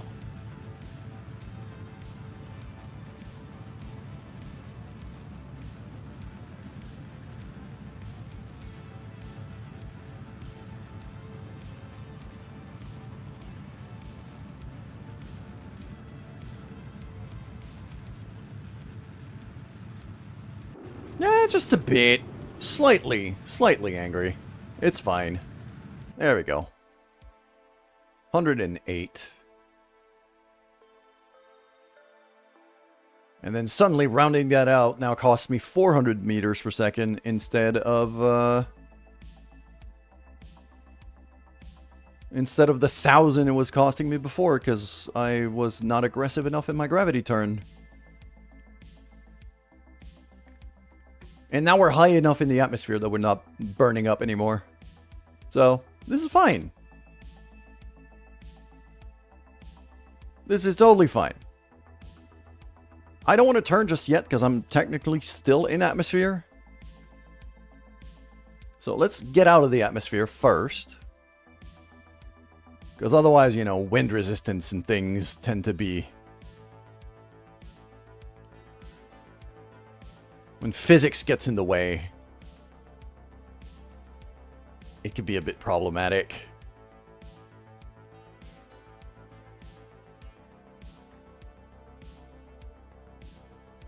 There we go. We just line up. We'll have the Bobcat engine here just boost up into a stable orbit.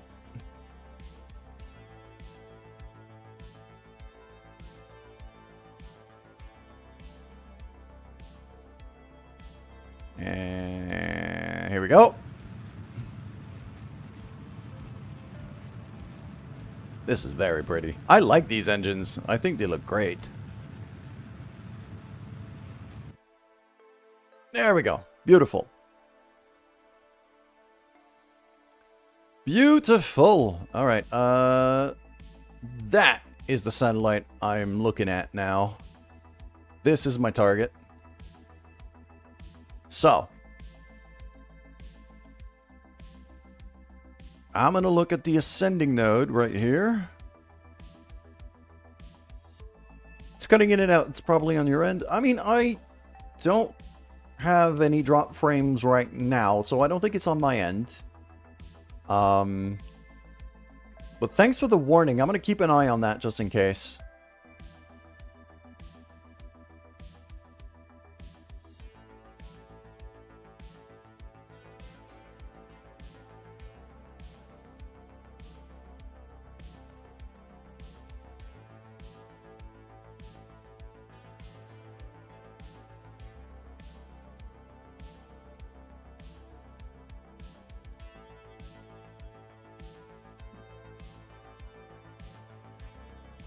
That is actually not a bad approach.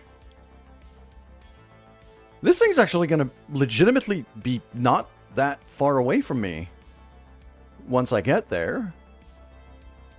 So that means I need to boost my orbit a bit outside of it. Here. So it can catch up to me. And if I just keep... There we go. Right there. I mean, 86 kilometers is not close by any means, but it's in space, it's quite close.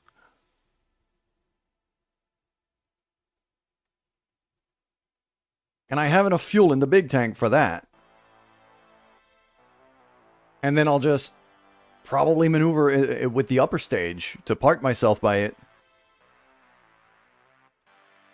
Wow, okay. I did not expect that easy of an approach. I'll take it. Seems like our timing, we got a bit lucky with our timing here.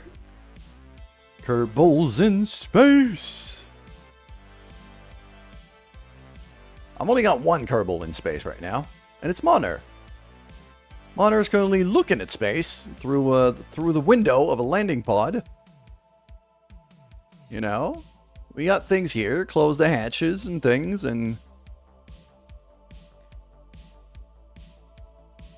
don't forget about the software glitch, you know, and get an electric panel right there, and buttons and switches and things. Pre-flight checklist. Get permission to use ship. Turn off the oven. Check for missing parts. Tighten loose screws. Sit in the chair. Turn on the ship systems. Check fuel reserves. Check snack levels. Very important. Run system diagnostic. Check radio contact. Engage SAS. Remember the helmet. Yes. And close the hairlock. That's a good, comprehensive checklist.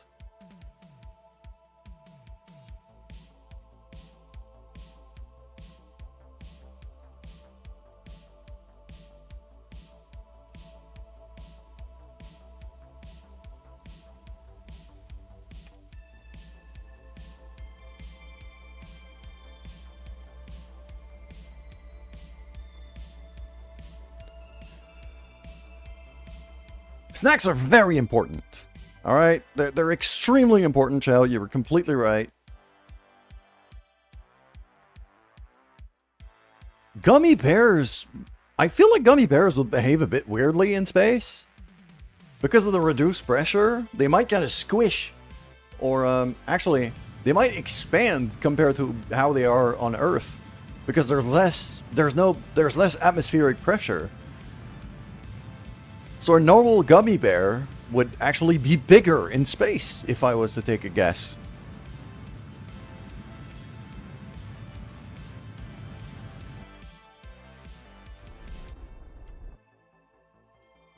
Had some cheese like a little mousey.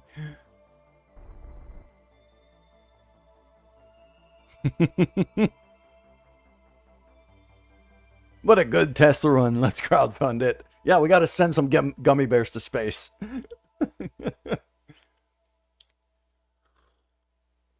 Want to see the properties of gummy bears in 0G. I think that'd be great.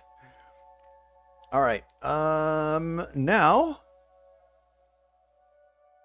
Aha, I see.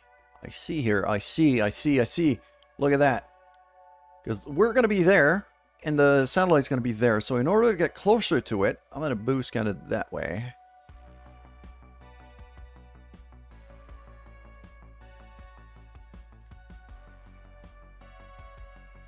Then kind of that way. There we go. I mean, I hope the ISS has done some stuff with that. The International Space Station needs to prove its usefulness by testing the gummy bears, you know? 17-kilometer approach. For a tiny maneuver here. So I'm still gonna have the big tank.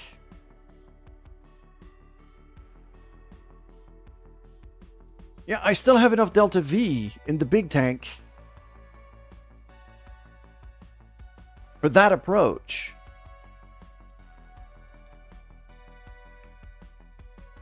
I'm not going to be able to recover that, but I'd rather have it kind of not be floating debris if I can help it. I would love to kind of crash this thing back down onto Kerbin if I can help it. I might figure something out for that. Not entirely sure. It's not a priority right now. My priority is getting there. So, let's warp there.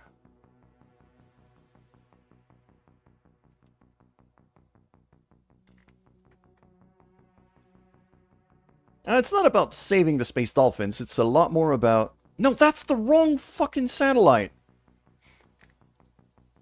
That's why I was... It's that one. It's the wrong satellite. I targeted the wrong satellite. I figured it was too fucking easy. It's this one that I have to fix.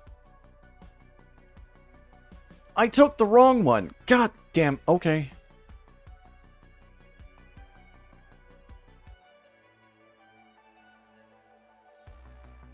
Attach gummy bears to a big balloon. Send it into low orbit. That is freaking adorable. That is goddamn adorable. I love it. Alright, so my target is this thing. There. I'm in completely the wrong spot. Well then. That's unfortunate. Okay. Well, I might as well boost myself into a higher orbit while I'm here.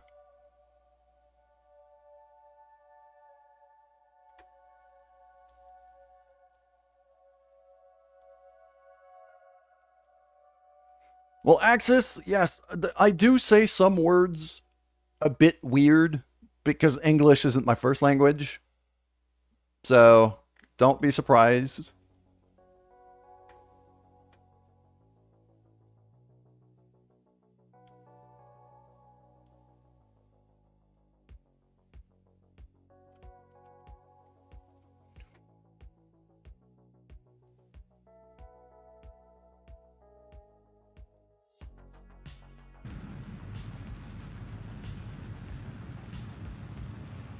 Alright.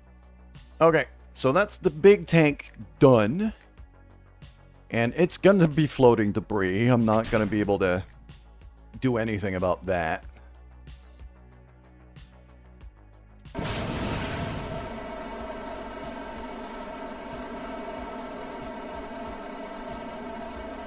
Good morning, Borgert. How you doing?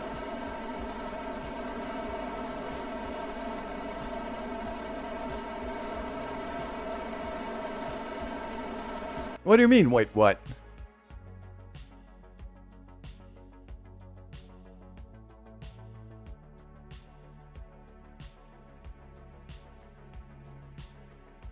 There we go, 0.7 degrees.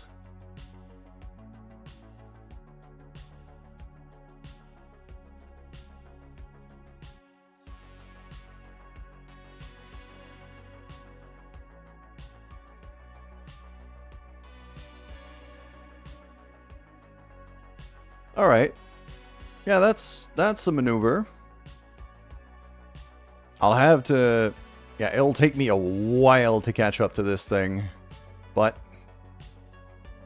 the angle looks about right. Yeah, 1.5 degrees. I can work with 1.5 degrees, that's fine. Oh, wait a second. Right there! No, English isn't my first language. I grew up speaking French. I'm French Canadian.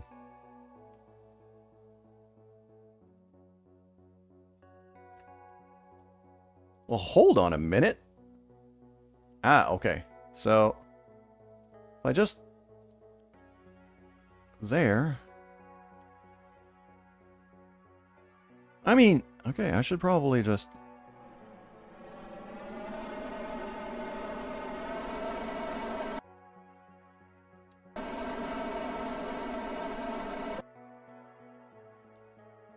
no, oh, it's on the maneuver itself, not the... hold on. Alright. There. Here. Ah. It's that thing that's throwing everything off. Okay.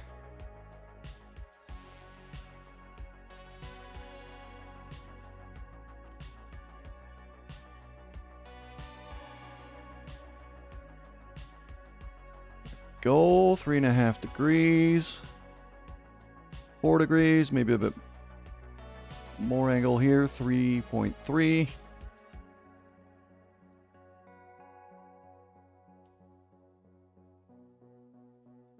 Okay, if I do 2.5 right there, and then kind of bring the angle down.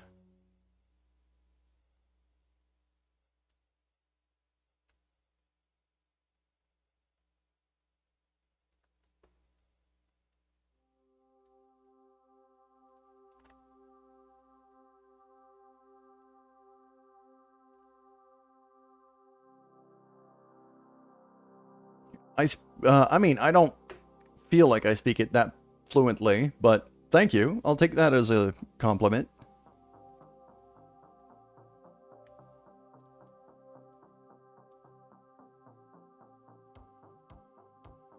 Okay, and now if I do that here, I want to have...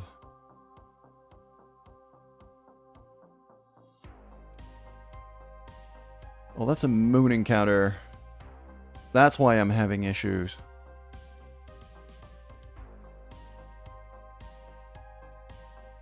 I mean, could I... what if I ditch that maneuver and just have a look right here?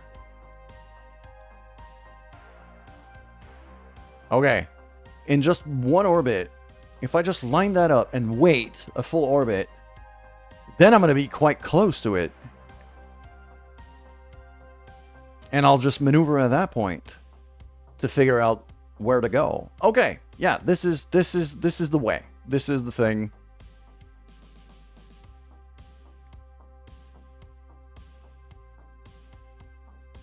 So I fucked it up, but I should be able to fix it within the limits of the fuel that I have. So it should be fine.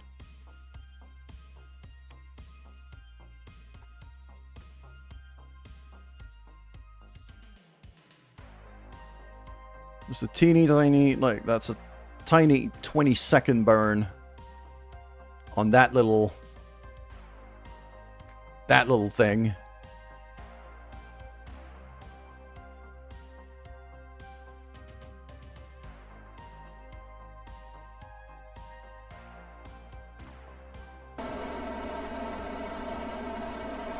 So I'm just going to boost that way. Those spark engines are obnoxiously loud, though. They're nice and efficient, but they are quite loud.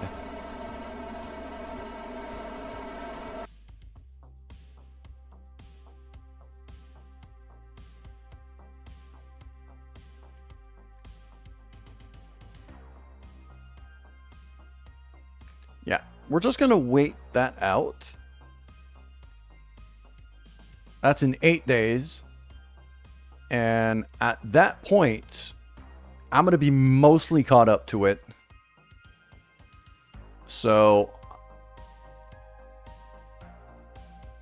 this is very likely when I'm going to start raising up the orbit.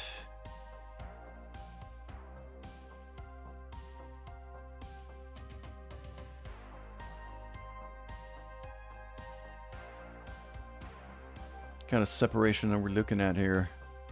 Still over 1,000 kilometers.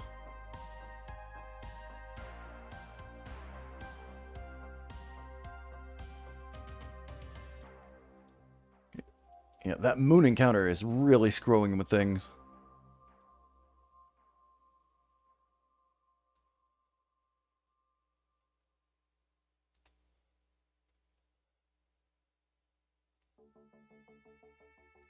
There we go. What are we looking at now? 900K. Yeah, we're in super high orbit, so even if the markers are quite close, they're not.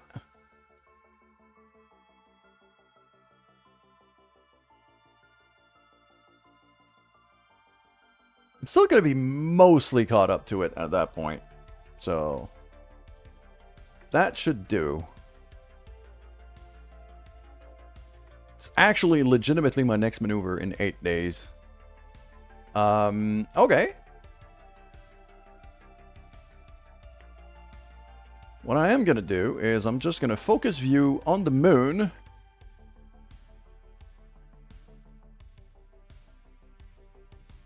That thing is also going to catch up in 8 days, isn't it?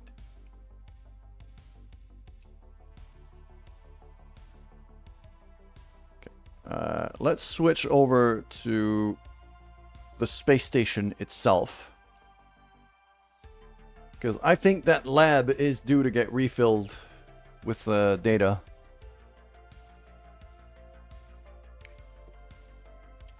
So we're going to do that while we wait for the...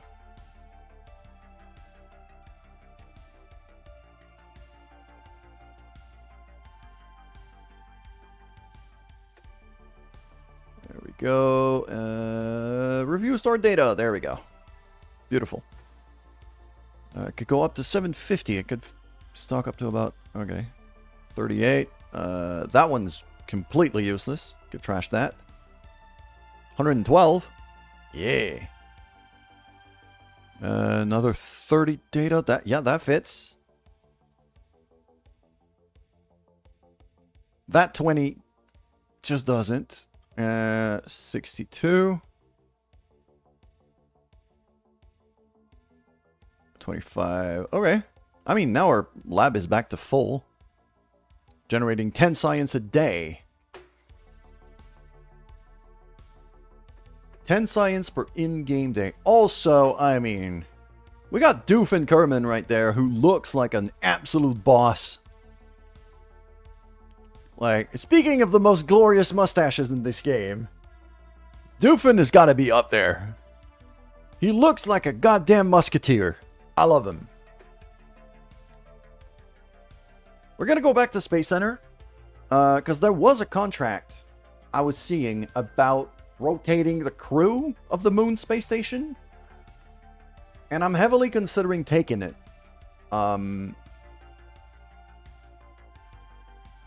Yeah, it's the epic OD.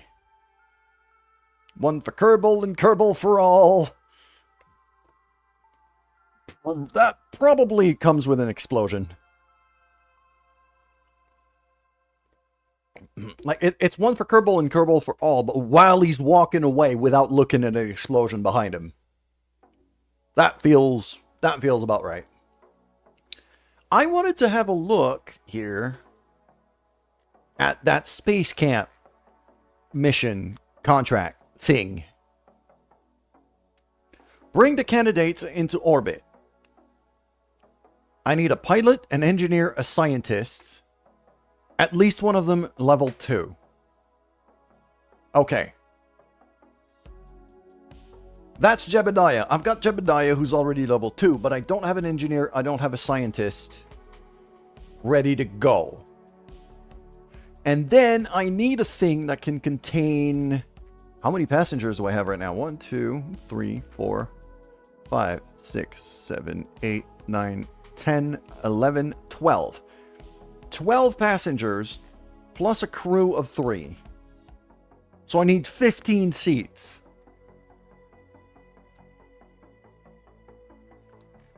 And bring that into low orbit. And then I have to be able to recover all of these guys.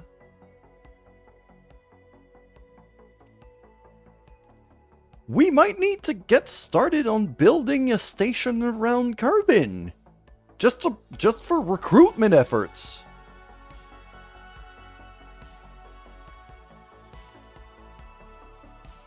Okay. Alright, let's get started designing that. Because I feel like this could become very fun very quickly.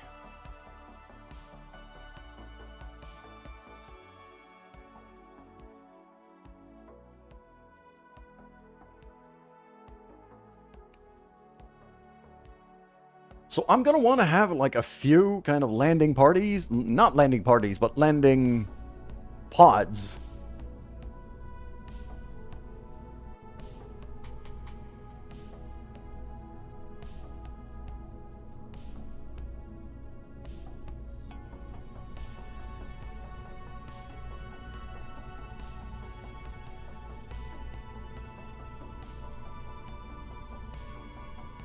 So we said 15, including an actual crew of 3. So I have 12 passengers.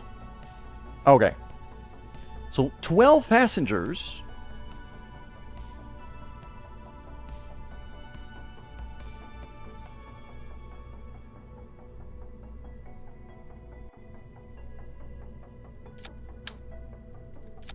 That combo sits 3. And that thing also sits 3.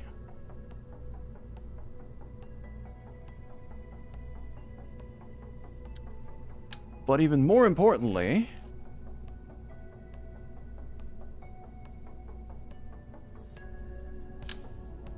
that combo sits 6. So if I have 2 of these,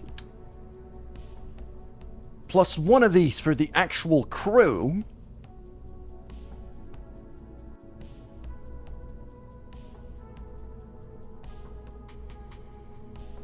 yeah, 3 with room for a bag of sugar and not much else. But if I have 2 of these, that's 12. That's all of the passengers would fit into 2 of these. So, but to reroute from that to that. There we go. And then I clone that. Boom. That would be everybody. That would be everybody. But I need to recover the people. So I can't just do it like that.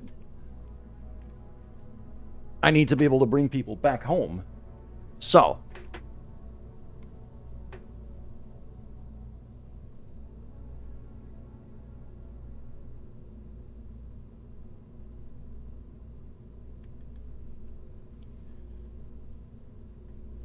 So what I'm going to want to do is design first. Going to reroute that to that. Take that out. This pod here is going to have to be something that can go back to... It's going to have to be something we can recover. So I'm going to want like a probe core on this thing. Parachutes. A bit of fuel. Tiny bit of fuel. A tiny engine. Like, this has to be kind of a self-contained ship. And then we're going to figure out exactly how we're going to bring that to space. But I have an idea already. But we're going to be getting into ridiculous territory pretty quickly here. All right. So if that has to go to... two of these has to go to space, but it has to be able to come back down alone. It's going to be 2 different flights. So I want a probe core on this thing to begin with.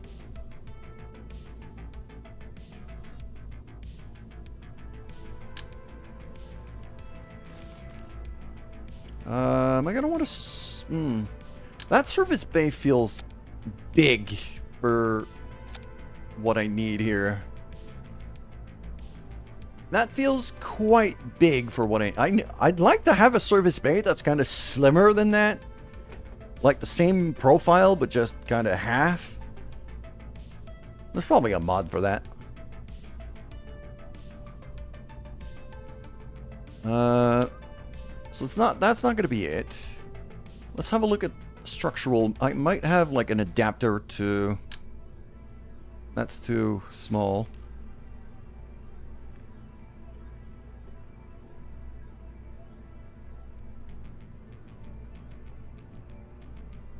FL40...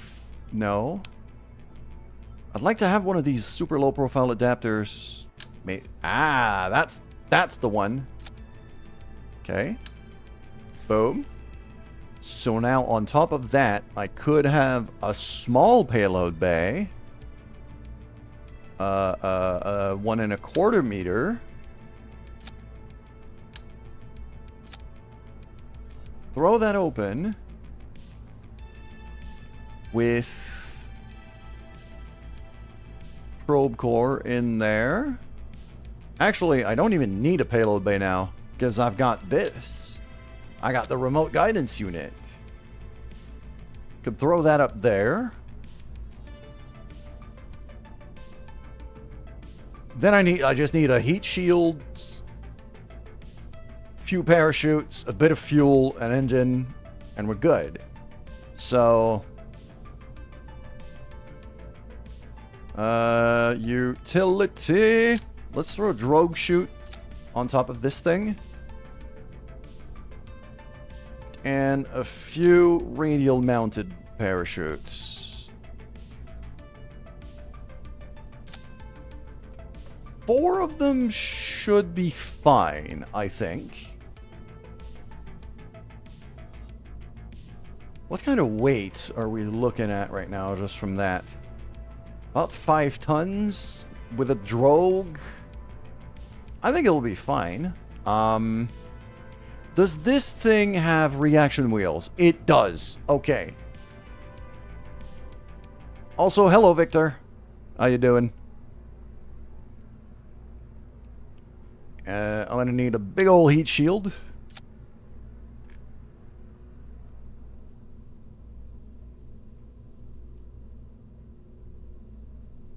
And I'm gonna need... I mean, I could... Actually, no. I didn't want to take these out. I just wanted to clone them and... I'm gonna put 6 parachutes on this. Just in case.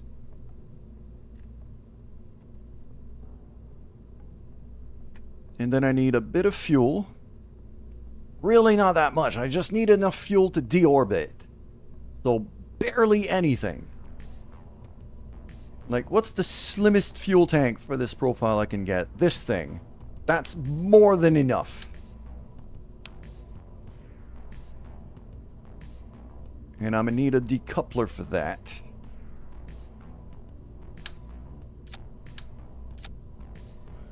there, and then engines. I'm gonna want something super small. Engine plate, maybe? Nope. Bigger engine plate. EP25. Gonna go short variant with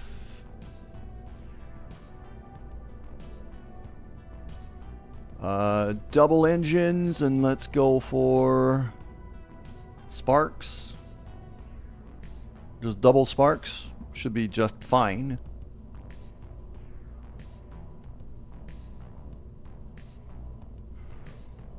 Or I could go Terriers. Terriers should be, yeah, that's plenty.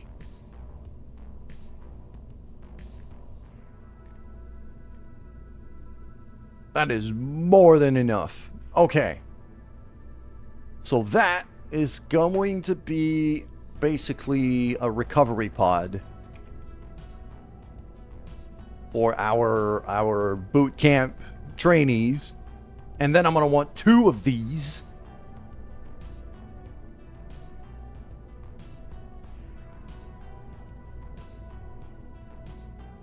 Attached to something that we're going to launch in space.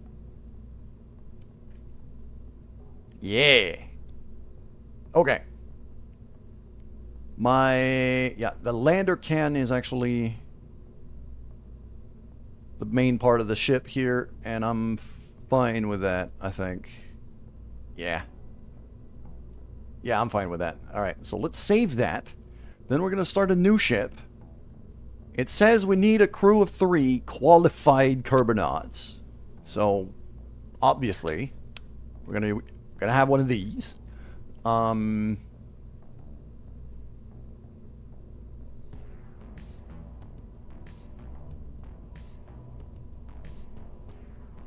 also gonna have a remote guidance units, because those remote guidance units are legitimately better pilots than anyone I have on the roster right now.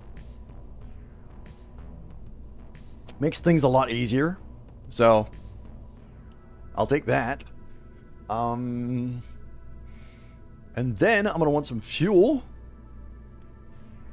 Big fuel. Big fuel. I'm going to want some big fuel.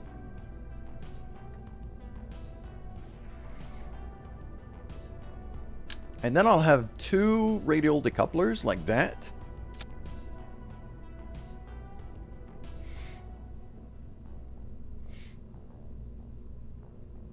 And on that, so that's going to be the Kerbal boot camp ship for now. And what I'm going to do is I'm going to open up here the recovery pods that in merge mode. And we're just going to clamp that onto... Oh, it's not letting me clamp that onto the decoupler. Okay. I'm going to need like a side plate attachment kind of setup, I think.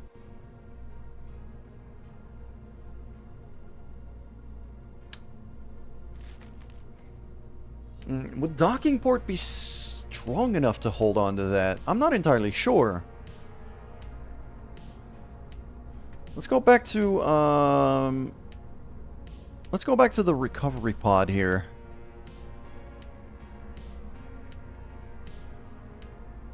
So what I could do, I don't want this because I kind of need it to be the other way around.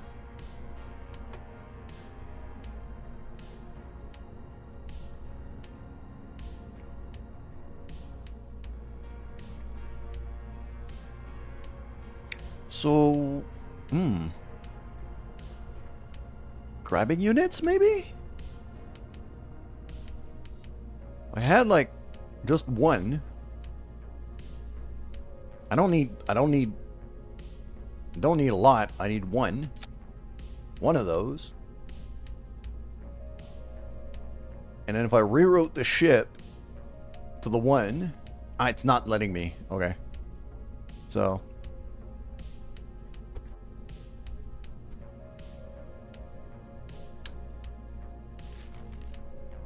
That's not gonna let me do that. I mean, docking port.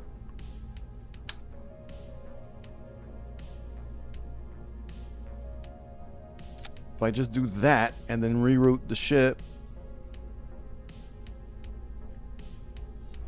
to that docking port right there, and then save that, then I could attach it to the main ship.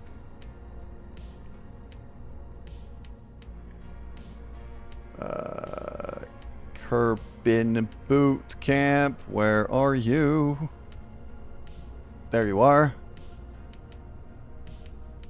So if I do that, and I throw the structural, that, 2 of these right here with clampetrons.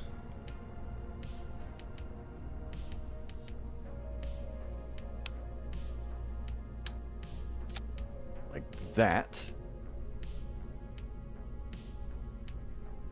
And then we save and continue, get the recovery pods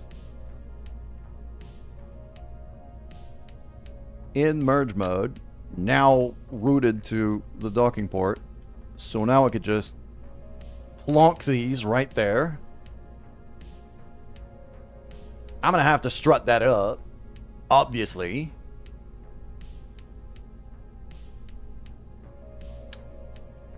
But it should work. I'm gonna want to I'm gonna want some extra reaction wheels on this thing for sure, just to be able to turn the thing.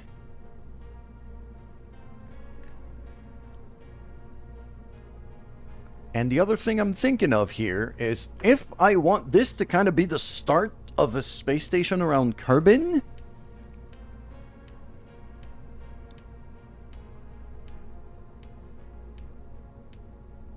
I'm probably going to want to have like a hub of some kind for extra docking ports.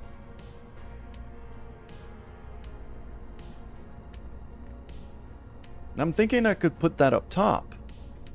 One of these, maybe. My goal for today, I have a contract where I have to bring a bunch of Kerbals into low orbit to potentially turn them into new Kerbonauts for cheap. So that's kind of the first goal here. Yeah, I think what I'm going to want is a structural tube here. Structural fuselage, like that, and then one of these. And yeah, because of that, this feels like it's going to be turning into some kind of Kerbin space station beginning situation kind of thing. So that I can have basically a rotating crew of recruits flying up, docking onto this thing, getting their training, quote unquote, done, and then flying back down into these little recovery pods.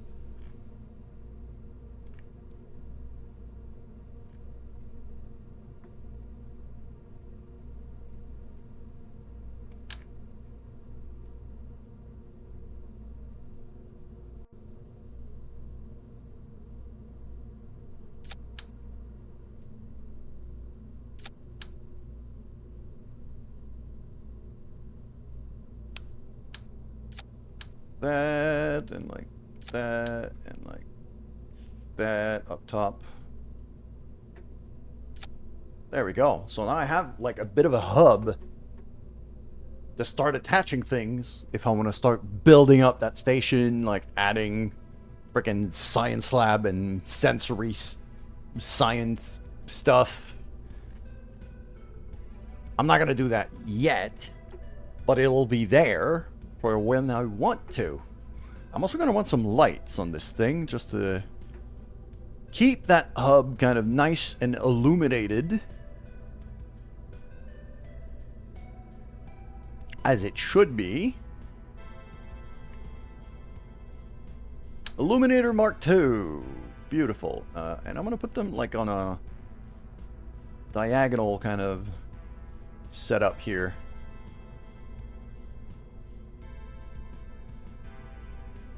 Like that.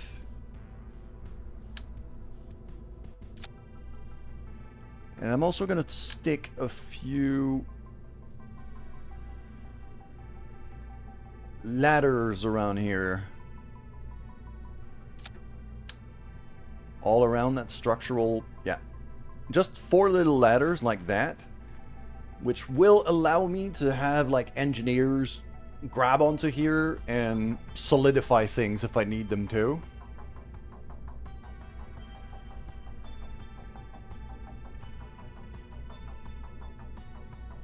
Once I start attaching things to this. But for now, this is as far as the middle stage is gonna build up. Now I'm just gonna build a whole bunch of power. I need to get this thing into space.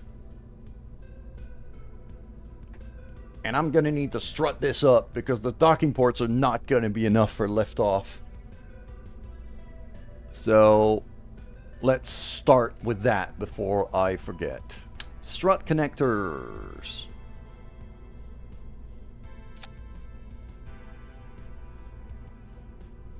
Here.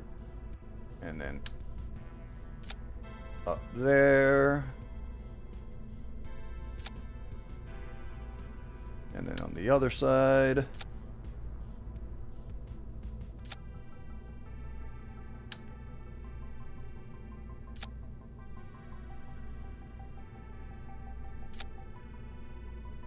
There we go. That's not bad. That is not bad. Also, these hitchhikers can have, like, they can hold a decent amount of inventory. But don't really need anything here. Okay. So now it's just a matter of strapping engines to this thing and getting it to space.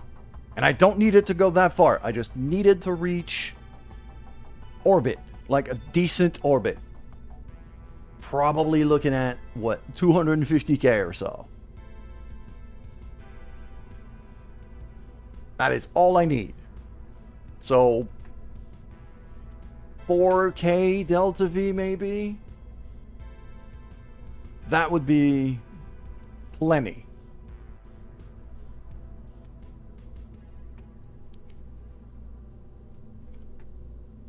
Alright, I'm gonna stick I'm guessing a mainsail.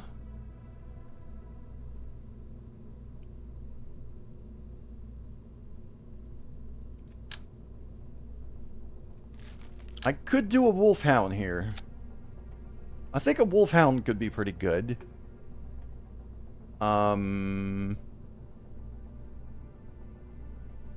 That definitely needs to fire off here.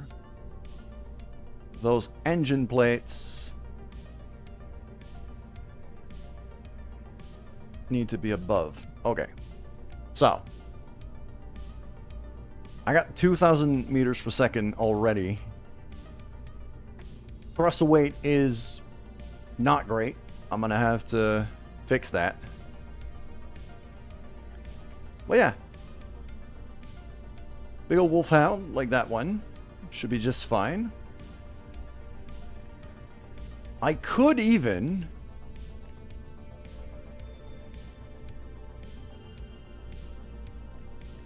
because if I wanted to expand this thing, nah, I don't think I'm gonna go as far as that.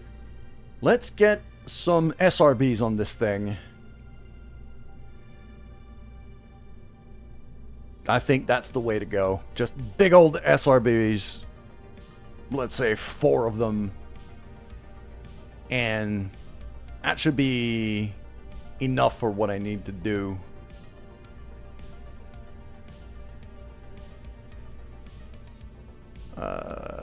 Coupling. Radial decouplers. That's what I'm looking for. Just like that.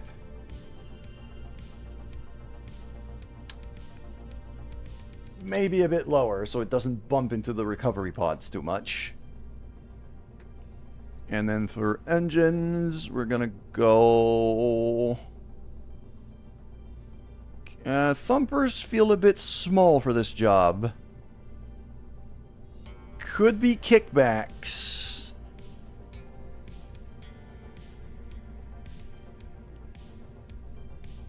Could be Pollux.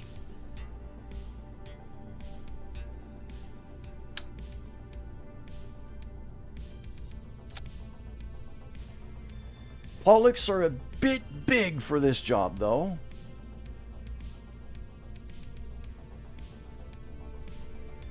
I mean, they're a bit big for this particular setup. But if I do the decouplers in pairs instead, I could put them a bit closer together, like that. And then I think I can attach the Polluxes on that without clipping through. There we go. That looks like it would fit. Yeah. And that is plenty. That is plenty of Delta V. I am going to have to redo quite a bit of my staging here. We've got ads currently running, but we're just ship designing right now, so it's not so bad.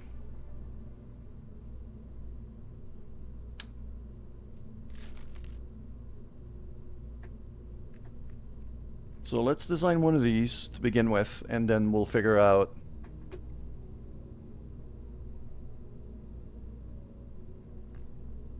how I'm gonna clone this. Am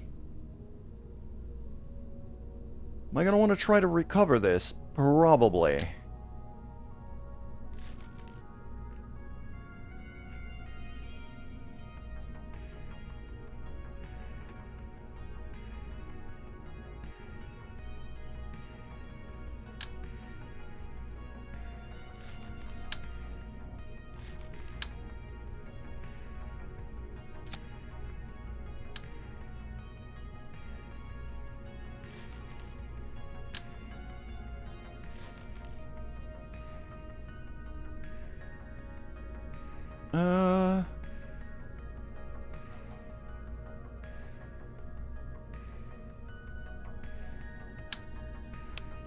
Nope. Like some of that. And then I think we're gonna give these the old Sepratron treatment here.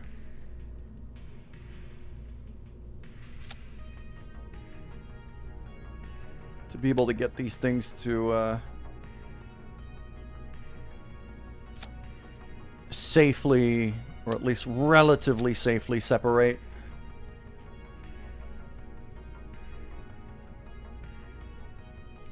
Rather than, you know, crash into us.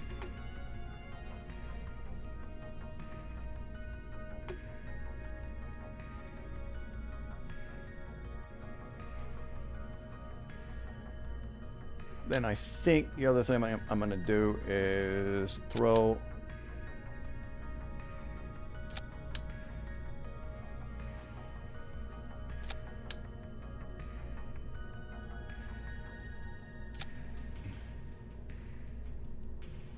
four parachutes on it like that. So now we got the coupler here. Okay, no. These parachutes should not be firing there. It's these. So that, and that, as well as this. And this.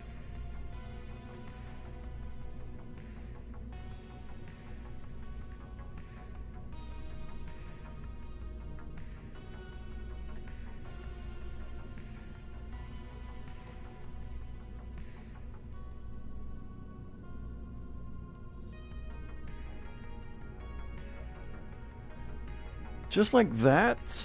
I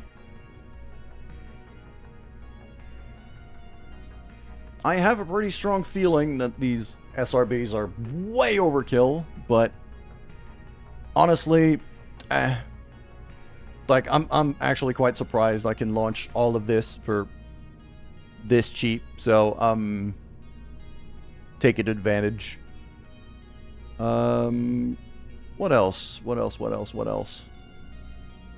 I think that's it, really. I think that's it, really. I want to have that Pollux assembly here as a sub-assembly that I'm going to reuse on my very heavy launcher.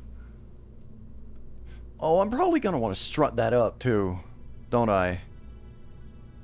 I should probably strut that. Structural. At least so it doesn't fold on itself, if anything.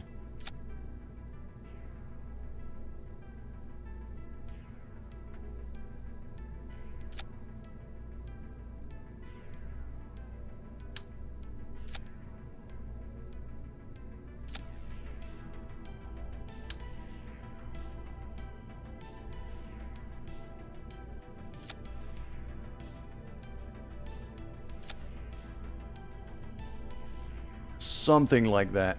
Yeah, that looks about right. So now if I do save that, and I go to sub-assemblies, I could throw that whole thing in here.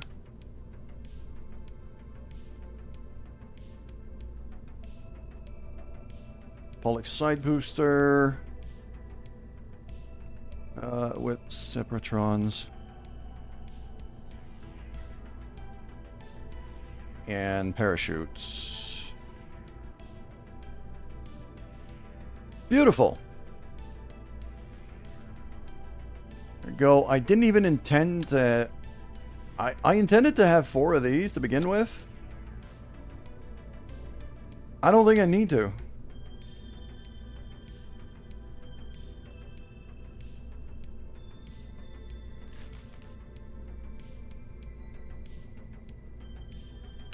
I think just 2 would be plenty.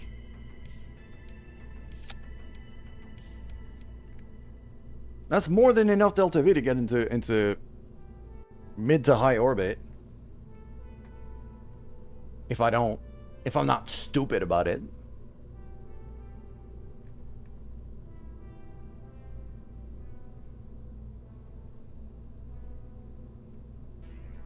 Probably throw some winglets on the SRBs just to help keep control. Ah, I do see an issue here, though. My Wolfhound isn't powerful enough by itself once we're in... Unless I fly straight up.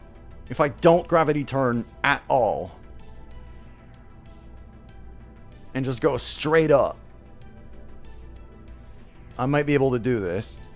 Or I go for more rockets, as Cho is very, very much suggesting. Okay, as much as I love these Pollux, I think what we're going to do is we're going to do something a bit more flexible. So your Twitch chat is broke. That's fine. Don't worry about that. I have some of these LVT-45 side boosters. And I think I could stack a few of these. Or I go for... Nah, I'm going to go for bigger than that. We're going to go for bigger than that. Let's be honest. There. Okay. I'm going to want 4 external boosters. Yeah, I'm going to do 4 external boosters. We're going to do some size 18 tanks. These ones. Do I not have a longer version of these?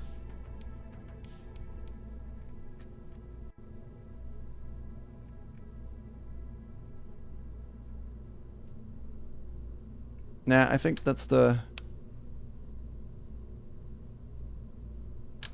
Yeah, because that's the shorter... Okay, so that one... If I do that, like that. With, nope.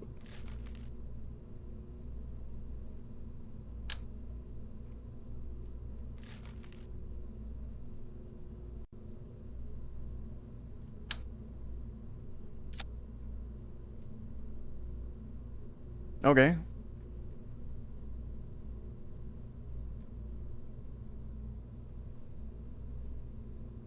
That looks a bit dumb. Not exactly what I'm looking for. This? Nope. This. That's the one. Parachutes.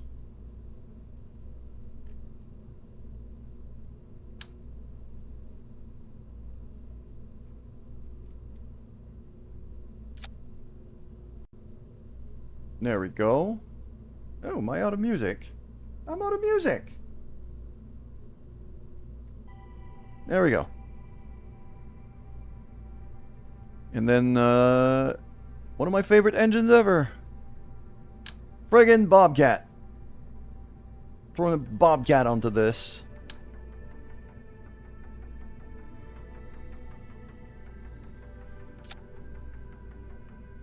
How's that line up? Oh, it's not completely lined up. At least not as I want it to be. That looks good. There we go. That here.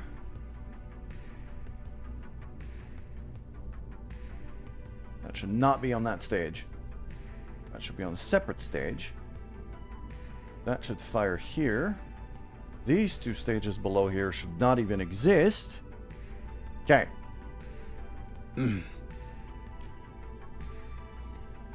I'm going to want this thing to be recoverable if I can help it, and also a bit maneuverable. So let's throw an AVR-8 winglet on that, as well as... I still think we're going to do the Sepratron setup here, because it worked beautifully last time, so I'm going to take advantage of that. Right on the line where the white paint kind of is, right there. Beautiful. So that goes same time as this, okay? Along with that parachute there on that stage, and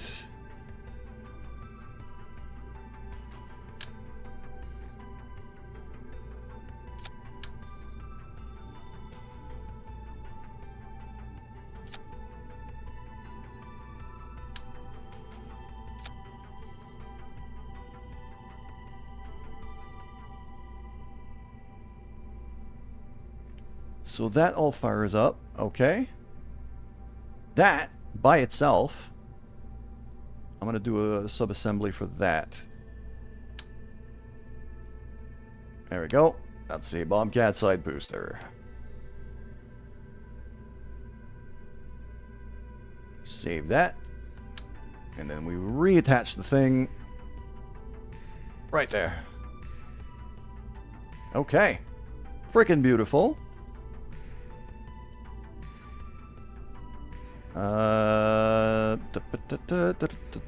Let's strut this thing in.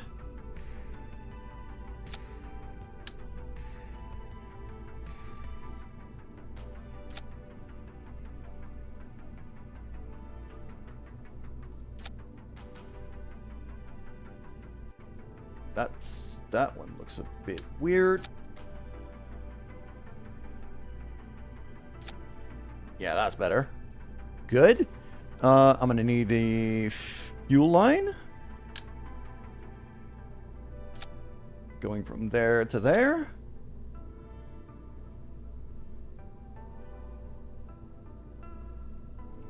Yeah. So this, and then I clone that whole thing and stick a second one of them right there.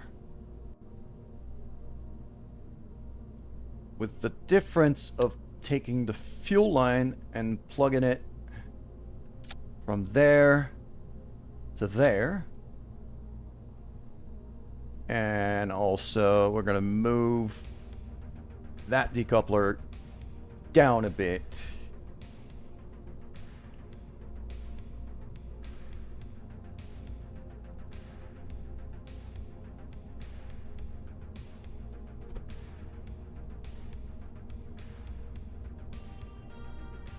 There we go. Now that's quite pretty.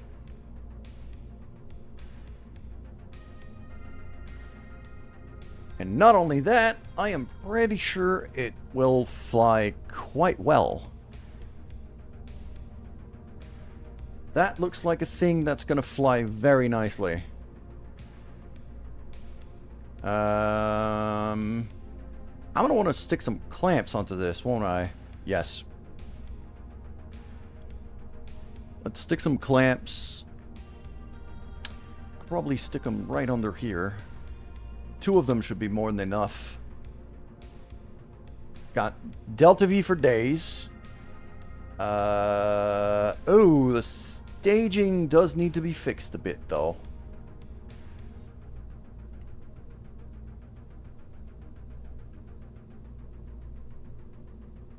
Because that whole thing here needs to move 1 stage down. So, all that. There you go. Oxygen modules are great now. No, I said clamps, not plants.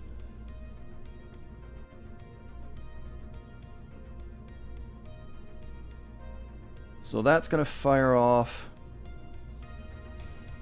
Dump into this. That's going to fire off. Dump into this. Yeah. That'll do. That'll do. Problem is now I need a qualified crew of 3 to throw this whole thing. So I actually have to hire some Kerbals.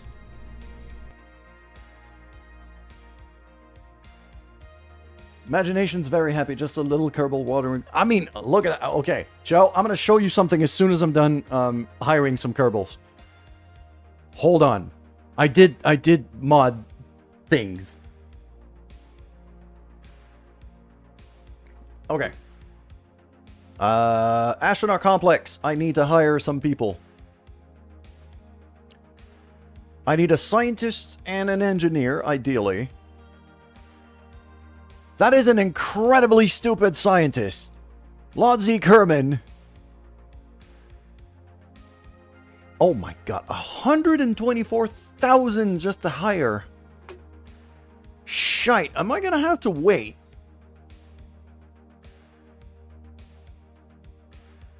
Also have the stupidest engineer on the planet with no courage at all. Lido Kerman. Yeah. I can't afford to hire 2 of them, though. I might need to wait for some people to land back down before we can fly this thing. Hire the dumb ones. Yeah, I don't have the money to hire them. They're 125 grand to hire. That's why I was doing the boot camp thing, is to be able to get a bunch of hirees for cheap. For very cheap. Sell your kidneys. I fucking wish.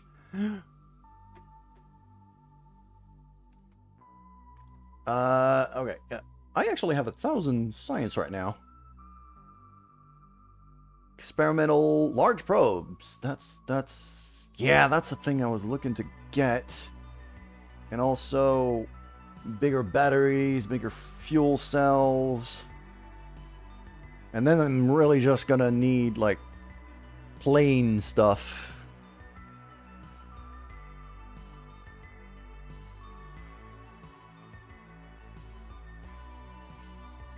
I think the large probe stuff is going to be more of use for me right now, so I'll take that. Okay.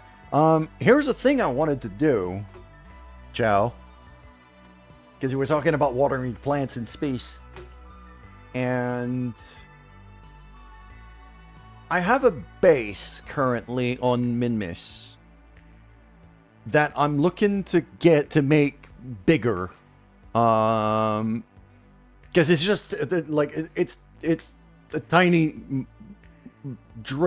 ore drilling module right now. It's not much. Yeah, this thing is ready to fly. Cost me 88 grants. That is surprisingly cheap. Just hiring one Kerbin to frickin' fly this thing is more expensive than launching the thing.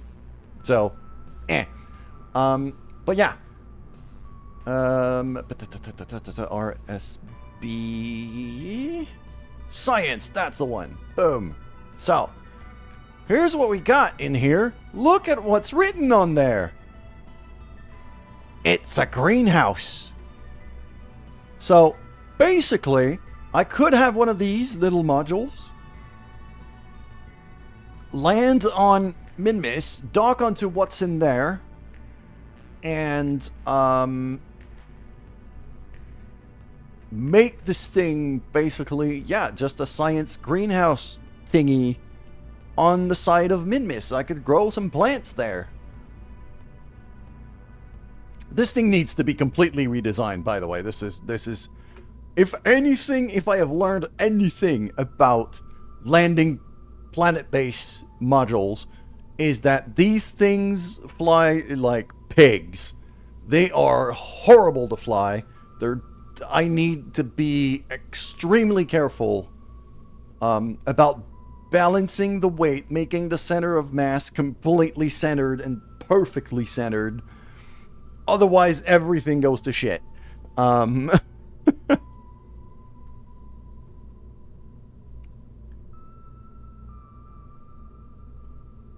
But yeah, I have like greenhouses and science labs and things. Like, I'm gonna want one of these big central hubs.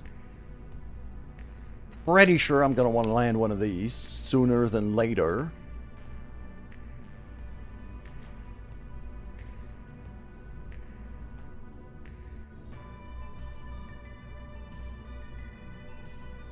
So, very likely...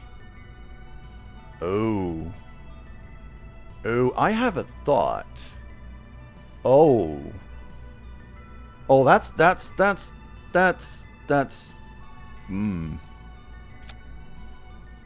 I have this.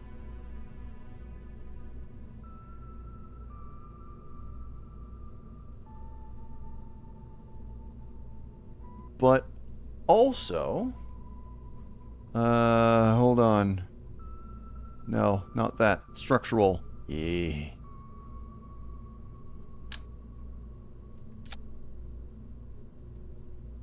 So if I throw that here... Okay, that thing's a central hub. It's considered... Whoa. It is considered a lab. Yeah, I could start research on this thing. Okay, so this is a lab by itself. And then I have that I could stick on top with coupling, docking ports. Well, even just separators. So, could throw like double separators on that, like this. And then... where is it? That's storage. Science. Planetary lab. Boom. So that, yeah, and you can see it's written science on it.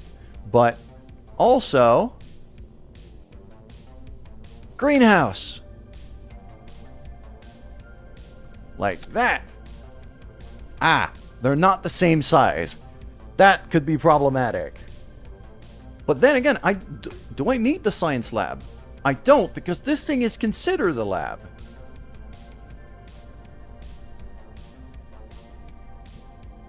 So I could, technically,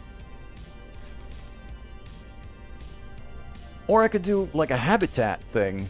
Like a Okay. Planetary habitat. These are kind of living pods, from what I'm understanding.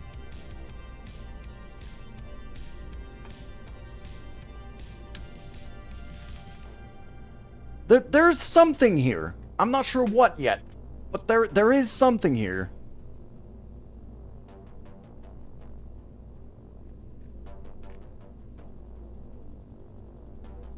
What do we have? Victor, what did you do to Pico?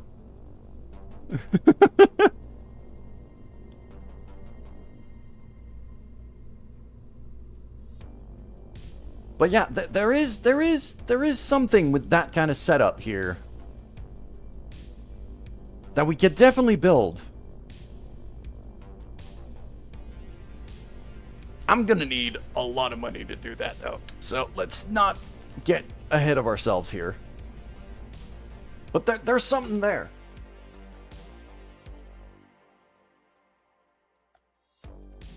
I think I know what I'm gonna do now. Well, what I'm gonna do now is we need to fly some people back home. So I need to complete some missions in order to fly some people back home and then launch the boot camp ship. That's what it is. All right.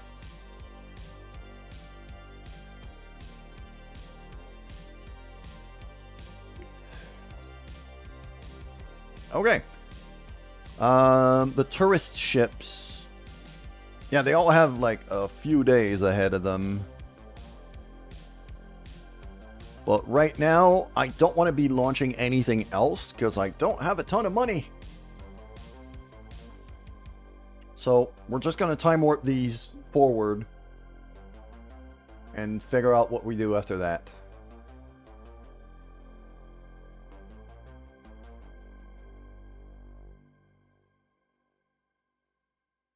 I could fix that satellite pretty quickly and then do the tourist stuff. The 2 tourist ships are worth a lot of money. So yeah, that should be kind of priority number 1 here. So we're going to time warp forward quite a lot. Like a full week forward.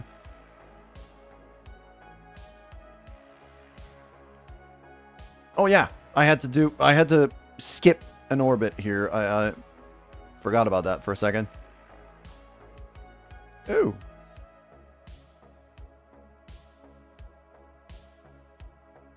Oh, the time warp actually slowed down because I was really close to another ship. Okay.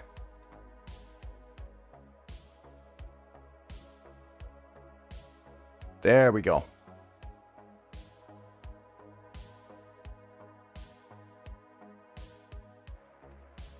Okay, point that maneuver. And now we start boosting that way.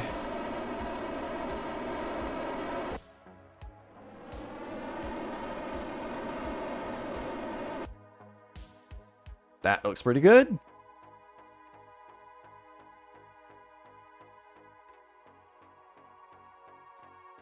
And now I'm wondering if I could just...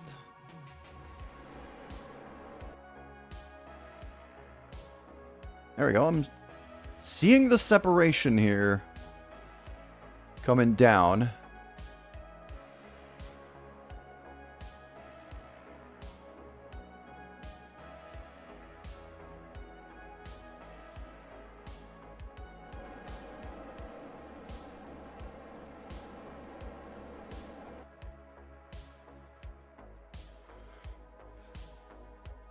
Probably should not have done that. Yeah, I should not have done that. It reduces immediate separation, but I need to catch up to it and not the other way around, so...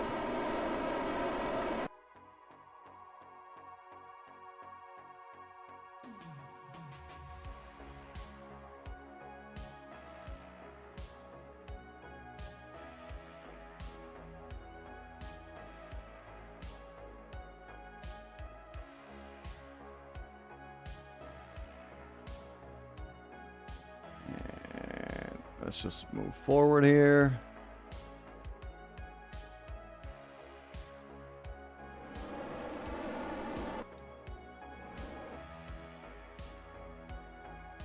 All right. That is not bad, not terrible. Okay. That's, yeah, 995 here. Okay, I am legitimately... I'm gonna need to go radial out here.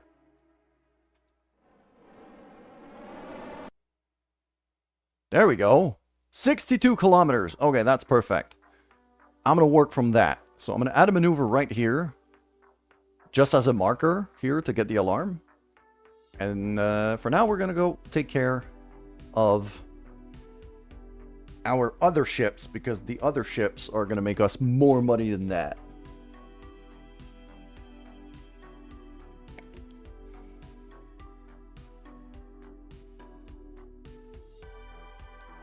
Also, we got ads currently running.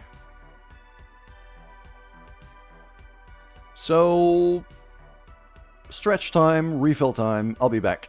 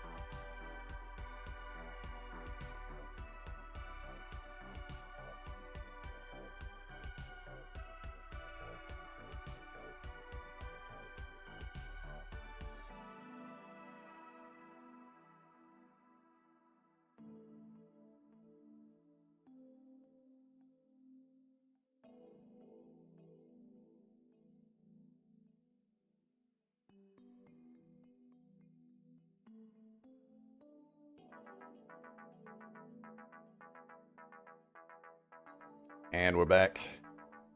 Okay, this is the automated ship here. Oh yeah, the station's quite close. It's gonna be time for a docking maneuver. All right, look at that. Station's right there.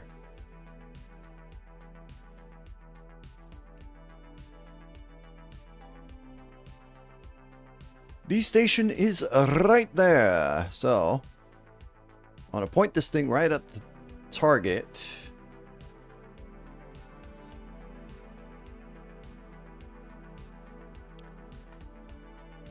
And I'm going to give it just a little push here, just to see where the vector's at, because I kind of want to pull that vector closer together. Just like that. Beautiful. That means now, yeah. Our encounter over there is now less than a kilometer, which is freaking beautiful. At quite a slow speed too, so it'll be very easy.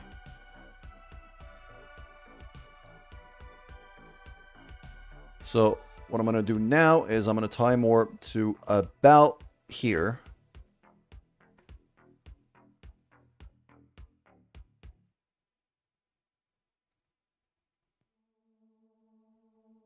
As we get closer and closer, I'm going to start lining things up a bit better.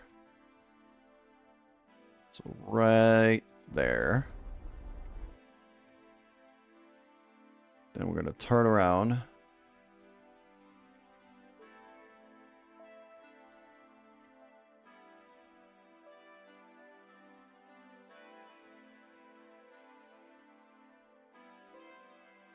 There we go. Had a bit of lag here because the station had to spawn in.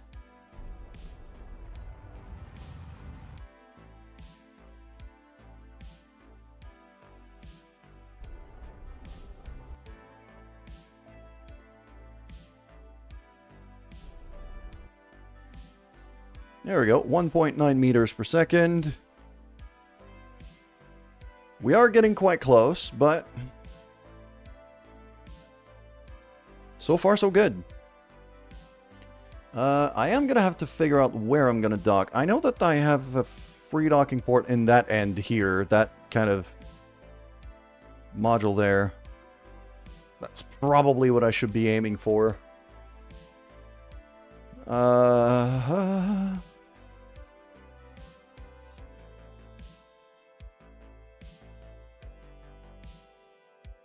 There it is.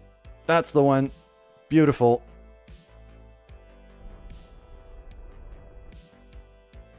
So now, point this thing at the target itself. And we're gonna open up the shield on this thing.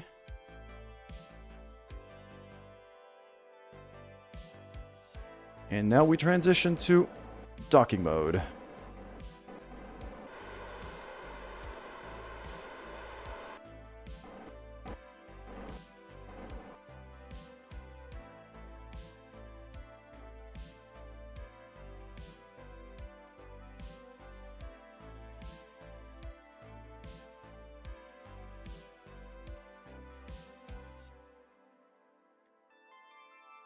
Okay, hatch is there. So I'm going to want to do something like this. Yeah, that works nicely. There we go. So now we're doing basically a flyby of it, but with the docking port always pointing at the target docking port. That's what the better probe course gives you. It makes docking maneuvers a lot easier. Because now all I got to do is kind of slow myself right down. Just like that. And we're basically going to line up by ourselves. Basically, the probe core is going to be doing most of the docking maneuver for us. Because we've unlocked the better probe cores.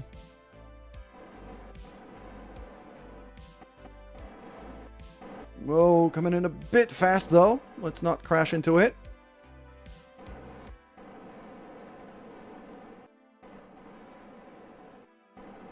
There we go. Beautiful. All done. As long as you control your speed, then after that it becomes a piece of cake. Plonk. Smooth. Extremely smooth.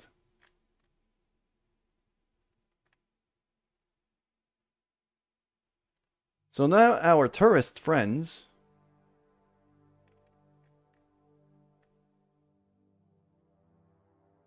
okay, yeah, this is the other tourist ship here.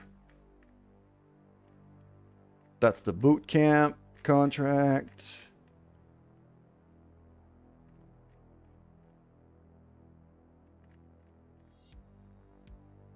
There it is. Right there. Time remaining 6 days. So I have to spend a week docked onto this. But it's there now. I just have to leave it there. So what I'm going to do is I'm going to make myself an alarm. Actually, yeah, I'm going to make myself an alarm here. Because otherwise I'm going to forget to undock this thing. So, it's going to be a manual time alarm.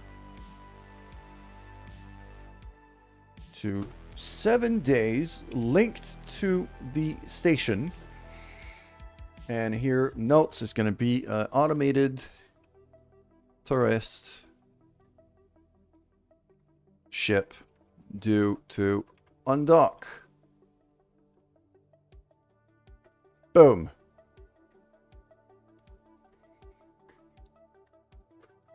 So now if I click on that and I edit it, I could see. And once the alarm triggers, it's also gonna... So, that works.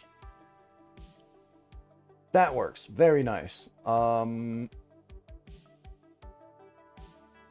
other tourist ship still has like 8 days to catch up to us.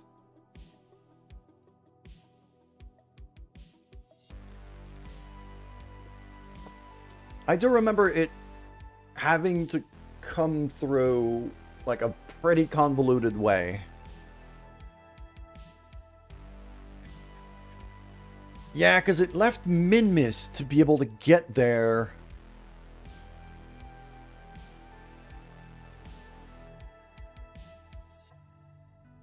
So this thing is going to take a bit more time than the others, but should be okay. We're going to...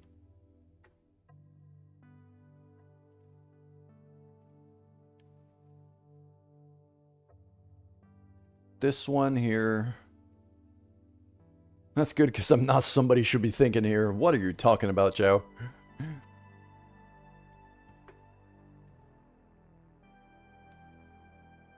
And then we got this little dude. Look at him. It's adorable. And we've got the original crew in there. It's the OGs. It's the OG Kermans in there. We got Valentina, Bill, and Bob.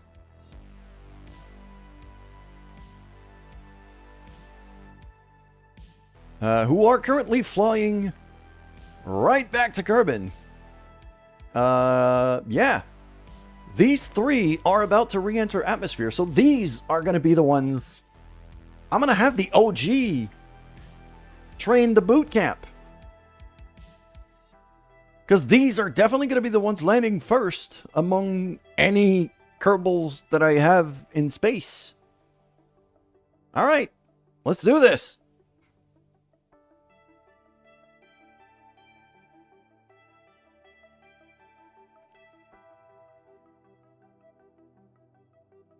Look at it. Like, that lighting effect in particular, I find to be incredibly pretty. It is very pretty. Look at that. Alright. Going retrograde here. Pretty. Yeah. Alright. Just gonna have to spin the ship a bit. There we go. I said... Stay there. I forgot to put solar panels on this ship. So, electricity is a bit of a... Or I should say lack of electricity is a bit of a concern. But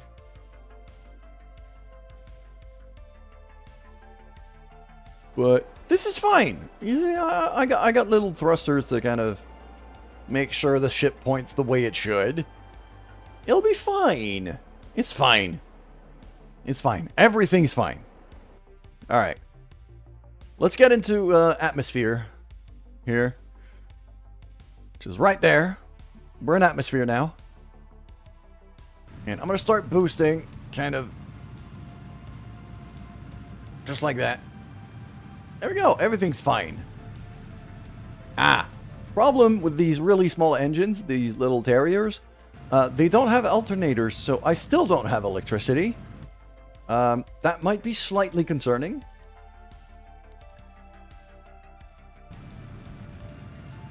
So I'm going to keep kind of burning fuel here and there. To just keep the ship pointing the right way. As we're going down.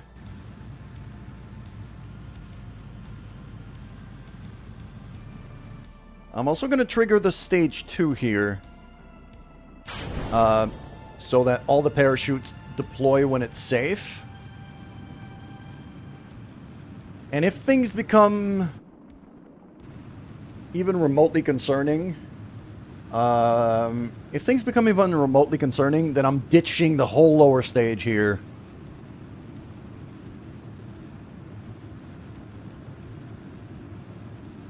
I've got a separator right there to be able to ditch the whole lower stage, and we'll just ride the heat shield down.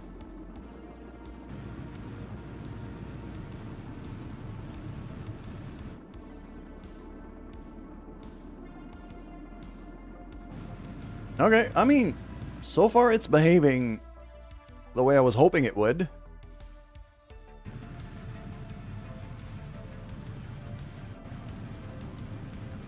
These thrusters, these Terriers have enough directional control to keep the ship pointing the way I... Yeah, they keep pointing the ship where I want it to be, so... The lack of electricity is much less of a concern.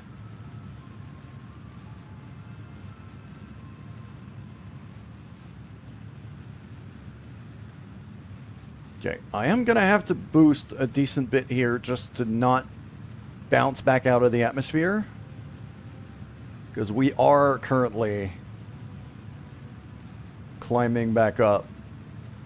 So we are going to, unless I do something about it, we are going to bounce out of the atmosphere. But because we're boosting, we should be fine. There we go. I would very much like to kind of splash down in that big ocean here. That would be the ideal bit.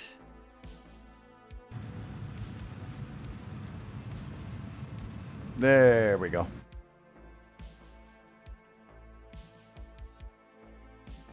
Beautiful. So I can actually physics time warp a bit here. Even if the ship flips this way and starts, you know, doing things that might look even slightly concerning, we're fine. We're still in fairly high orbit. Well, fairly high. No. Fairly high atmosphere is the word I was looking for. Atmosphere is still pretty thin up here, so the chances of us burning up while doing flips like this is quite low.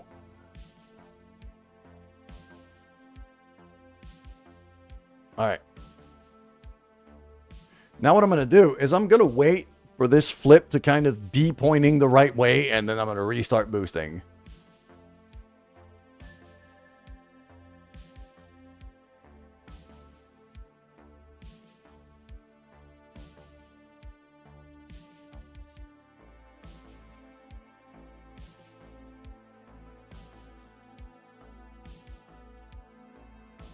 There we go.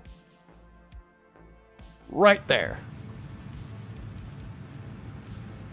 Frickin' beautiful.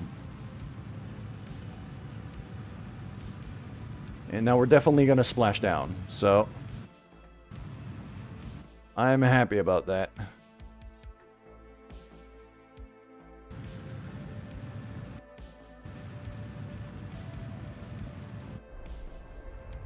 Just going to keep a bit of throttle here. Just to keep the ship pointing the right way.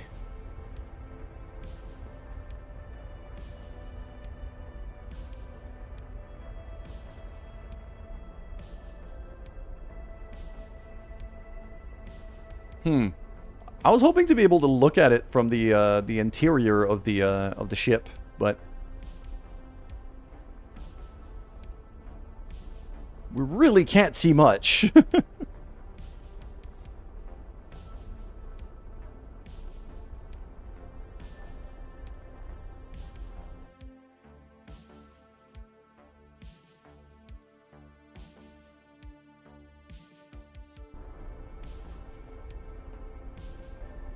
There we go. Now the atmosphere is really...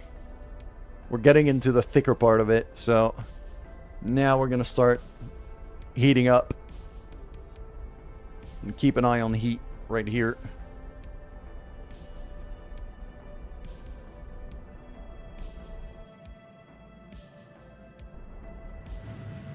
No, no, no, no, no, no. Don't you dare do flips now. This is not the moment.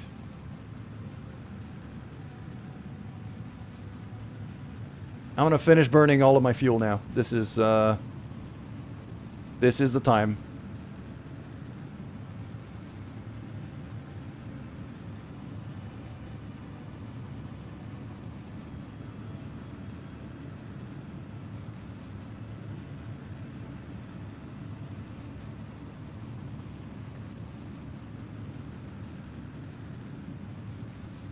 Because once we get below like a kilometer per second in terms of speed, the chances of us really getting damaged by heat are quite low.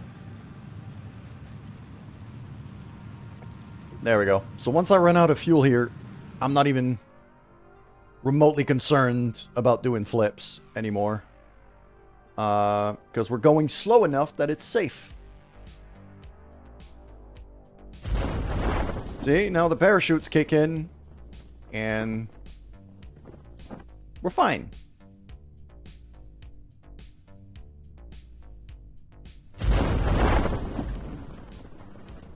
There we go.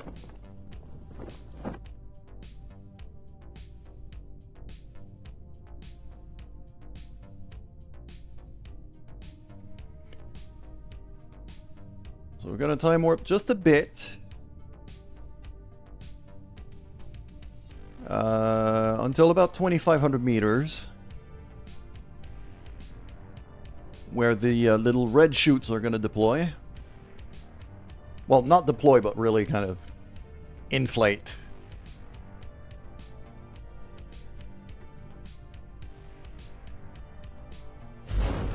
There we go. So now that puts the ship right side up.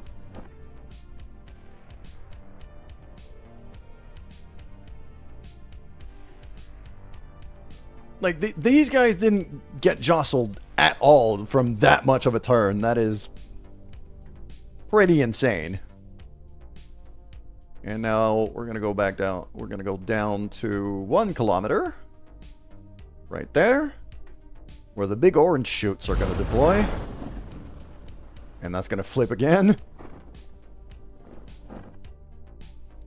Alright. So we're splashing down head first. At very, very, very slow speed. That water texture, that new water texture is extremely pretty. I love this. I like this a lot.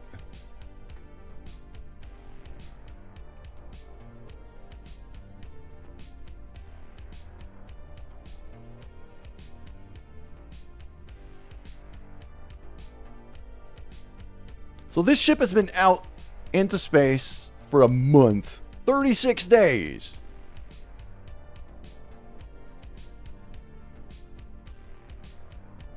And splash. There we go. Look how pretty that is. Actually, I'm going to send Bob out for a second. Just to grab some experiments. And then get back in. And then we recover the ship. Okay. Now we have the people to launch the boot camp ship. So that's definitely going to be the next step. Because that boot camp thing is worth a good amount of money.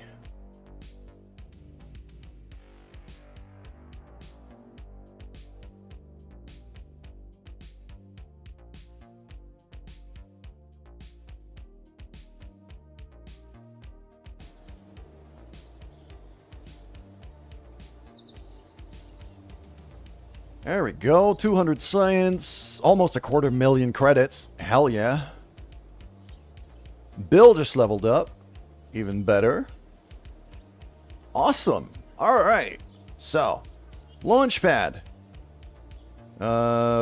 Boot. Camp. Jebediah, Bill, and Bob. Hell yeah. Let's launch this thing.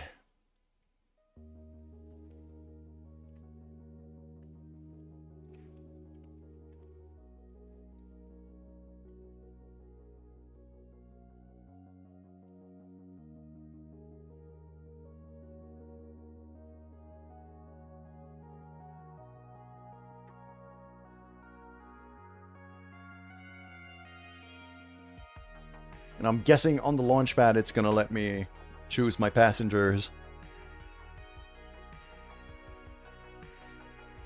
I'm expecting this thing to be a bit of a bitch to fly. Not gonna deny it. But I have hope.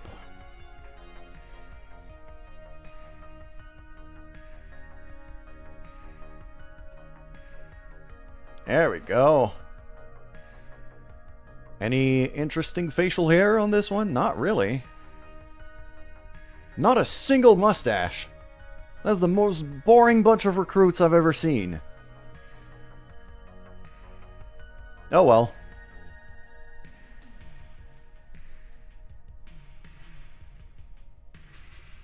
Now, this thing, let's have a good look here in terms of what kind of orbit we need to reach with this.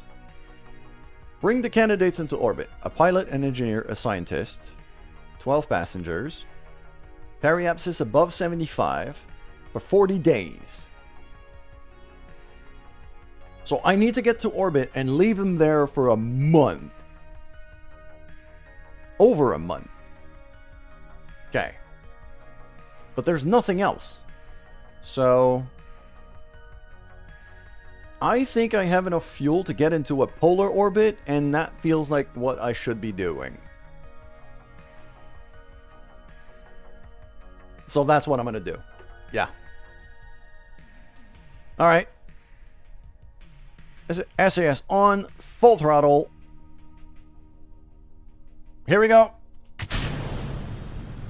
Oh, that's the big old... That's a big cinematic launch here. Oh, I'm a bit concerned. I don't have enough oomph. Also, why the hell is this thing burning? Okay, no,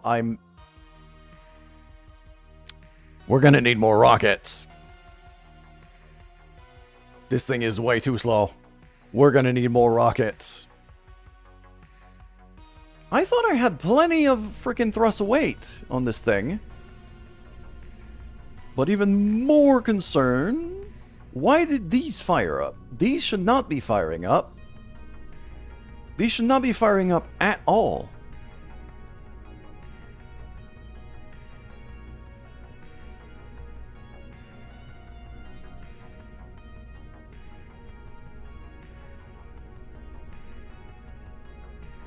So that's why it was throwing off everything because... Okay. And this, and this. Okay, that should fire up. That's good. It's telling me I have 1.23, but not for long. And then 1.03 on the second stage. So yeah, I am lacking a bit of power. Well, I know how to fix that.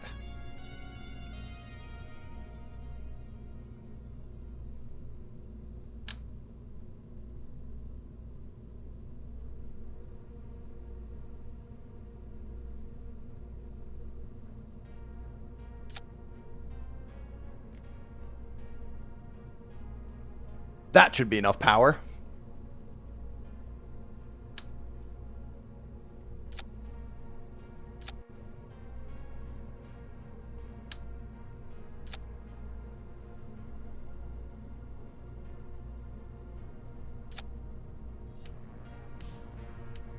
Yeah, that'll do.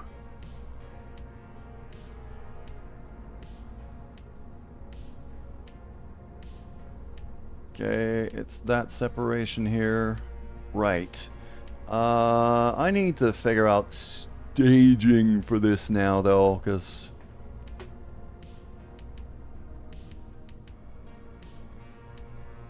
Okay. It's this, it's all of this here. That's the solid fuel stage.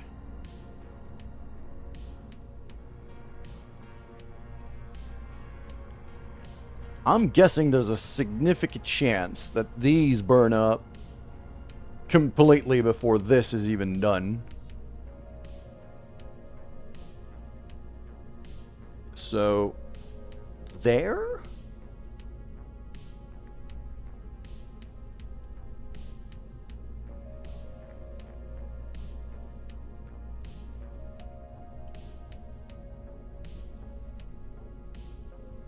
So 174, okay, yeah. I'm not going to be able to gravity turn this thing super aggressively.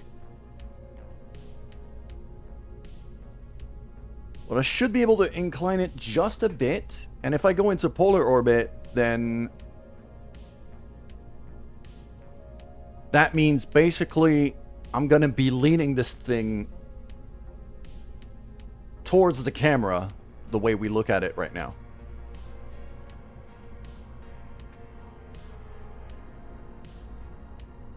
Okay, we got ads.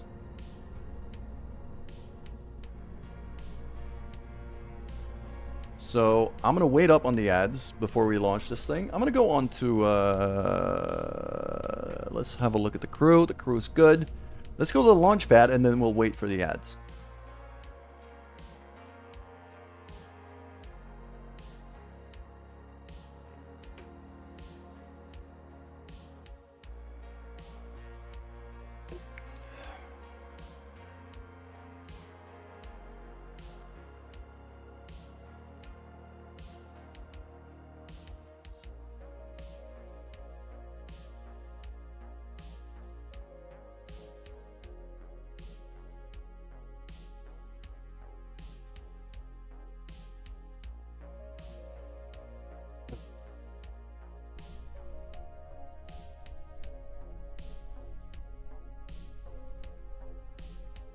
Ah.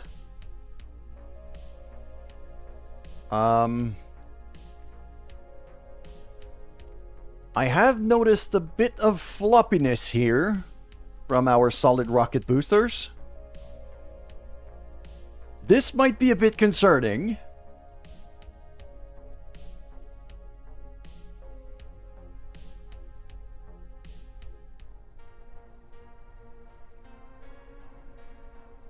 But, we're still gonna test it.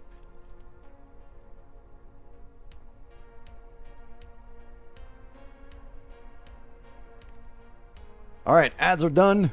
It's time to launch this absolute beauty. Look at that. When it did load in, though, these things did flop around a bit, so I am a bit concerned that they're not going to be pointing where I want them to. But we'll be fine. 3, 2, 1, fire!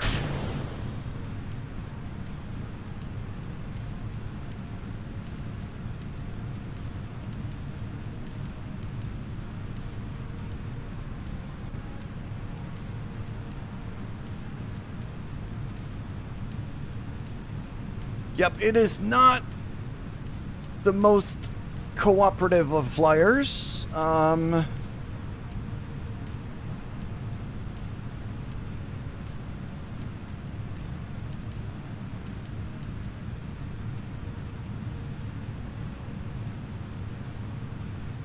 Kind of have to move stages around too. Alright, let's point this thing where I want it to go. Kind of.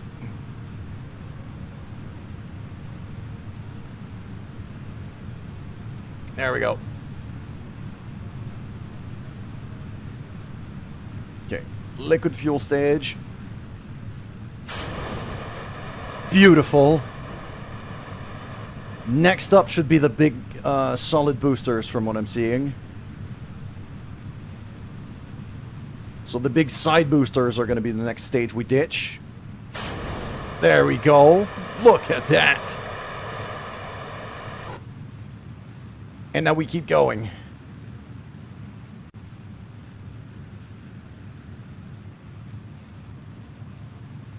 This thing is surprisingly cooperative. It was a bit of a bitch to get going off the launch pad, but now it's flying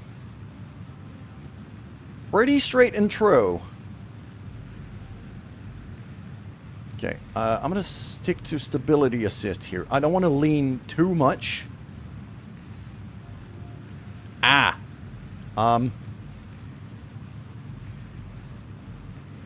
I think the game just crashed. Yep. The game just crashed. God damn it. I wanted to clip that launch. It looked great. Uh-oh. I mean, I have been playing for 6 hours straight without restarting the game even once. So, I should not be surprised. I should not be surprised here that it decided to crash on me.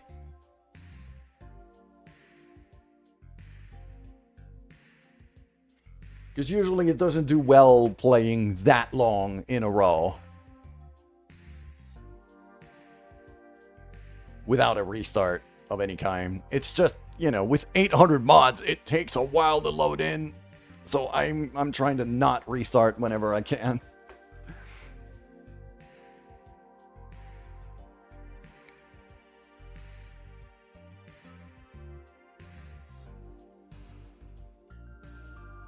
Plus, you know, sound setup and things like can be a bit of a nightmare.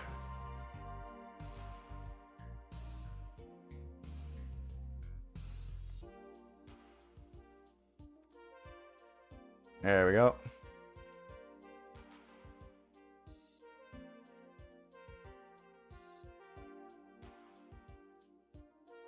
So yeah, if you look down here, 817 patches from the module manager.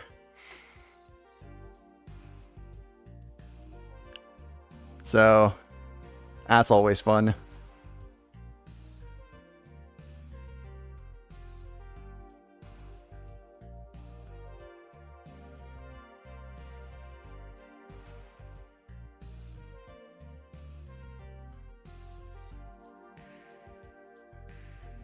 You get to see the whole loading time here because, well, because the game crashed. Look at how adorable these two are.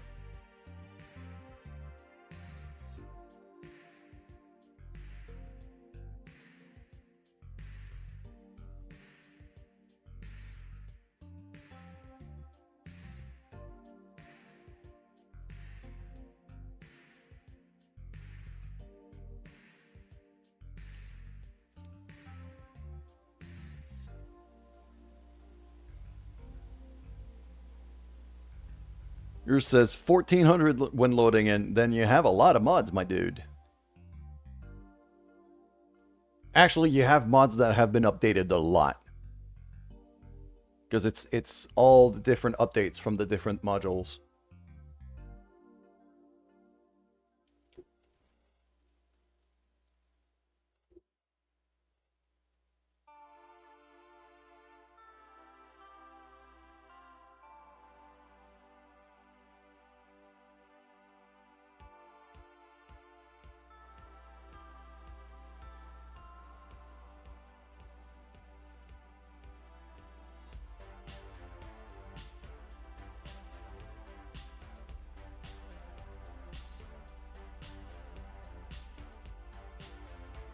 Untangling space tape. There we go, and now it's loading up the DLC stuff. Making history, breaking grounds.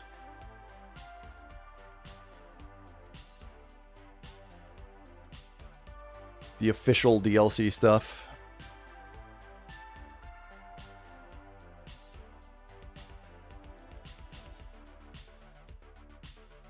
I still want to launch that boot camp ship. Because it needs to be in space for a month. So, even more than a month. So I want to launch it now to get a bunch of new recruits. And then if I could take like repeated contracts for that, I'll be able to just, you know, launch recruits.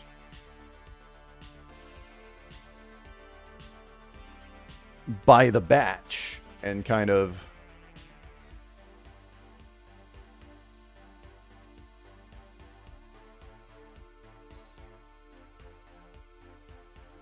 keep a pipeline of new Kerbals going in.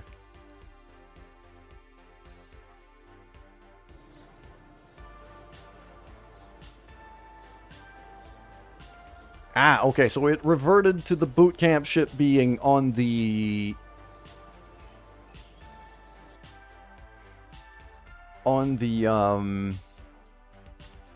launch pad. I mean, Blurgert, I do have a pretty good machine. So, the loading time Might have been a bit shorter. Plus, you have a lot of mods. Yeah, that flopping around was what was concerning me at first. But from what we've seen, it flies surprisingly well. So, 3, 2, 1, power!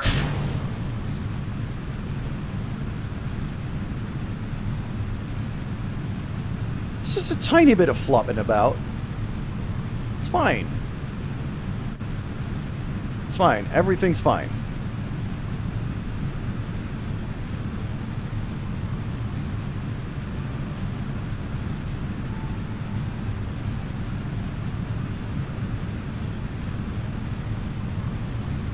There we go. I'm just trying to keep it on the 0 degree line here, or as close to it as I dare.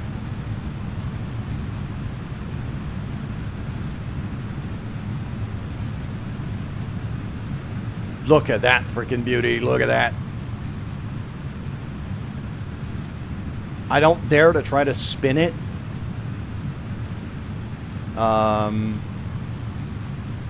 To look even better, but there we go. First stage done. Oh. Oh. Something went a bit wrong. Ah, I can't stop the solid boosters. Well, I can now. Oh, my staging's fucked up.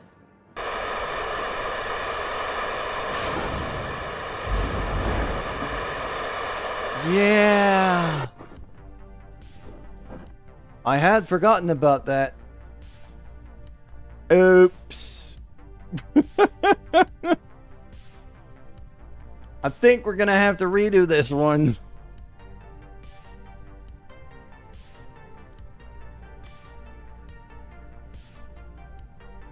Okay. Yeah, let's revert to launch. Yeah, because I do remember now that I had to move around the stages. Because the way it currently is, I had... Yeah, that's a liquid stage, that's a liquid stage, that's the solid booster stage. And that burns out between the two liquid stages. That needs to go here. Now it should behave the way I want it to. Alright, let's do this again.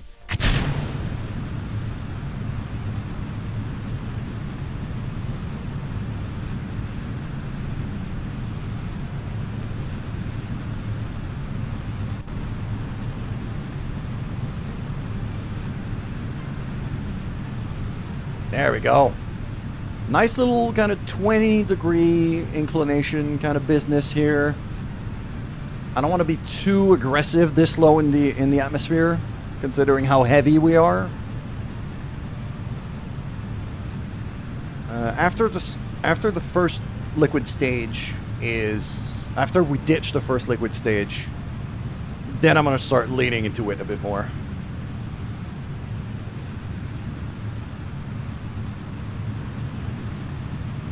We're going to be able to watch the separation from this angle again. Actually, let's watch it from underneath this time. Should look even better.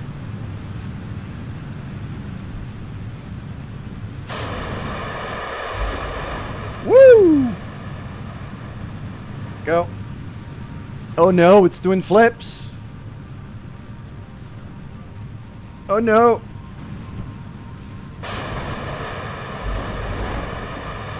Okay, sure, we're going that way now. Screw it. Roll with the punches. We got this. Dan, I need to go this way, though.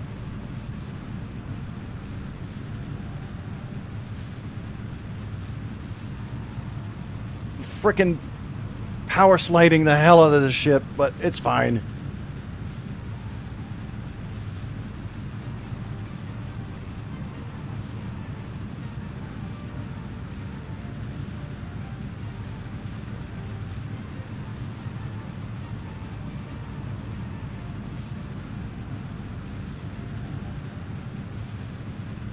This is fine. This is totally fine. Absolutely perfect. The most perfect flight path I've ever seen.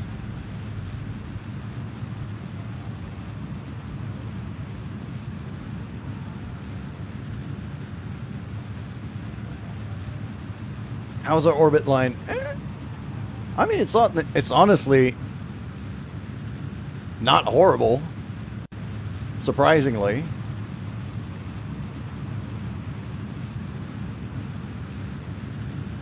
Our fuel consumption is a bit concerning. We have been a bit wasteful.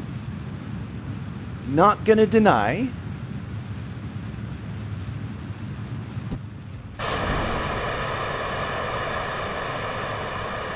This is just enough. We're just high enough that the Wolfhound still accelerates us, so we are actually gonna be fine. Stunningly.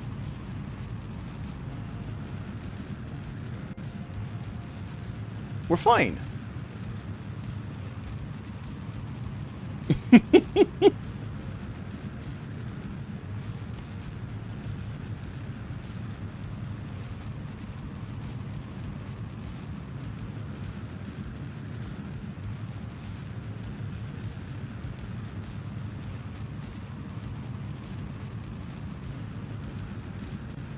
We should have plenty of fuel to get into orbit.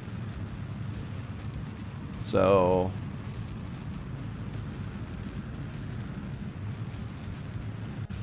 yeah, the only thing that really matters now, that's why I'm keeping this angle rather than leaning, is right now what really matters is I need to get out of atmosphere as fast as I can,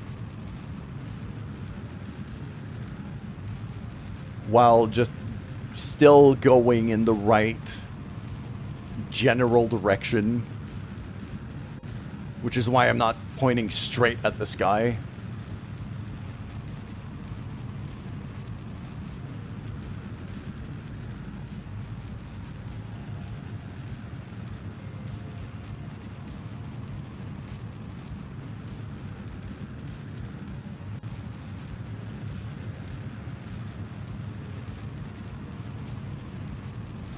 Could lean into a bit more. I think I'd gain a bit more acceleration this way, though.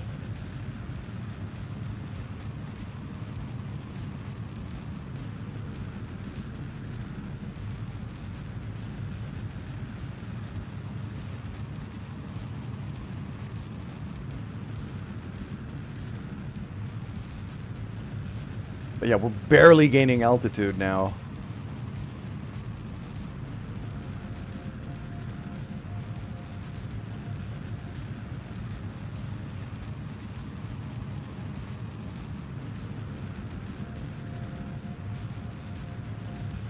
My time to apoapsis still remains at 7 seconds, and it's not moving. So I don't dare lean more than I am right now. Because at that point, we're going to start crashing back down.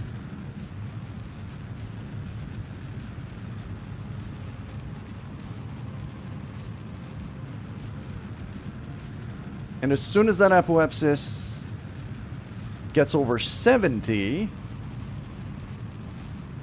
I mean, as soon as we get over 70, then we're fine. We're going to be out of the atmosphere at that point. So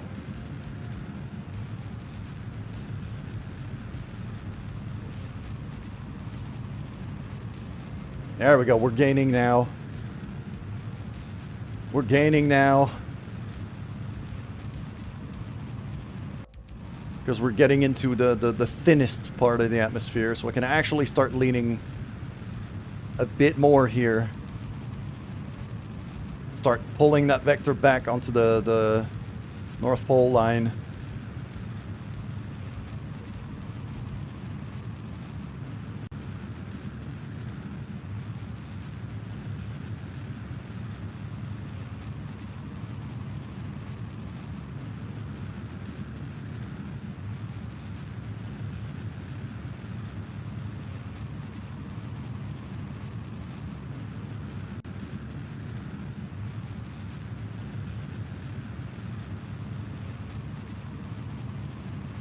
I'm starting to be concerned that I might not have enough fuel to reach a full orbit, though.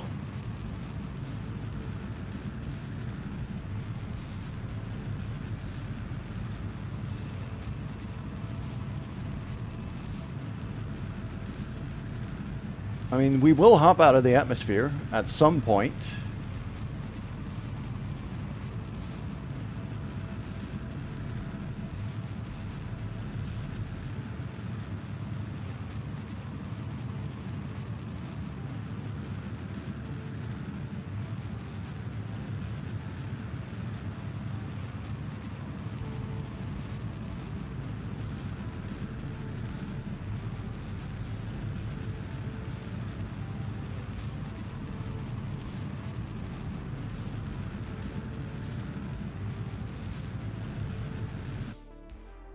Let's do 152-ish.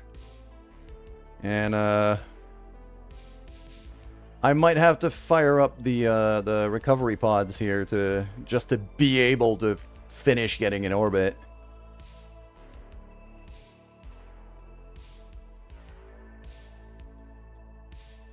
Yeah, I've got 28 meters per second left in the big tank.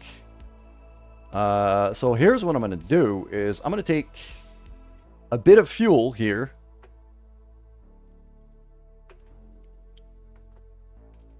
From both the recovery pods.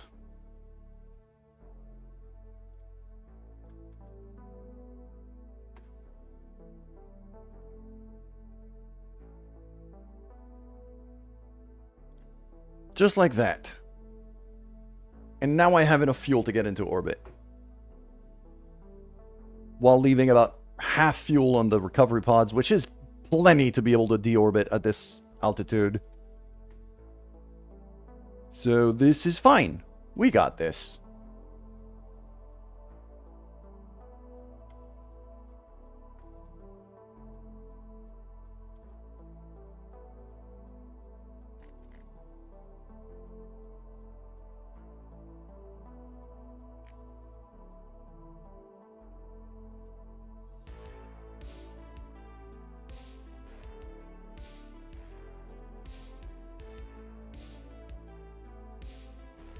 I've just had a thought, though.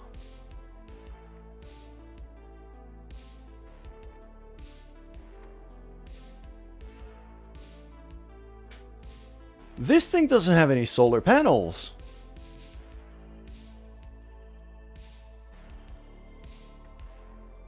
Whoops. Yeah, the no solar panels kind of thing is a little concerning.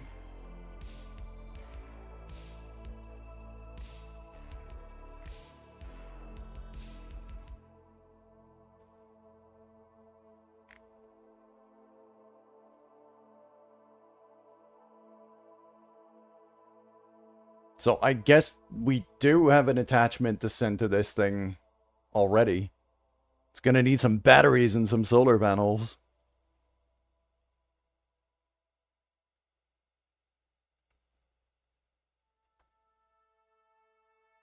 Let's launch that next, actually. Because that should be a nice and easy thing to get there.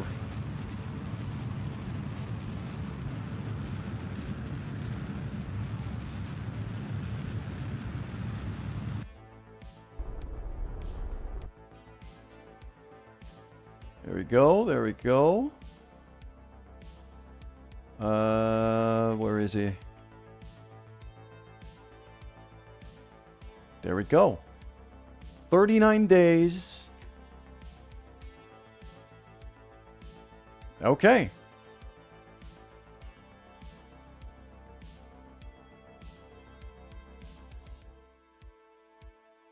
Yeah, this thing...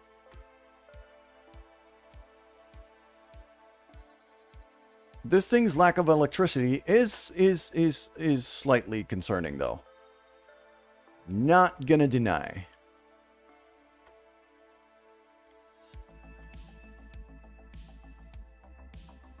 So I'm gonna keep the SAS off. And I'm gonna run with no lights. to conserve power. The Kerbals themselves don't really need power to survive. They have snacks. But, you know, still slightly concerning.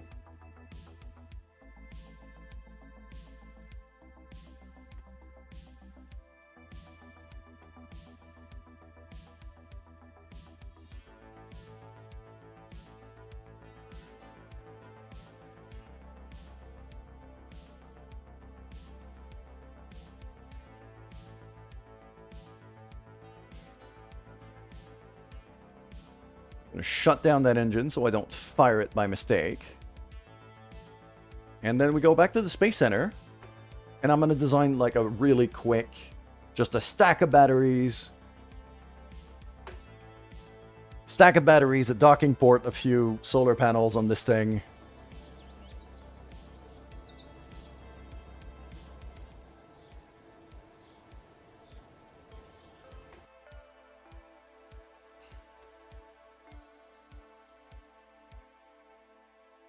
Like, really, really simple thing. So, just one of these with, battery, electrical. Boom. No.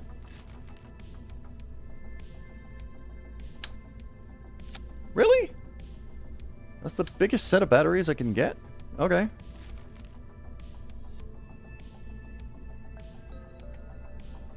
I'll throw a payload bay in that case.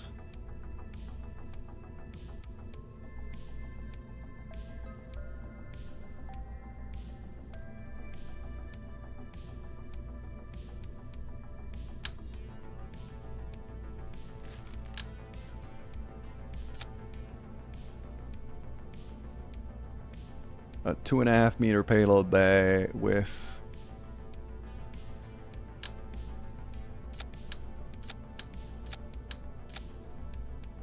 4 of these. That should do. I mean, I might as well throw some science equipment while I'm here.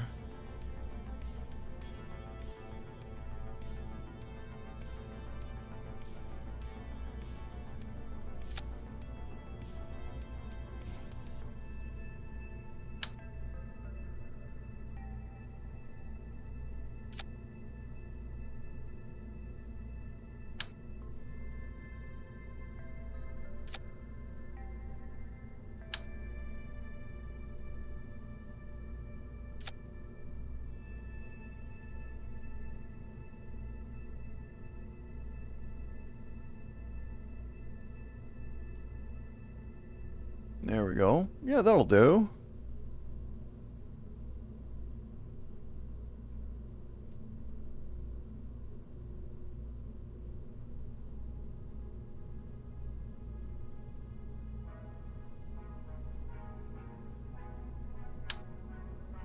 Big old survey scanner right there up top. Actually, no, that's where the docking port should go.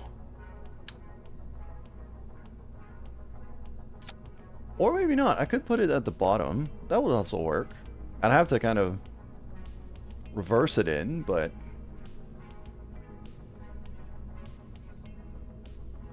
it could work.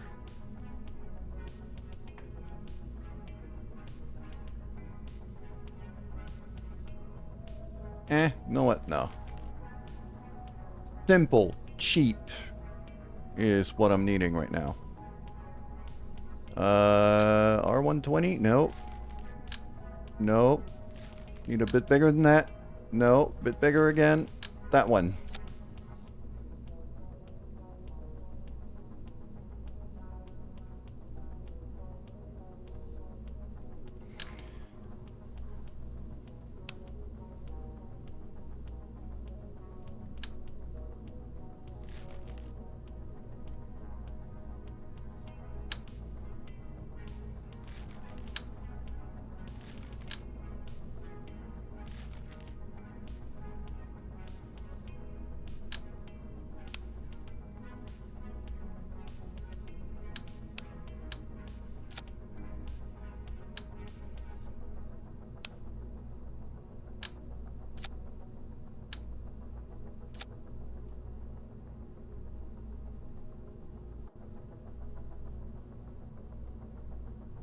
Ah, it's a leaning attachment, that thing. Okay, that one is centered.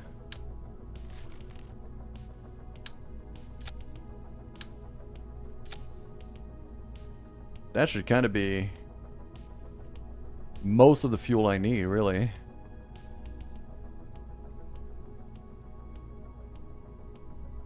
There we go, and then I'm gonna throw some solar panels on this thing.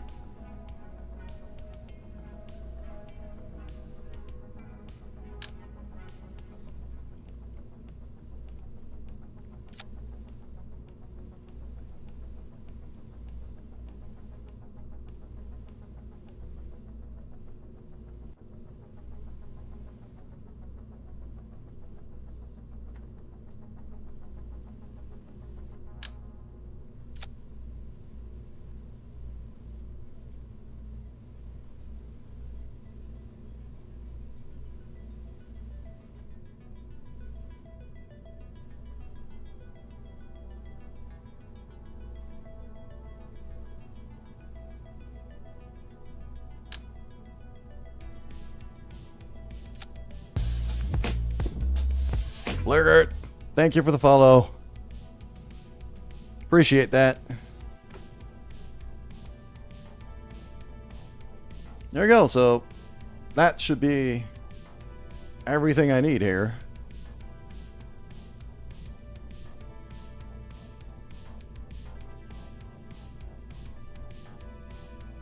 Some big old, like, pretty massive solar panels. I really like those circular ones. I think they look pretty cool. There we go. The stack of batteries in there. Bit of science equipment to get things going. That's it, really. So now, stick a launcher on that, send that to space.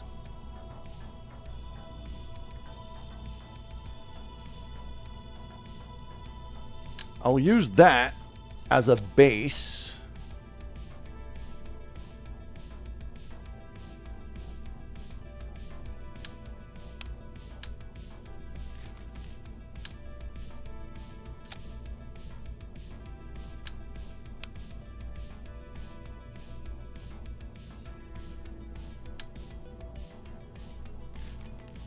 And we'll build out from that.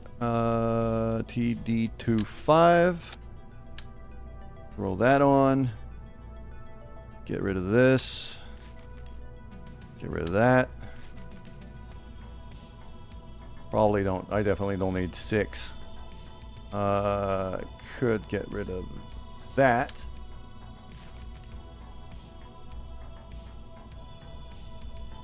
And even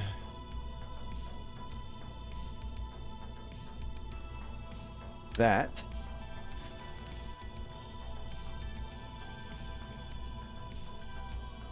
That should be plenty. This is overkill. Just this should be enough.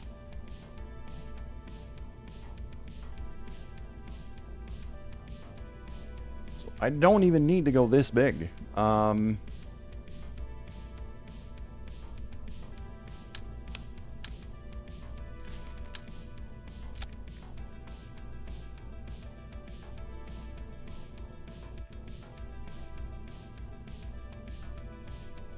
Yeah. Easy enough. I'm just gonna throw some winglets on that and that'll do.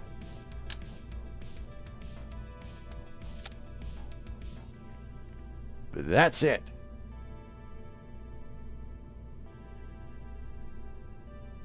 Oh, I probably need some, probably need to be able to maneuver this thing though. I need to be able to dock it. So RCS thrusters, probably pretty important. Some of these thruster blocks. Let's throw a few of these here and a few of these there. That should do. That'll do. Yeah. Boom.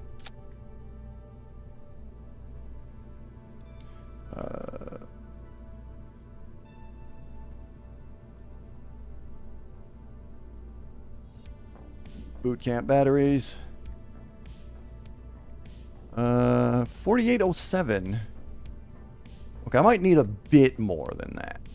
I'm just throw some smaller type SRBs kind of attachment here.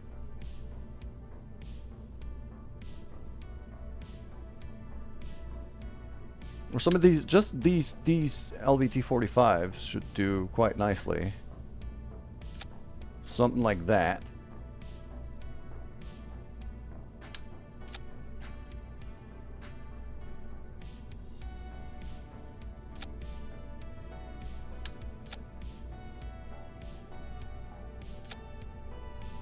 With that and just a fuel line going in.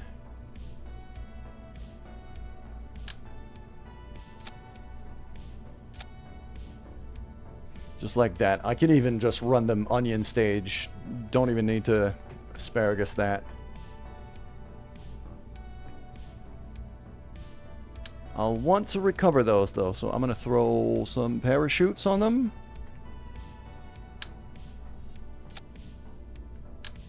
So, drogue chutes, and then this, and then this.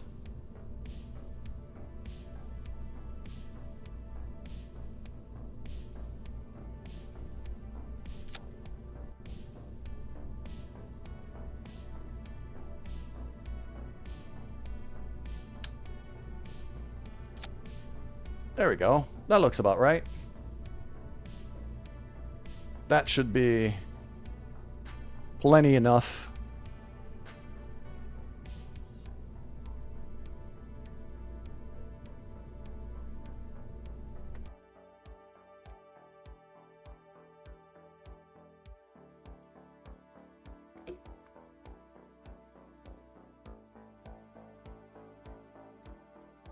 Now it's going to be, because it's a polar orbit, I kind of have to make sure I'm launching at the right moment here. Because as you can see, we're a bit off. So I'm going to wait. We're going to time warp and kind of wait until Kerbin is in the right position. Because it's now, yeah, this thing is going around just like that. So now that means I need to go south.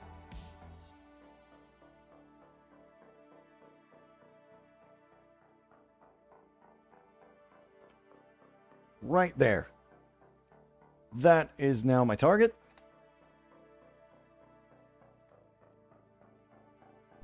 SAS on. Full throttle. Here we go.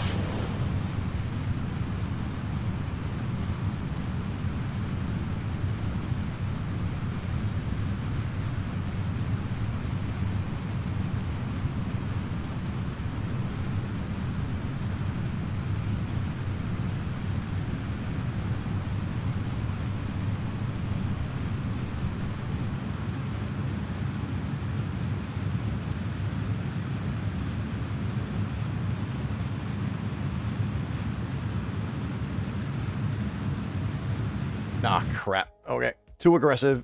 Let's redo it. That'll teach me for just going, which is the thing I slapped together super fast and not respecting it. It'll flip on you if you don't respect it. There you go.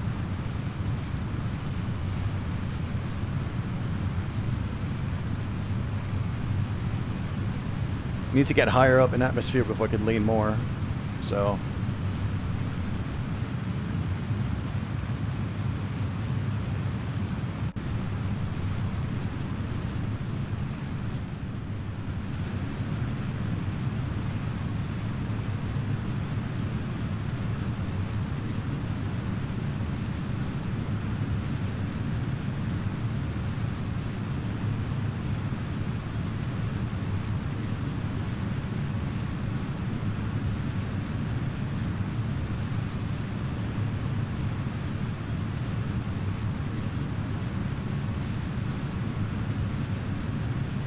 I didn't put any Separatrons on these boosters, though. So let's hope they don't bump into anything. I mean, they bump into each other, but that was fine.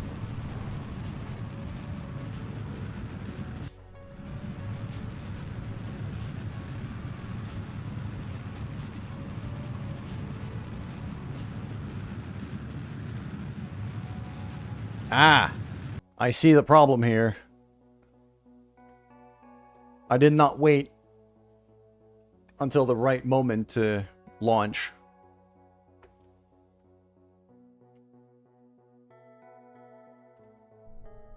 I was not lined up with the station's orbit at all. Not this, well, this thing.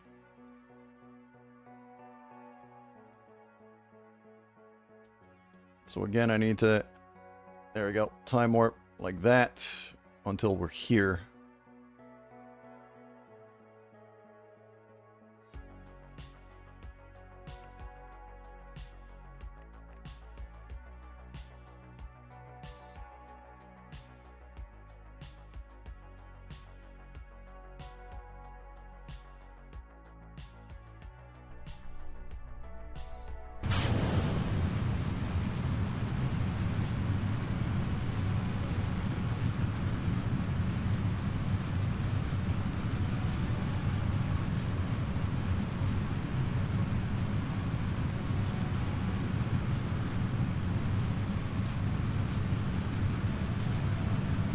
There we go, that should do.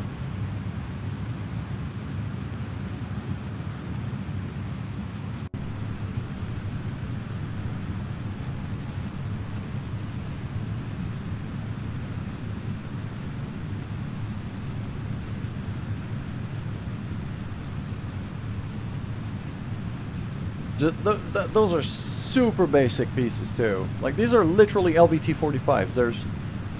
They're literally the first engine of the game that you get.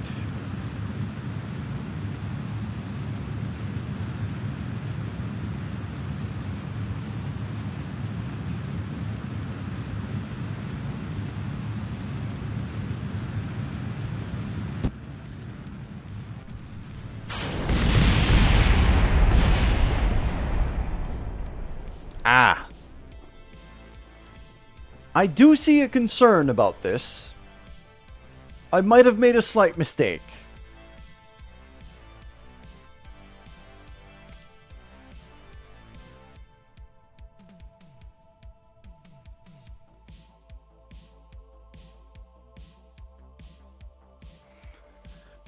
Okay, slapping things together is like I just did is not... I mean, I can fix this pretty easily, but I have to.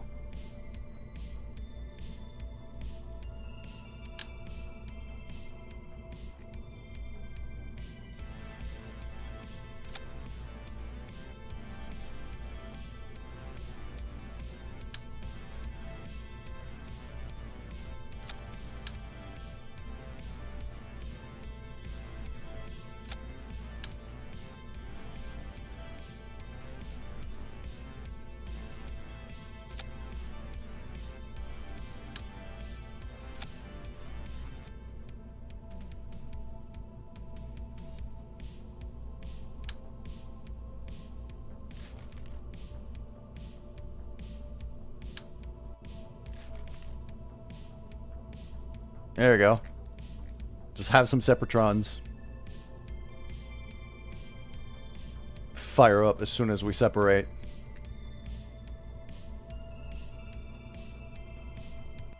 That's it.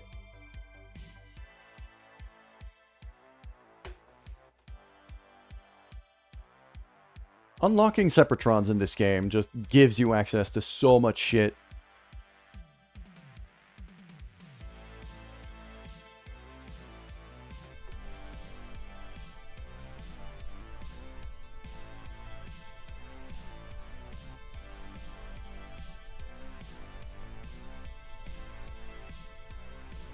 All right.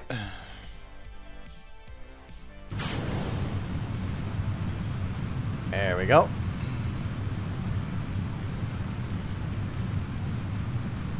I'm not going to turn as aggressively just yet.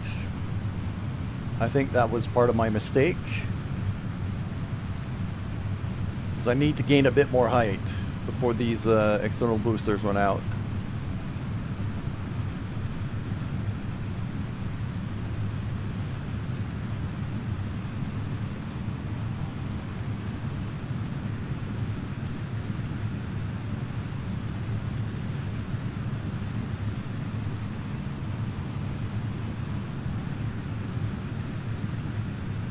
There we go.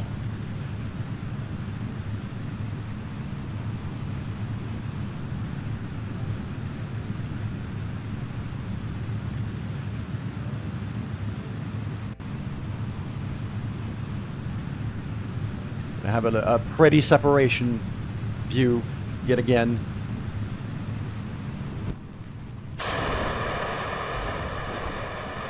There we go. Why did it flip? There you go. I guess we're doing a flip.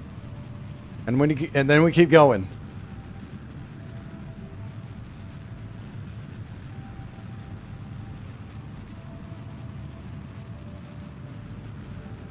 I forgot to wait the right moment again. God damn it.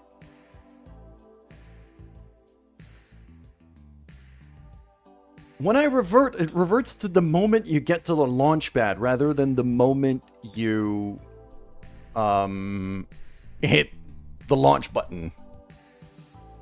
Which I keep forgetting every single time I have to time my launches like this. Every single fucking time.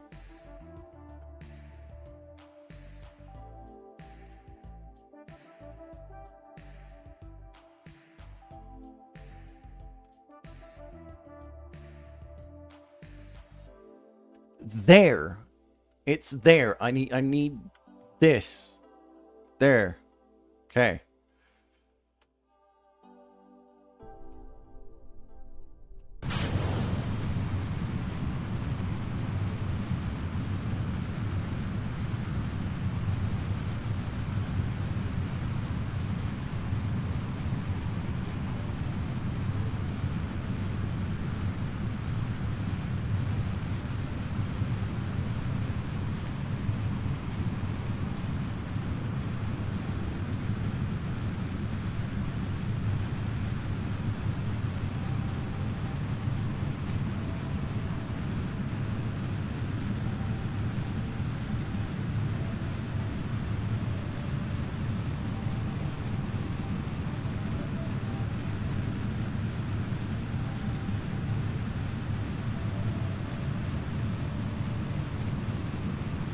Why are you doing flips?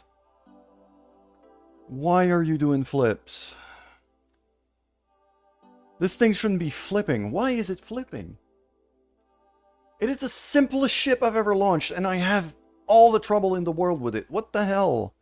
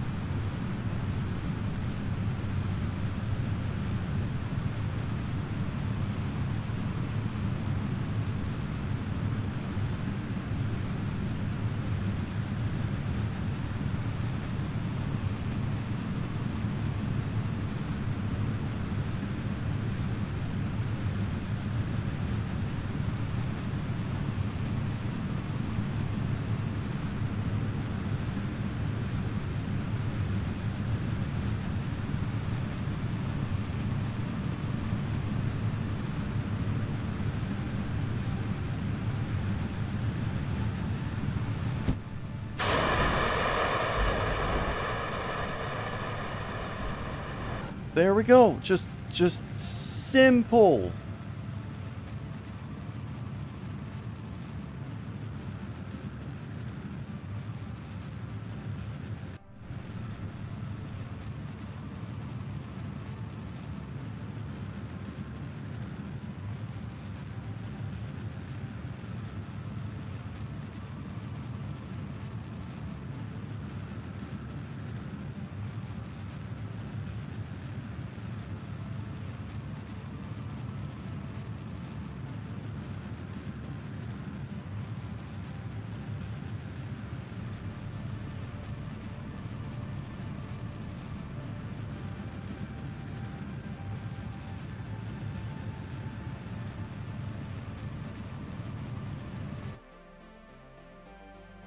There we go. That is target.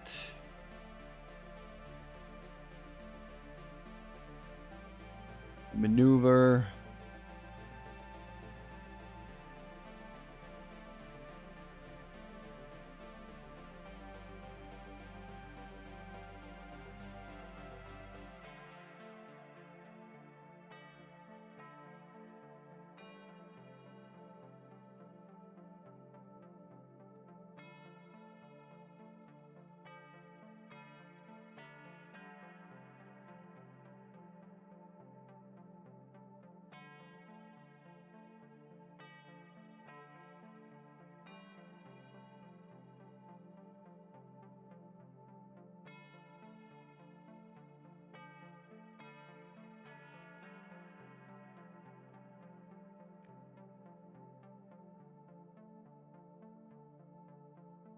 There we go. That looks like it could work.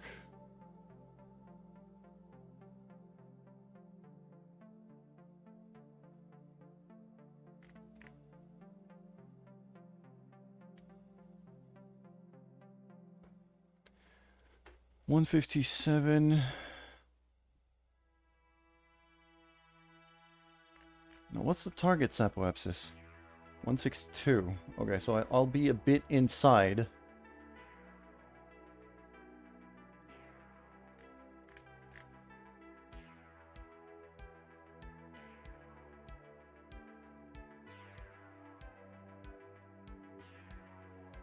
Okay, my angle was a bit weird.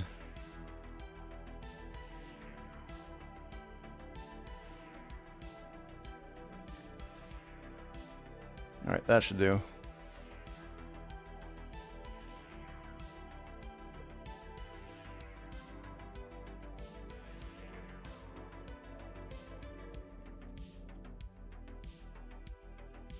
Go. We're hidden by Kerbin right now, but can still deploy those. So that way when we get back in the on the sunny side of things.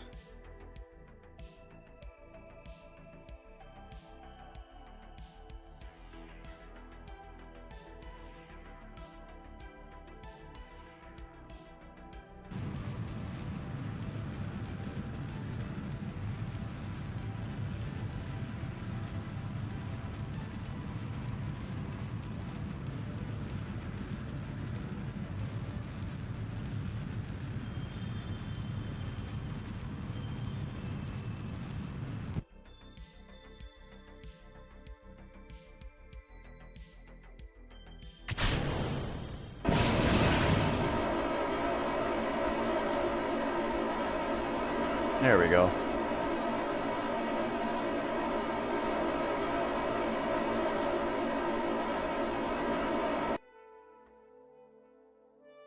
Keep it at 122 or so. And then over here, I'm going to add a maneuver right there. I'm going to skip a few orbits. There we go. As I catch up to it. Like that. So, in a day and a half, it'll catch up. And that's actually the next... It's actually the next maneuver, so...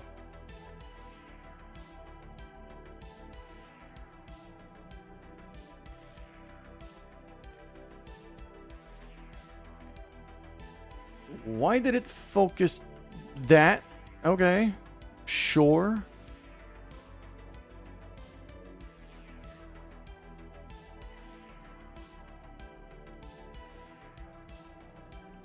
Just gonna look at the moon while we time warp forward so that the camera doesn't spaz around too much.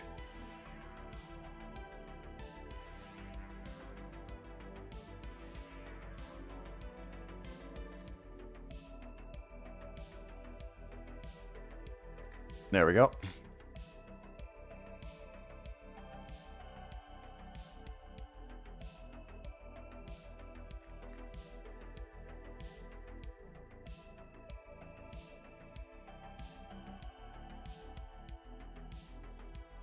Okay, our relative speed to the target is a little high. We're gonna want to fix that.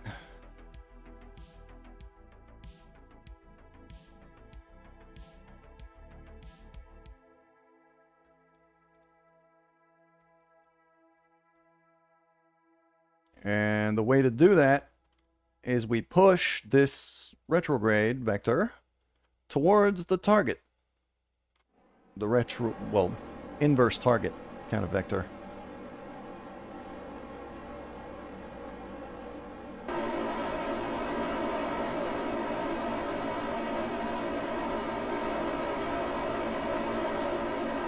There we go. Then I can turn around. Now that our relative target speed is much lower. Then I could go here.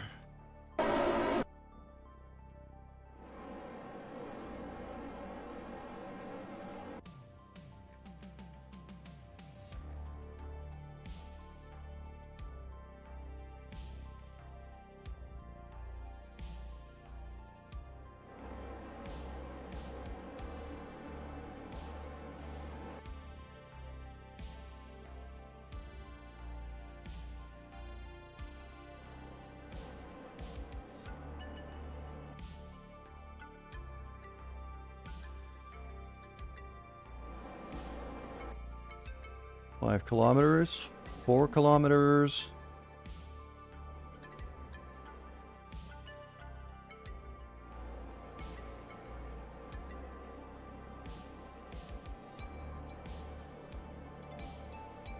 One and a half kilometers.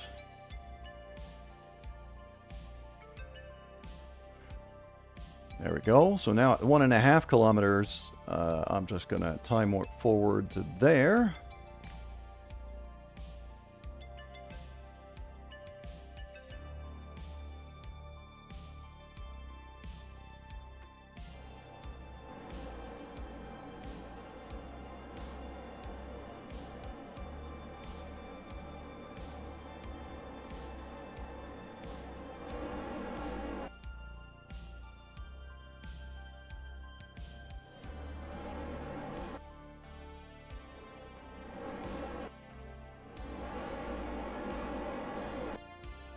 Go, 0.4.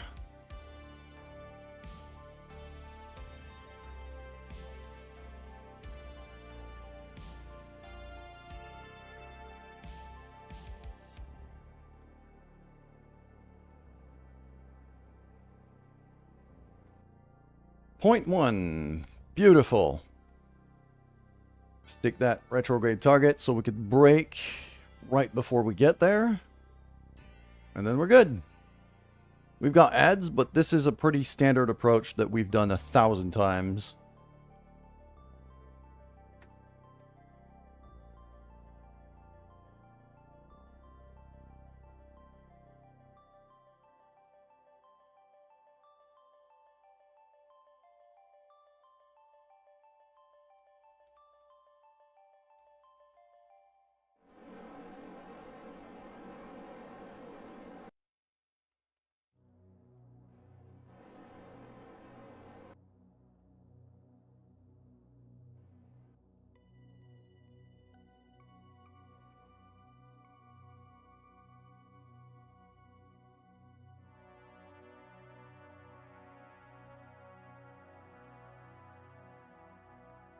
There we go. I'm going to wait for the ads to do the rest, but right now we're basically parked by it, so...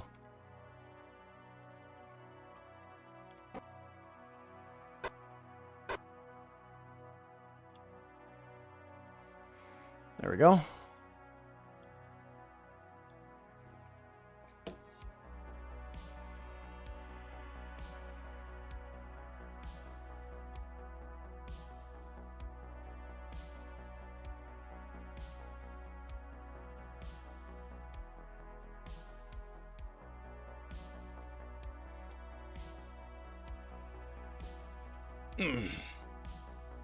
Oh, stretch. Stretch. Okay.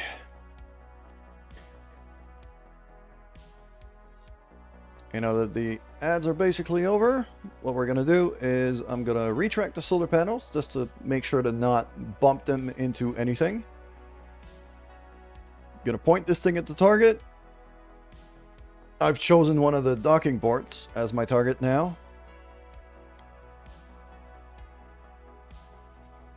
There we go. And then I'm going to spin this thing.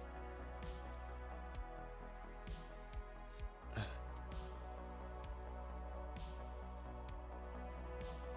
we go. RCS on. Ah, okay. Yeah, I am going to spin it 180 degrees here. There we go. Just like that.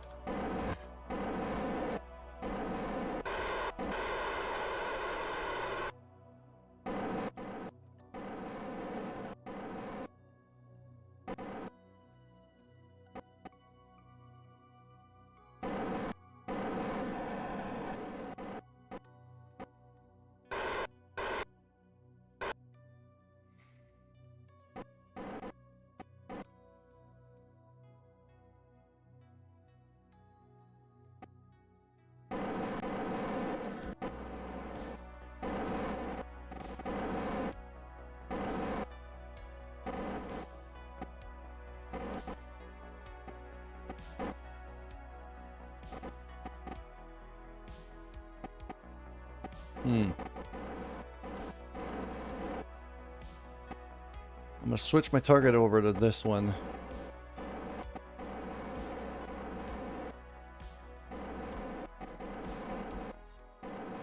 Because it is gonna be the solar panels are gonna get better visibility at that angle.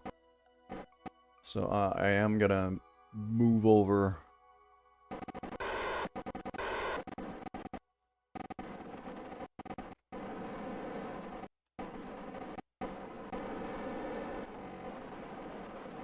Whoa, wrong way.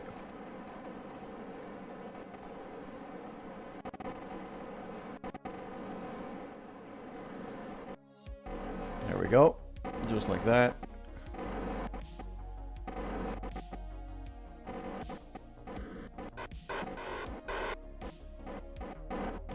Line everything up. And now that all the vectors are all good and stacked up, and our speed is nice and slow, this is as perfect as we can make it. Very nice. Bloop! So now this thing suddenly has all the battery powers that it needs. Deploy the new solar panels. So now this thing can recharge, stay there for a month, train the new, train our new recruits. Oh, they actually switch looks since the last time we checked. Oh, now we've got some interesting ones. Sweet. We should have a look at the interior of one of those lander cans. We didn't check yet. What a view. What a view. Look at that. These two are having the time of their friggin' life. This is very, very, very pretty. Look at that. So we got, yeah, we got our controls here. One of them controls the throttle, the other one controls the direction from what I'm seeing. and with a perfect view of Kerbin right now. So these guys are going to stay up here for a month.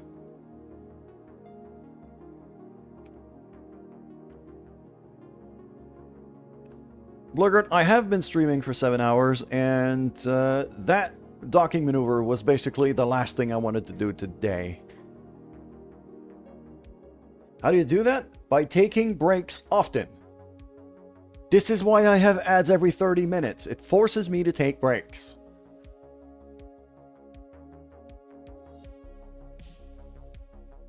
And also, I have had some vocal training in order to be able to speak for a long time without straining my voice.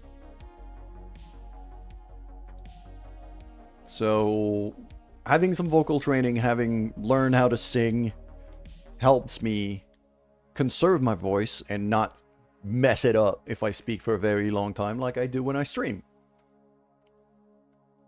That's how I do it. Anyways, this is a good time to end, I think. Now that the next crop of Kerbinauts is getting trained. Gonna drop a named save here. Beautiful. And I'm gonna have a look on if I have any of my friends currently streaming. They're gonna look to raid out.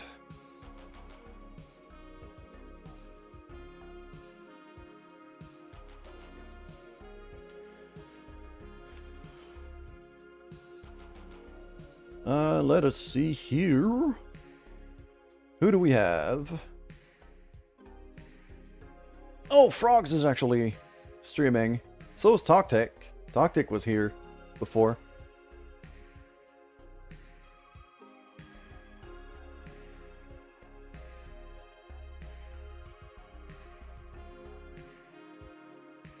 I mean, Toctic has shown us quite a lot of love before. So, we're going to rate him. He does stream Kerbal a decent amount. Right now he's streaming retro games. I think that could be quite a lot of fun. All right, let's go have a look. Thank you for hanging out. Tomorrow, Breath of Fire. So, make sure to tune in. Say hi to Toctic for me. See ya!